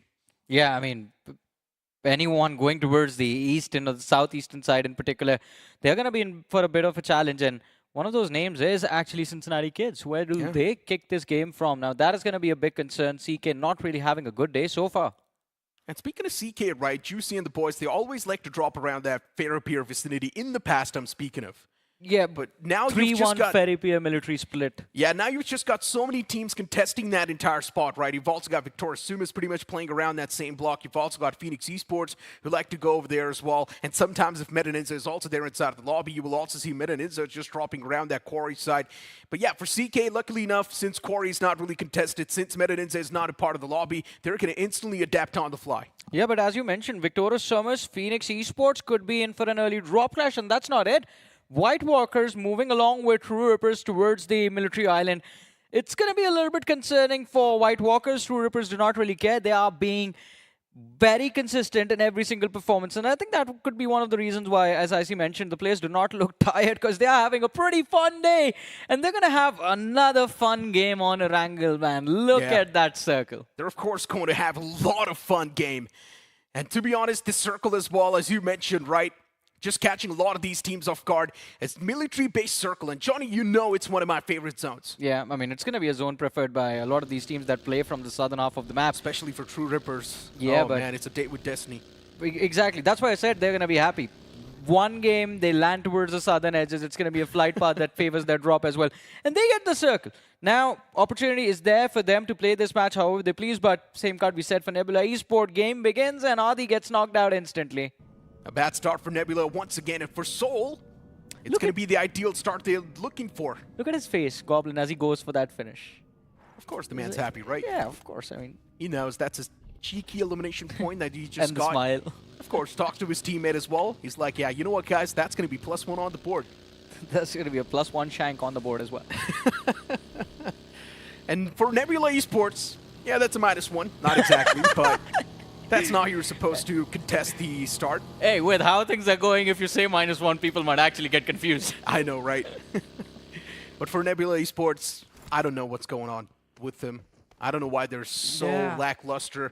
I don't know why the performance is also not there on the board. It's not the ideal Nebula Esports that we saw in the past couple of days. In the lower brackets, Nebula Esports was hitting hard, contesting on some of the best teams out there. But that's the thing, right? They're always playing well in the brackets where they are facing elimination. I don't think Adi likes a safer bracket where there's nothing on the line. This man needs to be pushed to his limit with some sort of pressure. Either it has to be the trophy or his team getting kicked out of the tournament. That's the only time they've been doing well. I guess the ruthless aggression is missing from Nebula Esports.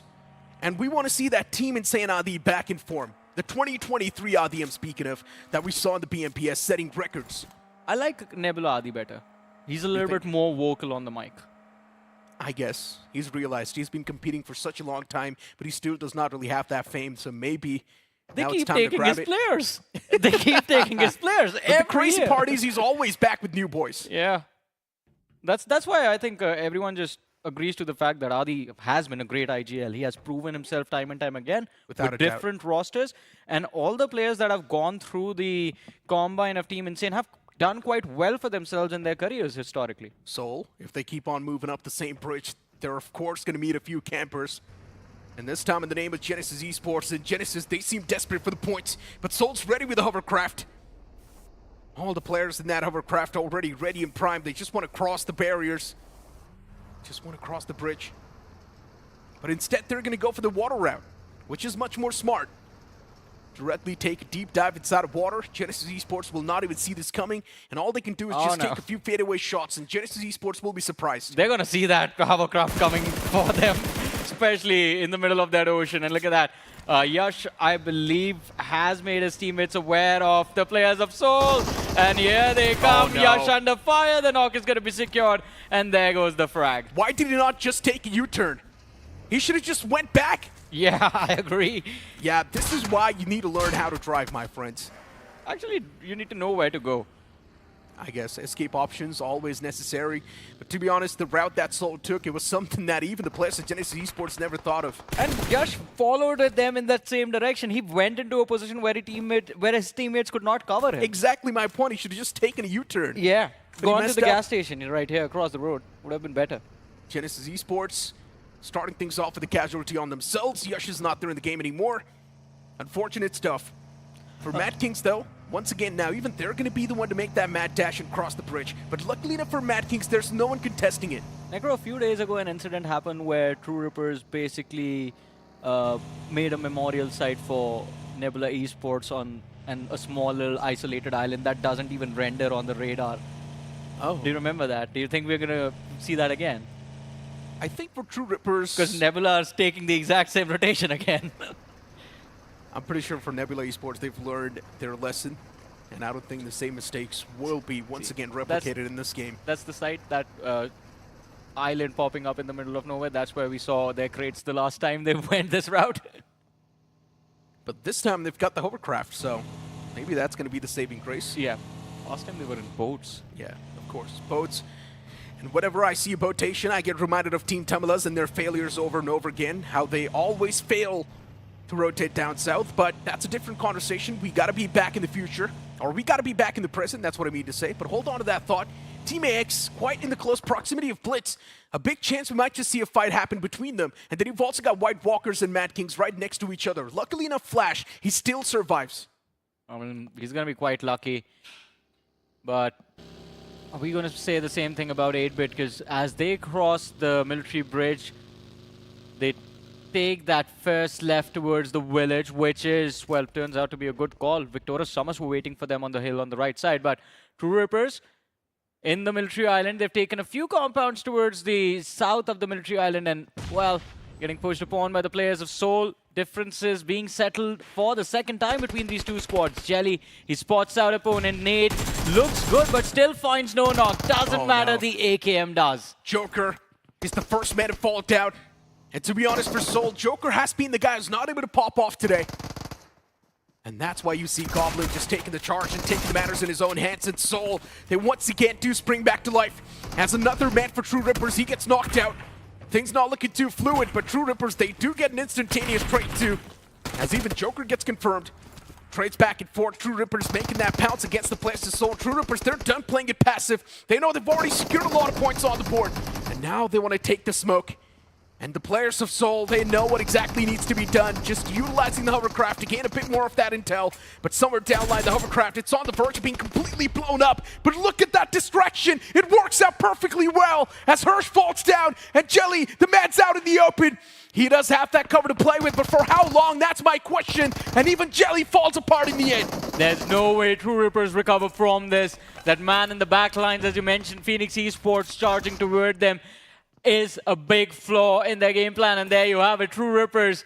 I think this has to be their worst match of the day, but they've done a lot of heavy lifting, crossing that 70-point marker. They're going to be happy with their performance. But look at the zone, man. A hard shift towards the west. Victorious Summers, they are close to the center of the zone, but this is the time where they need to go frag heavy. That high ground advantage from the top of the hill, they need to make it work in their favor. 8-Bit around the bridges. And 8-Bit's contesting quite a solid spot. You've also got Victorious Sumus right underneath the players of 8-Bit. The one game CK do not go towards the military island. The circle goes there. Yeah, now CK, they're being left out, which is not a good thing. Making that rotation from the bridge is going to be extremely tough. It's pretty much like an invitation to your own death. So how does CK pave a good path? That's the question even the boys are wondering. And the spray from Lovish. It does find a few attacks, but attacks are not important. You need to find a knock, and that's the only thing that's going to save you the day. Just look at the guy. Constantly switching seats, and yes, it's quite funny, I'm not going to lie. Have you heard of But the the song? boat's on the verge of being blown up. A few more bullets from Genesis Esports, and Blitz will lose out on 3 men. But the question is, do Genesis see them approach? They were on their way out of these containers, but they stop in their tracks, and Blitz Esports, they're going to be forced to take an exit, a leap of faith into the water. But Genesis now have the perfect position to gatekeep the entirety of Blitz Esports. Look at Viper. Does he sniff the opponents? He does move up a little bit closer to the edge. And now he's also going to spot the sharks in the water. Free elimination points waiting to be devoured as the fishermen's. They're here just constantly throwing the nets in the water. And unfortunately for Blitz, that boat blowing up in the middle of nowhere, catching them off guard. Chandan wants to go for that revival as well on towards Soham. But I highly doubt Blitz can do anything in the given position. Luckily enough, the man does have a little bit of that corner to play with. And Blitz, all they can do is just wait it out and hope that the players of Genesis Esports beat them in their own condition. Either they wait it out or they find a knock, because Genesis already has taken a player loss very early in the game. And the second player hitting the floor is just going to give Blitz a very heavy advantage going into this fight. Also, very important for Blitz to get that revive in. I still want to see if it comes to fruition, because otherwise, if Soham isn't brought back, if he just loses his life, then we are at a standstill. But hey, it's just going to be Blitz into a worse situation now as Hunters finds the second knock. Sarwar OG also gets taken out, and there goes Soham. Oh no, Genesis Esports constantly taking a dig against the players of Blitz. Even Chandan falls down to the play zone. What's going on with them? But Blitz somehow replying back a little bit to the players of Genesis Esports. Maybe a glimmer of hope once again reigniting. And for Genesis, I'm not sure what the game plan's going to look like. Genesis was supposed to be the one to directly eliminate Blitz without taking any sort of casualty, but Genesis ended up losing 2 players in that fight, which does not make any sense. Yeah, it really doesn't. I think they lost 1 man even before the fight began, and the other is just an overcommitment, I guess. But K9 Esports, now this is a team that we didn't talk about much. They like to take things a little bit slow on Erangel, especially a team that plays from the northern half of the map, having to move all the way down towards the military island. It was going to be a challenge, but K9 Esports, they have secured 2 eliminations in this game and have made sure that FS Godx has nowhere left to run anymore. AX is also surrounding that vicinity. There's so many teams still around that same fray. Even K9 Esports is right there. K9, FS, AX. And somewhere down line for K9 Esports, they know they've already got so many points in the overall standings that they can afford risky plays like this. You know what? Knowing how good friends Godx and the players from K9 Esports, I'm pretty sure they're just going to make sure that Godx right now feels as miserable as possible. Oh, but he actually finds a return knock instead. And that's going to be slugged down. And now the fact that they know it's Godx confirmed, I'm pretty sure K9 Esports will make his life miserable. Yeah. They're going to mess with him as long as possible. I don't think they care about losing this game anymore. K9's actually making that rotation away from the spot. Godx is constantly peppering away those shots to K9 Esports. Luckily enough, they do make it out alive from that spot. But look at Team AX. They just want to make a mad dash directly inside of the circle, cross that bridge, and somehow that mad dash does work out. A sacrificial lamb in the end dropped out, but it's fine. But those players moving up, their vehicles have taken a lot of damage, and K9 Esports, you can't forget about them. The chase is on NINZA Boy, left on to man the weapons, as Omega has taken the steering wheel of this vehicle. And AX, they've lost a lot of HP, Necro. The blue zone damage, the shots finding a few connections every now and then on their bodies. It is all gonna stack up. And K9 Esports, look at them, getting to a position. The player spotted out, Arya knocked out as well. A brilliant execution coming through, but K9, they need to wrap things up as quickly as possible, because this is stage 3 in about 40 seconds. As soon as that stage 4 hits, that damage amp is going to throw all of their calculations of rotations out the window. K9 Esports knows they've got a lot of room for error. Already on top in the overall standings with 82 points. They're dominating. And K9 Esports, they can afford a lot of mistakes. And that's why you can see the players just going for the elimination points, because they know no matter what, it will be a consistent game at the end of the day.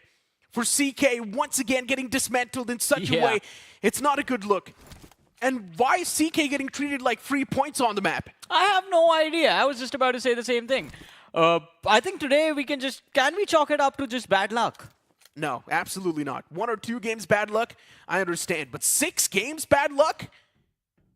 That's unacceptable. Yeah, I mean, fair enough. Today, not really a great outing for Cincinnati kids. That previous Miramar, this angle, yeah, they got unlucky, but we know the team has a lot of firepower to work with. And Godex, he's not going to let anyone get satisfied. Just jumps from a high ground, loses his life to the fall damage. We've also got Autobotz Esports making that late rotation inside of the circle, and soon they will also spot out Juicy. Juicy's position compromised, and the man, look at him, he's on the run. He's just running into the blue. Oh, unfortunately, he's also lost the tire on his buggy. Yeah. Who's going to help the guy? And now Juicy's found himself against that player of 8-bit, and what a knock that was! But still gets ran over in the end. A perfect distraction caused by 8-bit. But S-Power, I'm pretty sure he's not going to forget that haircut. Oh, he won't. Definitely won't. Could be possible for 8-bit to come after CK tomorrow when the match when CK is playing the matches again. But 8-bit, I think a good position taken over by 8-bit. They have a 2-2 split going on, 2 players towards the northern edge, taking care of any late breaches or late crossers from that military bridge, and 2 players kind of close to the center holding on to another hill. So those 2 high grounds give them a lot of vision, give them a lot of information. But Victoria Summers, now this is a team that's just going to gatekeep the teams or the squads exiting the military base in the next few moments. Stage 4 still has at least the western edge of the military base in it. Stage 5, who knows, maybe won't. Madkings, Genesis Esports in close proximity and now on the verge of duking it out. Shotguns up close and personal, and Hunters, he goes for that preemptive shot, but he does not find anything. Hunters is also getting chipped up from the back lines, but eventually he finds that trade. Apollo as well instantly trades him back. Some good trades on the board. The Madkings, some are down line, they're quite desperate, and they will devour Genesis. Incredible is the fact that Madkings were in a 1-3 split. Genesis Esports, having lost bodies early in the game, they're going to pay a heavy price, and Madkings, they should be satisfied with the 2 finishes right now. But there's another team approaching them.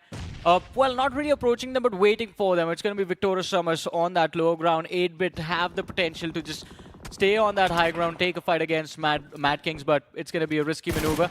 On the other side of things, Soul going up against Wild Fangs. We have A-Export under pressure by Victoria Summers as the players of Infinix Esports are actually closing in on their spot. Interesting. And Veron is the only person with 4 finish points, by the way. Once again, Veron, the one who is there to bring Infinix Esports out of the dirt. And for White Walkers, Arjun is the man who's got any sort of finish on the board.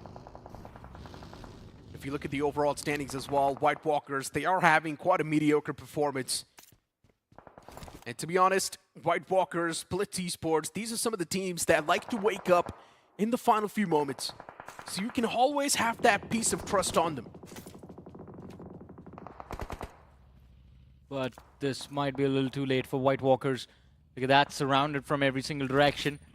2 players knocked out, Flash and Arjun still standing. Should be easy revives though, because no one's going to make the mistake of committing for a push in this open field. Look at how bad that spot is going to be. There's Soul, there's K9 in the backline, there's Phoenix, there's Victoria Summers who are constantly putting pressure on White Walkers. The next zone's going to be taking a curveball shift down south. Has to be a Madkings games. They find themselves in the prime spot. You've also got Infinix Esports in quite a decent spot. Yeah, you say Madkings game, but for Madkings, there's probably going to be a lot of potential threat approaching them soon, and they need to be defensively good. You've also got Autobotz Esports soon, maybe looking to make that pounce against Madkings. And how is Madkings going to defend against Autobotz? That's my question. Comes down to ClutchGod, man. We saw that 1-3 split again from Madkings, and ClutchGod was the one player outside the zone. The other 3 men are holding the high ground. And Autobotz, if they commit to a fight and ClutchGod finds an opening, the first knock in that fight, that's a big advantage into the hands of Madkings. Then the other 3 players from that high ground just keep on building pressure. But it's all just theories as of now. We do not know the decisions made by Autobots. They're still holding on to the, well, the northwestern edge of the previous zone. But as I say that, Godlike, they're done holding back. Now they want to make a pounce, and they are going after 8-bit. I don't think 8-bit's going to be the right prospect. I agree. Godlike, it's not a good fight. But still, they want to take it no matter what. All the 4 players in one vehicle. You know I'm not a big fan of this strategy, right? It's pretty much like a surprise package waiting to be unfolded. 3 players in this one single car, and now just look at 8-Bit taking those shots. Luckily enough for Godlike, they do not take a lot of casualty, but the moment I say so, 2 players drop dead, and another man from Godlike is able to find a positive trade. Raiden gets knocked out and confirmed, but Admino, the man's chipped down extremely low. Another nade tossed out from 8-Bit, that might just be the end for Godlike. Admino is still extremely low. He does not have enough time to patch himself up, but a well-placed nade from 8-Bit, it's gonna find that confirmed knock. Godlike, they're in shambles. And for 8-Bit, they know they've got things sealed down. And the last man left alive for Godlike is going to try and get some points in his hands. But this is what I wanted to say. This commotion could have done one of 2 things. Either attracted the players of Autobotz towards this fight as they looked for a third party, or just completely forced Autobotz into the hands of Madkings. But there go Godlike again, an early exit today when there were a lot of expectations from them, having secured 45 points at the end of their matches yesterday in just 3 games. Today they end their day with just 62. Crazy part is Godlike got 45 points in 3 games yesterday. Literally and what I only just said. 17 points in 6 games today. Insane. What a blunder this was. But Autobotz Esports, oh boy. Now how is the recovery going to look like? I don't think they're going to recover. I think they just walked into a trap. 8-Bit is hiding that high ground as well. The players from Autobotz have lost a big chunk of their HP. And Madkings, alright, 1 saving grace. 8-Bit, they are kind of low on utility, at least S-Power is. Otherwise, this could have been trouble for Autobotz, but a counter nade coming through. Aquanox knocked out. That at least gives them some breathing room to work with, but now it's down to Madkings. What are they going to be up to? 8 Parade from Autobotz Esports and Madkings as well from the back now starting to make some moves for 8-Bit. They should know they've got the advantage inside of the fight, but the main issue is the circle that shifts away from them. And now all the teams on the other side messed up big time, including Madkings. They need to conclude this fight as soon as possible, as Pro is able to thread the needle and find the first knock. But even Team AX, they step inside of the fight as one of the elimination points gets stolen by AX themselves. Arif from Autobotz Esports still surviving, but I highly doubt he's going to be the difference maker. How does AX have the line of, oh, that's how. There it is, that small little compound just outside of the military base in their control. But 8-Bit, they have to recover from this. Otherwise, there's going to be too much pressure in the next few moments to deal with. Everyone that was playing the northern side, be it towards the northwest or the northeast or the extreme north, is outside the circle. Prime spot in this game is with Team AX, and this is going to be their opportunity to go for a chicken dinner. Guy patching himself up, but look at the players of Soul. Knuckles down, even Goblin gets eliminated from the game. You blink it and you miss it. Soul out of the game with 5 finish points, but it's still fine. They do have the average at the end of the day. And now looking at the players of 8-Bit, it has to be Mad Dash. 10 finishes already on the block. 8-Bit, they're definitely feeling themselves, but they can't do a lot. As Power gets dismantled, taken out of the commission. Even Infinix Esports eliminated from the game, but 8-Bit, they continue their wrath. Just a 2-man squad. They're on a mission. And I don't think their mission is going to be completed until they just annihilate everyone in this game. We were talking about them at the start of the day, how the performance has been missing in the semi-finals, but today they show up. Aquanox knocked out Somraj in the backline, and now outnumbered. I think it is time for 8-Bit to bow out, but they have done enough. A top 7 finish with 12 eliminations on the board. This is the 8-Bit we've been wanting to see in the semi-finals. Solid stuff from 8-Bit. But to be honest, throughout the entire day, 8-Bit's performance, it's not been up to the mark. They need a lot more performances like this. But hold on, we've got K9 Esports making that bounce towards White Walkers. And White Walkers, what just happened? Eliminated from the game. It's like a piece of cake for K9 Esports. And yeah, speaking of 8-Bit, once again, for 8-Bit, they need a lot more performances like this tomorrow. Yeah, for sure. I think today they end their day in the mid-60s. Tomorrow, if they can cross that 80-point marker, that is what they would want. But Victorious Summers, as they try to charge the tower, it is just a spray down coming through, and Beast just completely shuts down any hopes and dreams Victorious Summers had of the entire squad surviving in this game. One nade into that watchtower, and this entire team is going to be done for. And there you have it, K9, they want to make this bounce, but from the top of the hill, Madkings are just continuously building up pressure on both these teams. 9 finishes from K9 Esports. and also a few placement points to topple it up. The circle, that's what everyone's waiting for. The next zone is going to be important. And imagine if it takes a sudden shift out in the open, in the middle of nowhere, everyone's going to be caught off guard. And it's no man's land too, by the way. No one's playing around the southern edge. Team AX, they found themselves pretty much on the lucky block, I'm not going to lie. After losing out those two players, they made the dash towards that compound, and AX hasn't really been doing a lot. Oh my god. No opportunity for AX to do much, to be honest. I mean, majority of the time, we saw Infinix Esports eyeing their position. Victorious Summers keeping them on the floor. They have been forced to keep their heads down, but Victorious Summers, not a lot of points to show for the aggression that was there in the game. Just 2 finishes on the board. And now finally the circle split between Madkings and AX. K9, Victorious Summers, they're going to have to settle their differences and then move up. Ninja Boy has secured a pretty decent compound for K9 at least to play the end game from, but same can't be said for Victorious Summers. Yes, Cheyenne always. These two guys, they need to find a good pathway. Even the vehicle's on the verge of being completely blown up. That vehicle's out of commission. No way you can use it anymore. K9 Esports from the back lines. It's AX from the sidelines. Madkings as well from the high ground. Working VSGO. And this is where experience really comes into the picture. NINZA gets knocked out, but still Oasis. He's making that dash. He wants to punish the players of Madkings, but it's going to be tough punish. And eventually Oasis, he exits out of the vehicle when it was moving, and that's why Victorious Sumus, they don't stand a single chance against Madkings. Quite an unfortunate fight, but Victorious Summers stuck between a rock and a hard place, and now even Mafia spotted out. Who gets that frag? Well, it's going to be the zone, although damage dished out by Ninja Boy. We're down to the top 3 Madkings, 1 player knocked out, but it is going to be an easy recovery for them. Team AX, no other options. Take the fight against K9 or just die trying. K9 Esports is looking so clean. Today's day, once again, named on the players of K9 Esports. That's the consistency, breaches the overall standings, and it surprises all of us.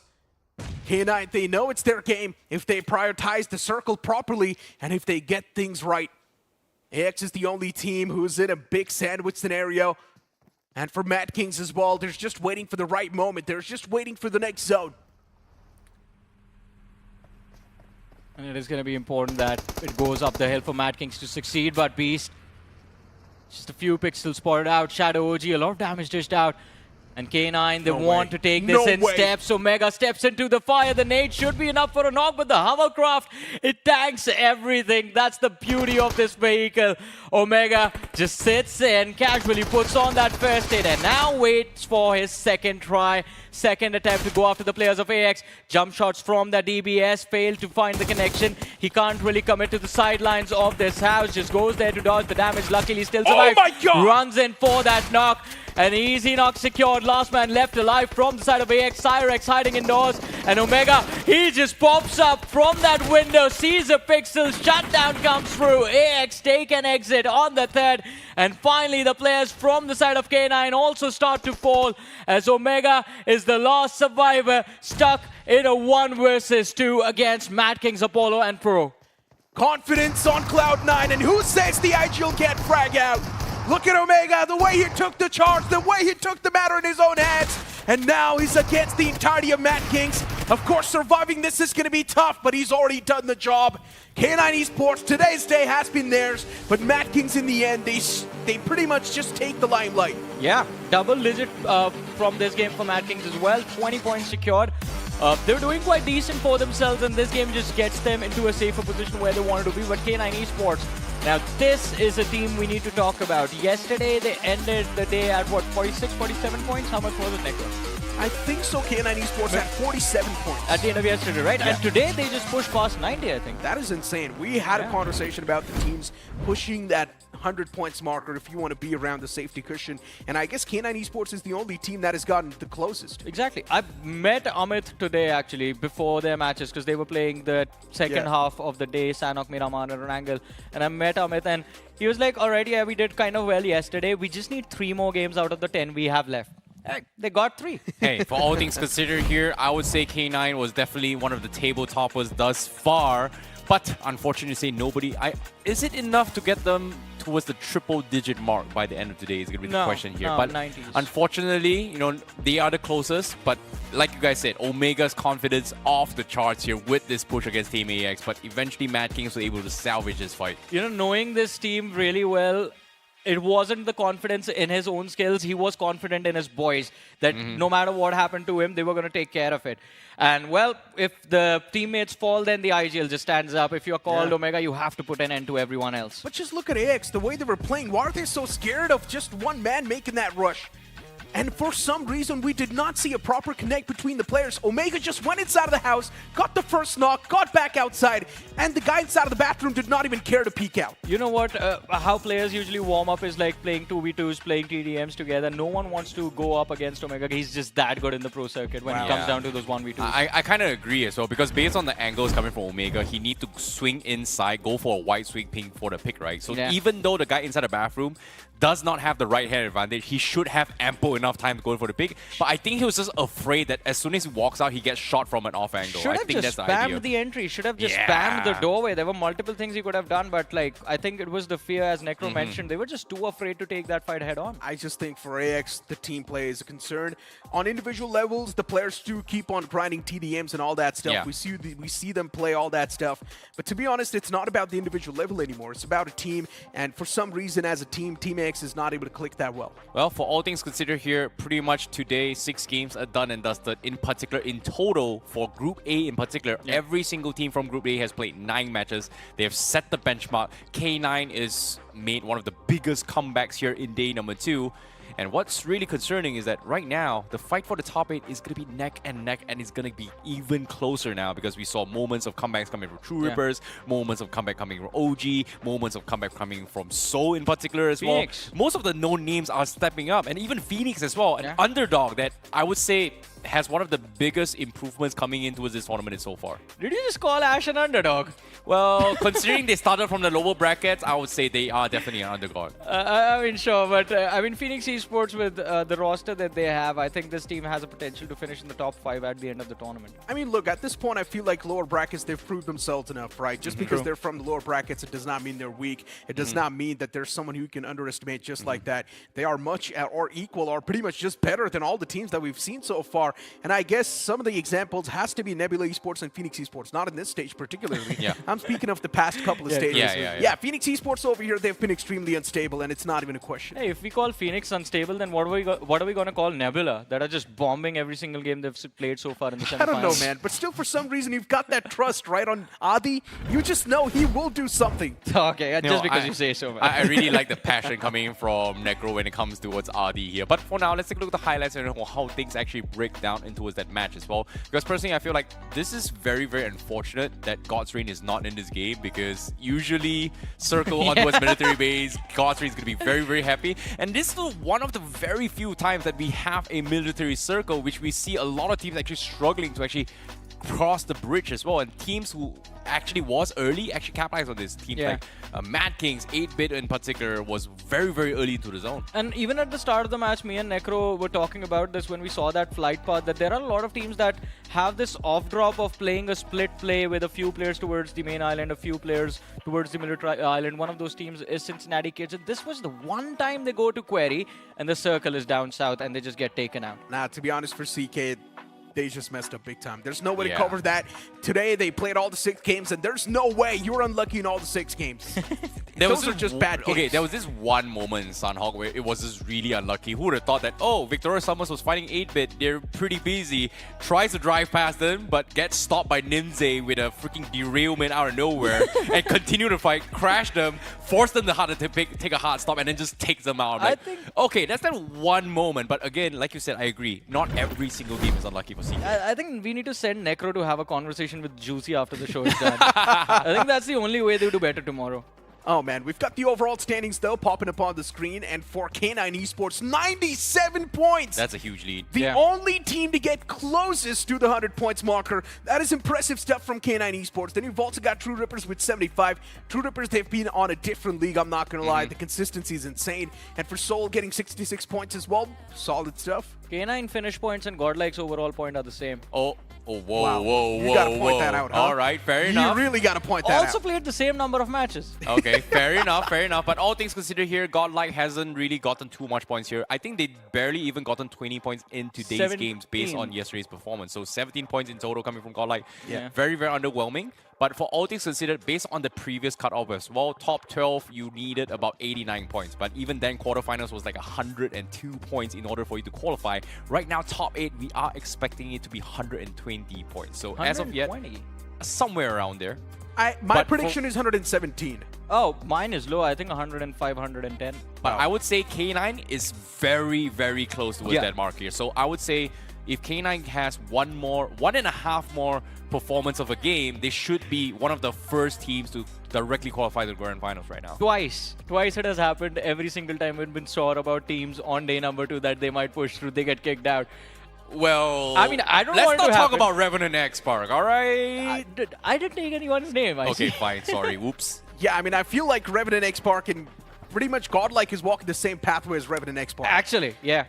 Okay, fair. Ooh, whoa. Hold that thought, Necro. But for now, let's talk about tournament MVPs for now. Goblin now currently in the #1 spot here, followed by Ralphie, followed by Ninja Boy, WizGod, as well as Legit. However, this data is still kind of skewed and favored towards teams towards Group 8. But Goblin in particular today has been a standout performance coming from So. He has gotten himself 17 finishes in today's matches in total so far. So this is really, really impressive from Goblin to try and snatch the MVP.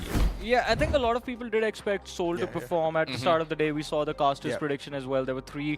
I went with Soul he was one of the people who went with Soul, and it has been a trend with them that if there's going to be a bad day, there's going to be another day where they just go frag heavy. And Goblin today, I think, a big hand in how the team was able to recover. And if you guys noticed one thing, Joker was constantly falling apart over and over again, and Goblin had to step up. Someone had to fill up his shoes, and Goblin did a perfect job in those regards. Like, that's the thing about Goblin, right? There were a lot of instances from BGIS, BMPS as well. There was a lot of inconsistency. We saw moments of greatness coming from them, and then the next moment, what is he doing? It feels like he looks a little bit lost, but I'm really glad that they have set things apart. This new roster looks really, really solid, and every single game you can see that Goblin is doing really, really well.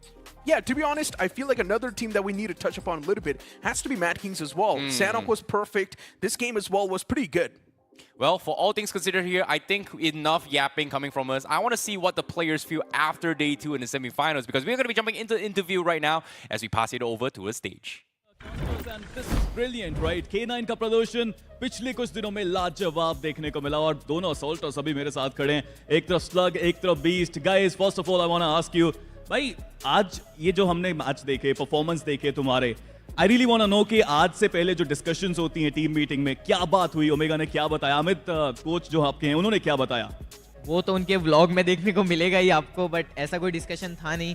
हम लोग इतना कोई stress ले नहीं रहे. ठीक है, आराम से लॉबी समझ आ रही है क्या कर रही है क्या नहीं. बस उसी हिसाब से हम लोग गलती नहीं कर रहे कि सामने वाले को कुछ एडवांटेज मिले. बस अपना एकदम सेफर साइड लेके फिर एग्रेसिव घुसो मारो बस. That's perfect. But Beast, Amit जब से आपकी टीम में आए हैं, खेलने का तरीके में बदलाव आया है, परफॉर्मेंस, कंसिस्टेंसी वो ज्यादा देखने को मिलती है. What difference does he make in the team? पहले लाइक हम लोग बहुत फिनिशेस ओरिएंटेड खेलते थे, एकदम फाइट्स पे ही फोकस करते थे और जोन नहीं जा पाते थे. फाइट्स तो निकाले थे बट फिर जोन नहीं मिलता था तो कन्वर्ट नहीं होते थे गेम्स. फिर अमित भाई आए, उन्होंने समझाया कि सिर्फ फाइट्स लेने से like you can't become a champion. तो फिर उन्होंने सिखाया कि पहले जोन की टाइमिंग वगैरह देख के कि इस जोन में जाना है, उस हिसाब से फाइट लें. तो हम काफ़ी अब सोच समझ के खेलते हैं, तो उसका एडवांटेज तो आप देख ही रहे हो. Absolutely brilliant, but you know, global championship, एक international slot दाव पे लगा हुआ है slug, and we all know सबके लिए कितना important वो चीज़ रहती है. आपके लिए इंडिविजुअल लेवल पे कितना ज़रूरी है भारत को रिप्रेजेंट करना? यार इससे इम्पोर्टेंट तो कुछ है ही नहीं. ये तो इस गेम का पीक ही है कि तुम अगर बाहर जा रहे हो और अपने पूरी कंट्री को रिप्रेजेंट कर रहे हो और वहाँ जाके सिर्फ जाना नहीं है हम लोगों को. अगर हम लोग जाएंगे तो एक अलग रहेगा कि K9 गई थी, तो वो वाली चीज़ है. हम लोग पूरा डोमिनेंस वाला माइंडसेट लेके जाते हैं. हमें फ़र्क नहीं पड़ता हमारे 1 मैच खराब गया, 2 मैच खराब गया, 3 मैच खराब गया. हम 4th मैच में भी कमबैक करने की वो पूरी रखते हैं अपने अंदर. तो वो चीज़ हमारे अंदर है एंड हमें पता है हम लोग कितने रेडी है. बस यहाँ पे अब प्रूव करना है एंड वहाँ जाके भी प्रूव करना है अपनी कंट्री के लिए. Absolutely amazing, but Beast, यार मैं जानना चाहता हूँ यार, तुम लोग इसको संभालते कैसे हो? लाइक मैचेस के अंदर, मैचेस के बाहर, like how do you handle him? मतलब ऐसा तो क्या है, अभी हम 3 ऐसे थोड़ा शांति रहते हैं, ऐसा रिएक्शन वगैरह उतना नहीं है, नॉर्मली खेलते हैं. तो एक मस्ती वाला प्लेयर होना चाहिए, तो वो हमारी टीम का ही है.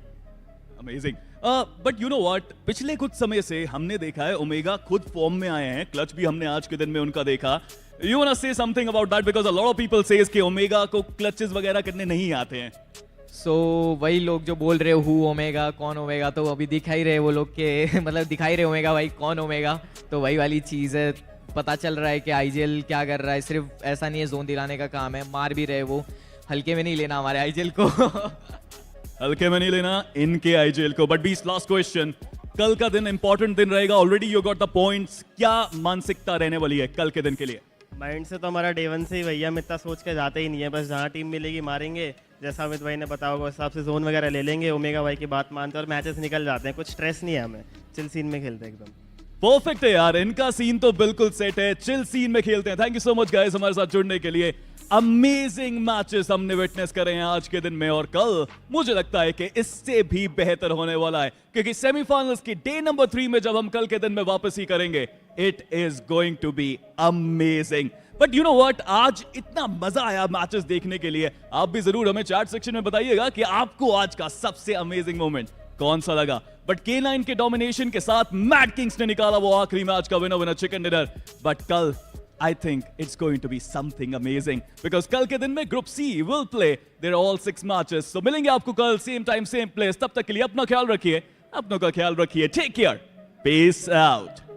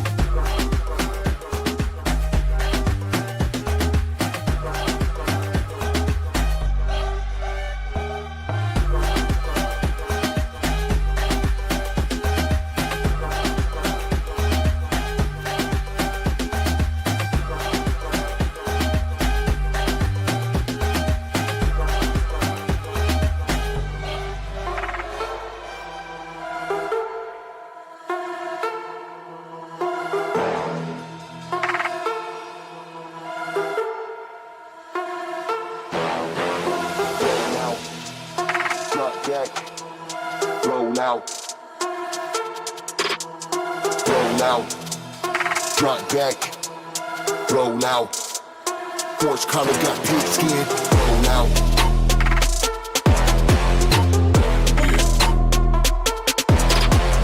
Roll out. Roll out.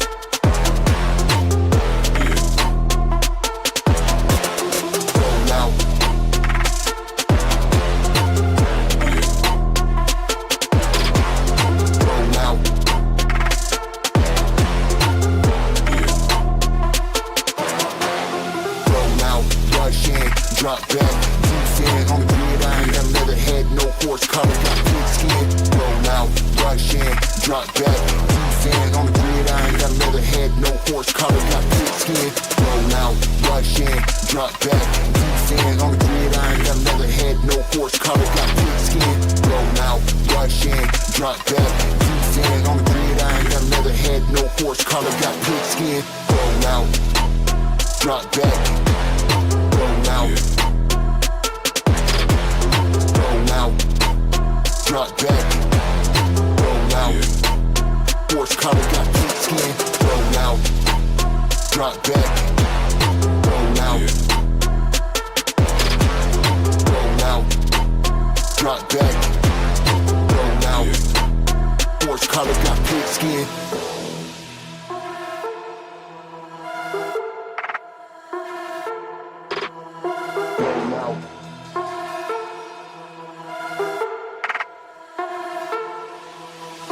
Roll out, drop back, roll out, roll out, drop back, roll out, horse collar got pig skin, roll out, drop back, roll out, roll out, drop back, roll out, horse collar got pig skin, roll out. Drop back, roll out,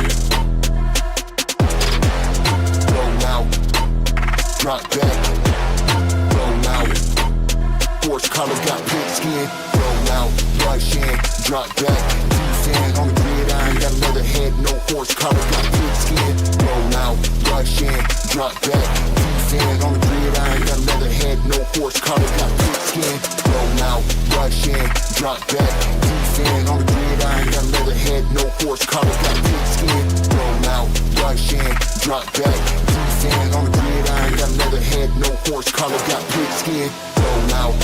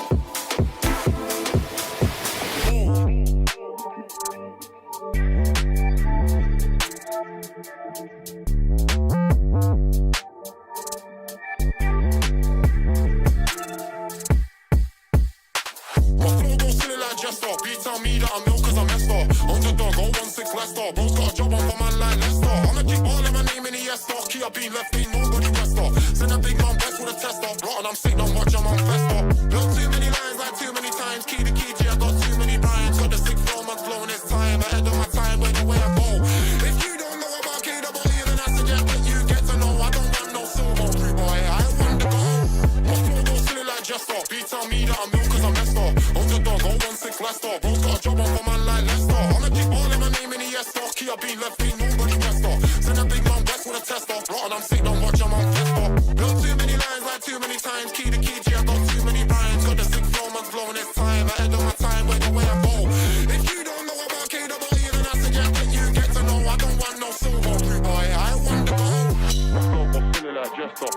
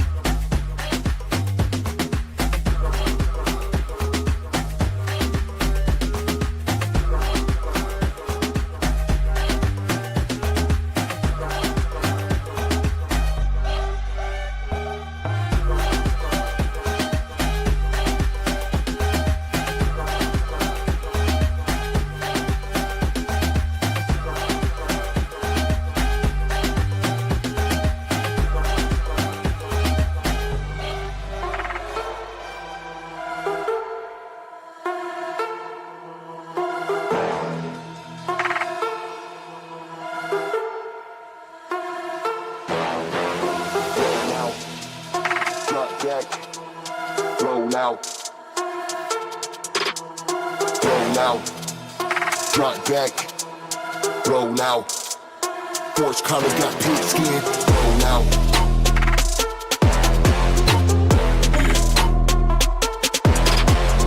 Roll out. Roll out.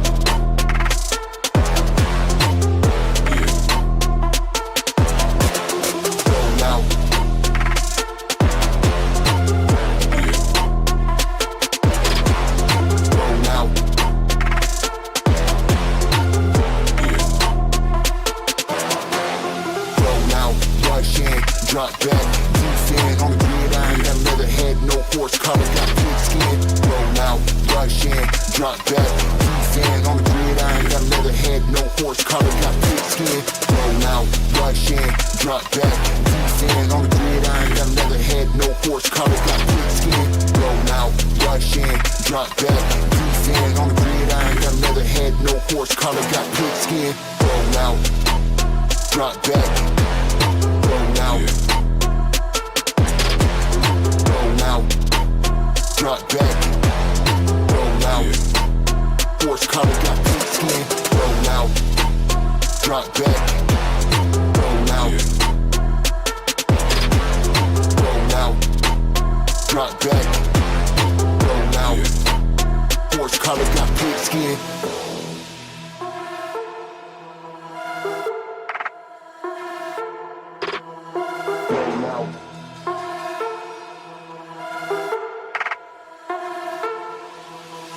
Roll out, drop back, roll out, roll out, drop back, roll out, horse collar got pig skin, roll out, drop back, roll out, roll out, drop back, roll out, horse collar got pig skin, roll out. Drop back, roll out, roll out, drop back, roll out, horse collar got pig skin, roll out, rush in, drop back, defend on the gridiron, got leather head, no horse collar, got pig skin, roll out, rush in, drop back, defend on the gridiron, got leather head, no horse collar, got pig skin, roll out, rush in, drop back, defend on the gridiron, got leather head, no horse collar, got pig skin, roll out, rush in, drop back, defend on the gridiron, got leather head, no horse collar, got pig skin, roll out.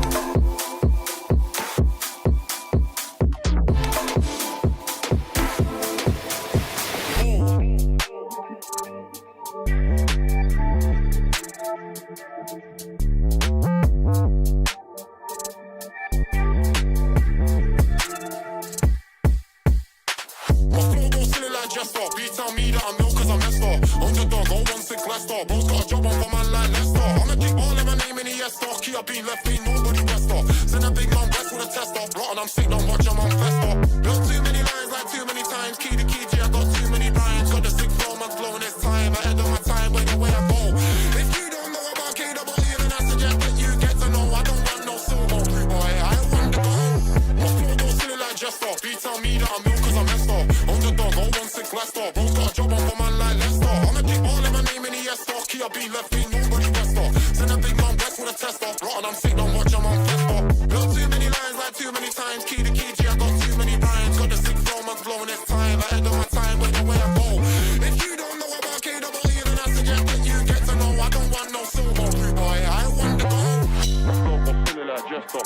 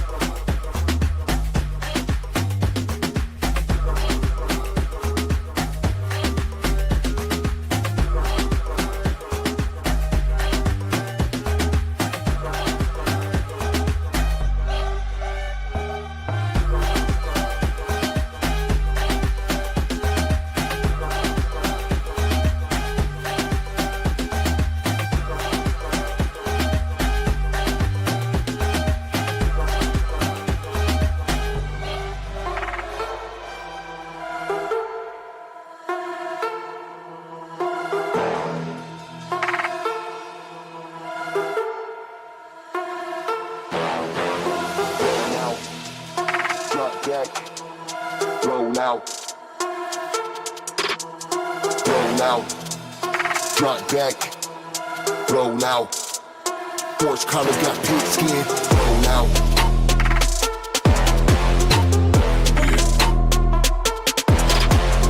Roll out.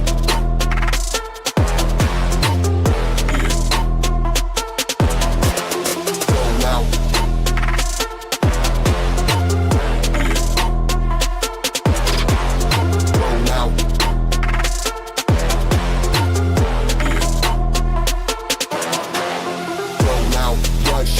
Drop back, defend on the gridiron, got leather head, no horse collar, got pink skin.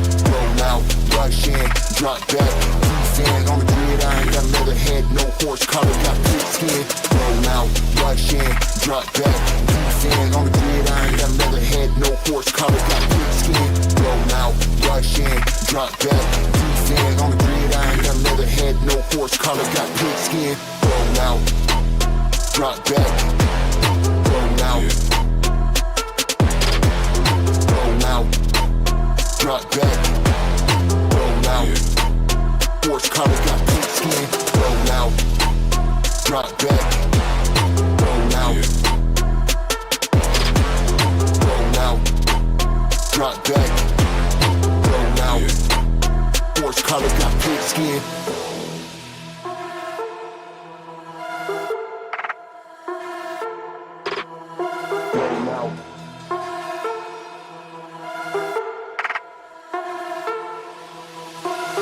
Out, drop back, roll out, roll out, drop back, roll out, horse collar got pink skin, roll out, drop back, roll out, roll out, drop back, roll out, horse collar got pink skin, roll out, drop back. Roll out. Roll out. Drop back. Roll out. Horse collar got pink skin. Roll out. Rush in. Drop back. Defend on the gridiron. Got leather head. No horse collar got pink skin. Roll out. Rush in. Drop back. Defend on the gridiron. Got leather head. No horse collar got pink skin. Roll out. Rush in. Drop back. Defend on the gridiron. Got leather head. No horse collar got pink skin. Roll out. Rush in. Drop back. Defend on the gridiron. Got leather head. No horse collar got pink skin. Roll out.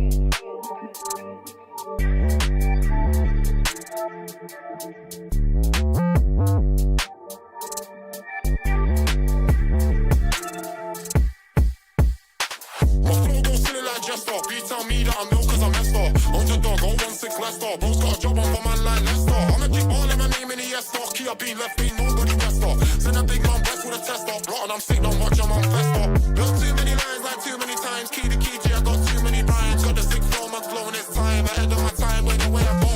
If you don't know about KWE, then I suggest that you get to know. I don't want no silver, free boy, I want the gold. My flow go silly like Jester. B tell me that I'm ill cause I'm messed up. Underdog, 016 Leicester. Bro's got a job on for man like Leicester. I'ma keep balling my name in the S-Star. Key up being left, ain't nobody best off. Send a big man west with a test off. Rotten, I'm sick, don't watch, I'm on fest off. Built too many lines like too many times. Key to key, G, I got too many rhymes. Got the sick flow, man's blowing his time. Ahead of my time, wait the way I go. If you don't know about KWE, then I suggest that you get to know. I don't want no silver, free boy, I want the gold. My flow go silly like Jester.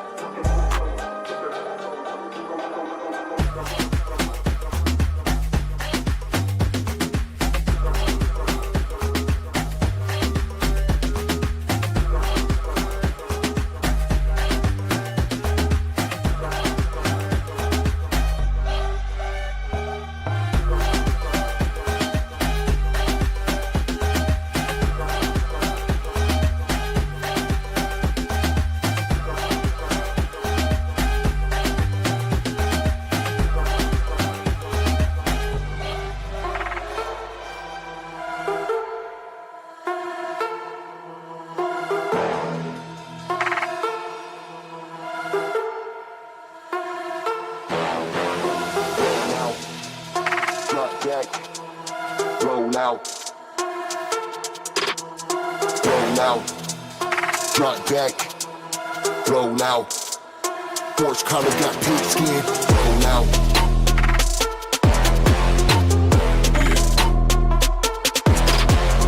Roll out.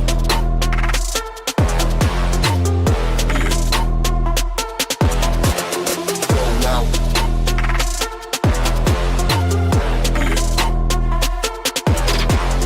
Roll out.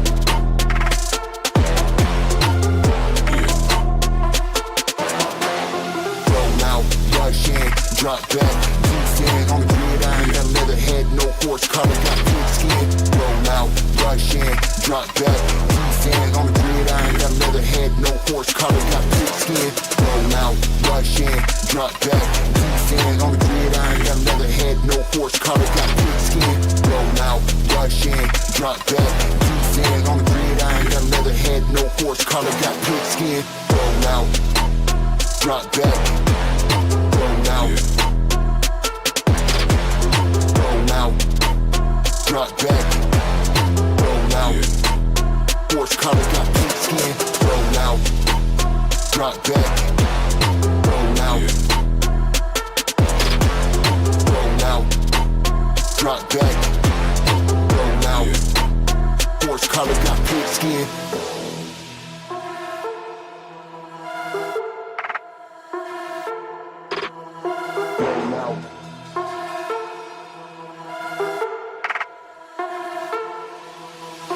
Roll out, drop back, roll out,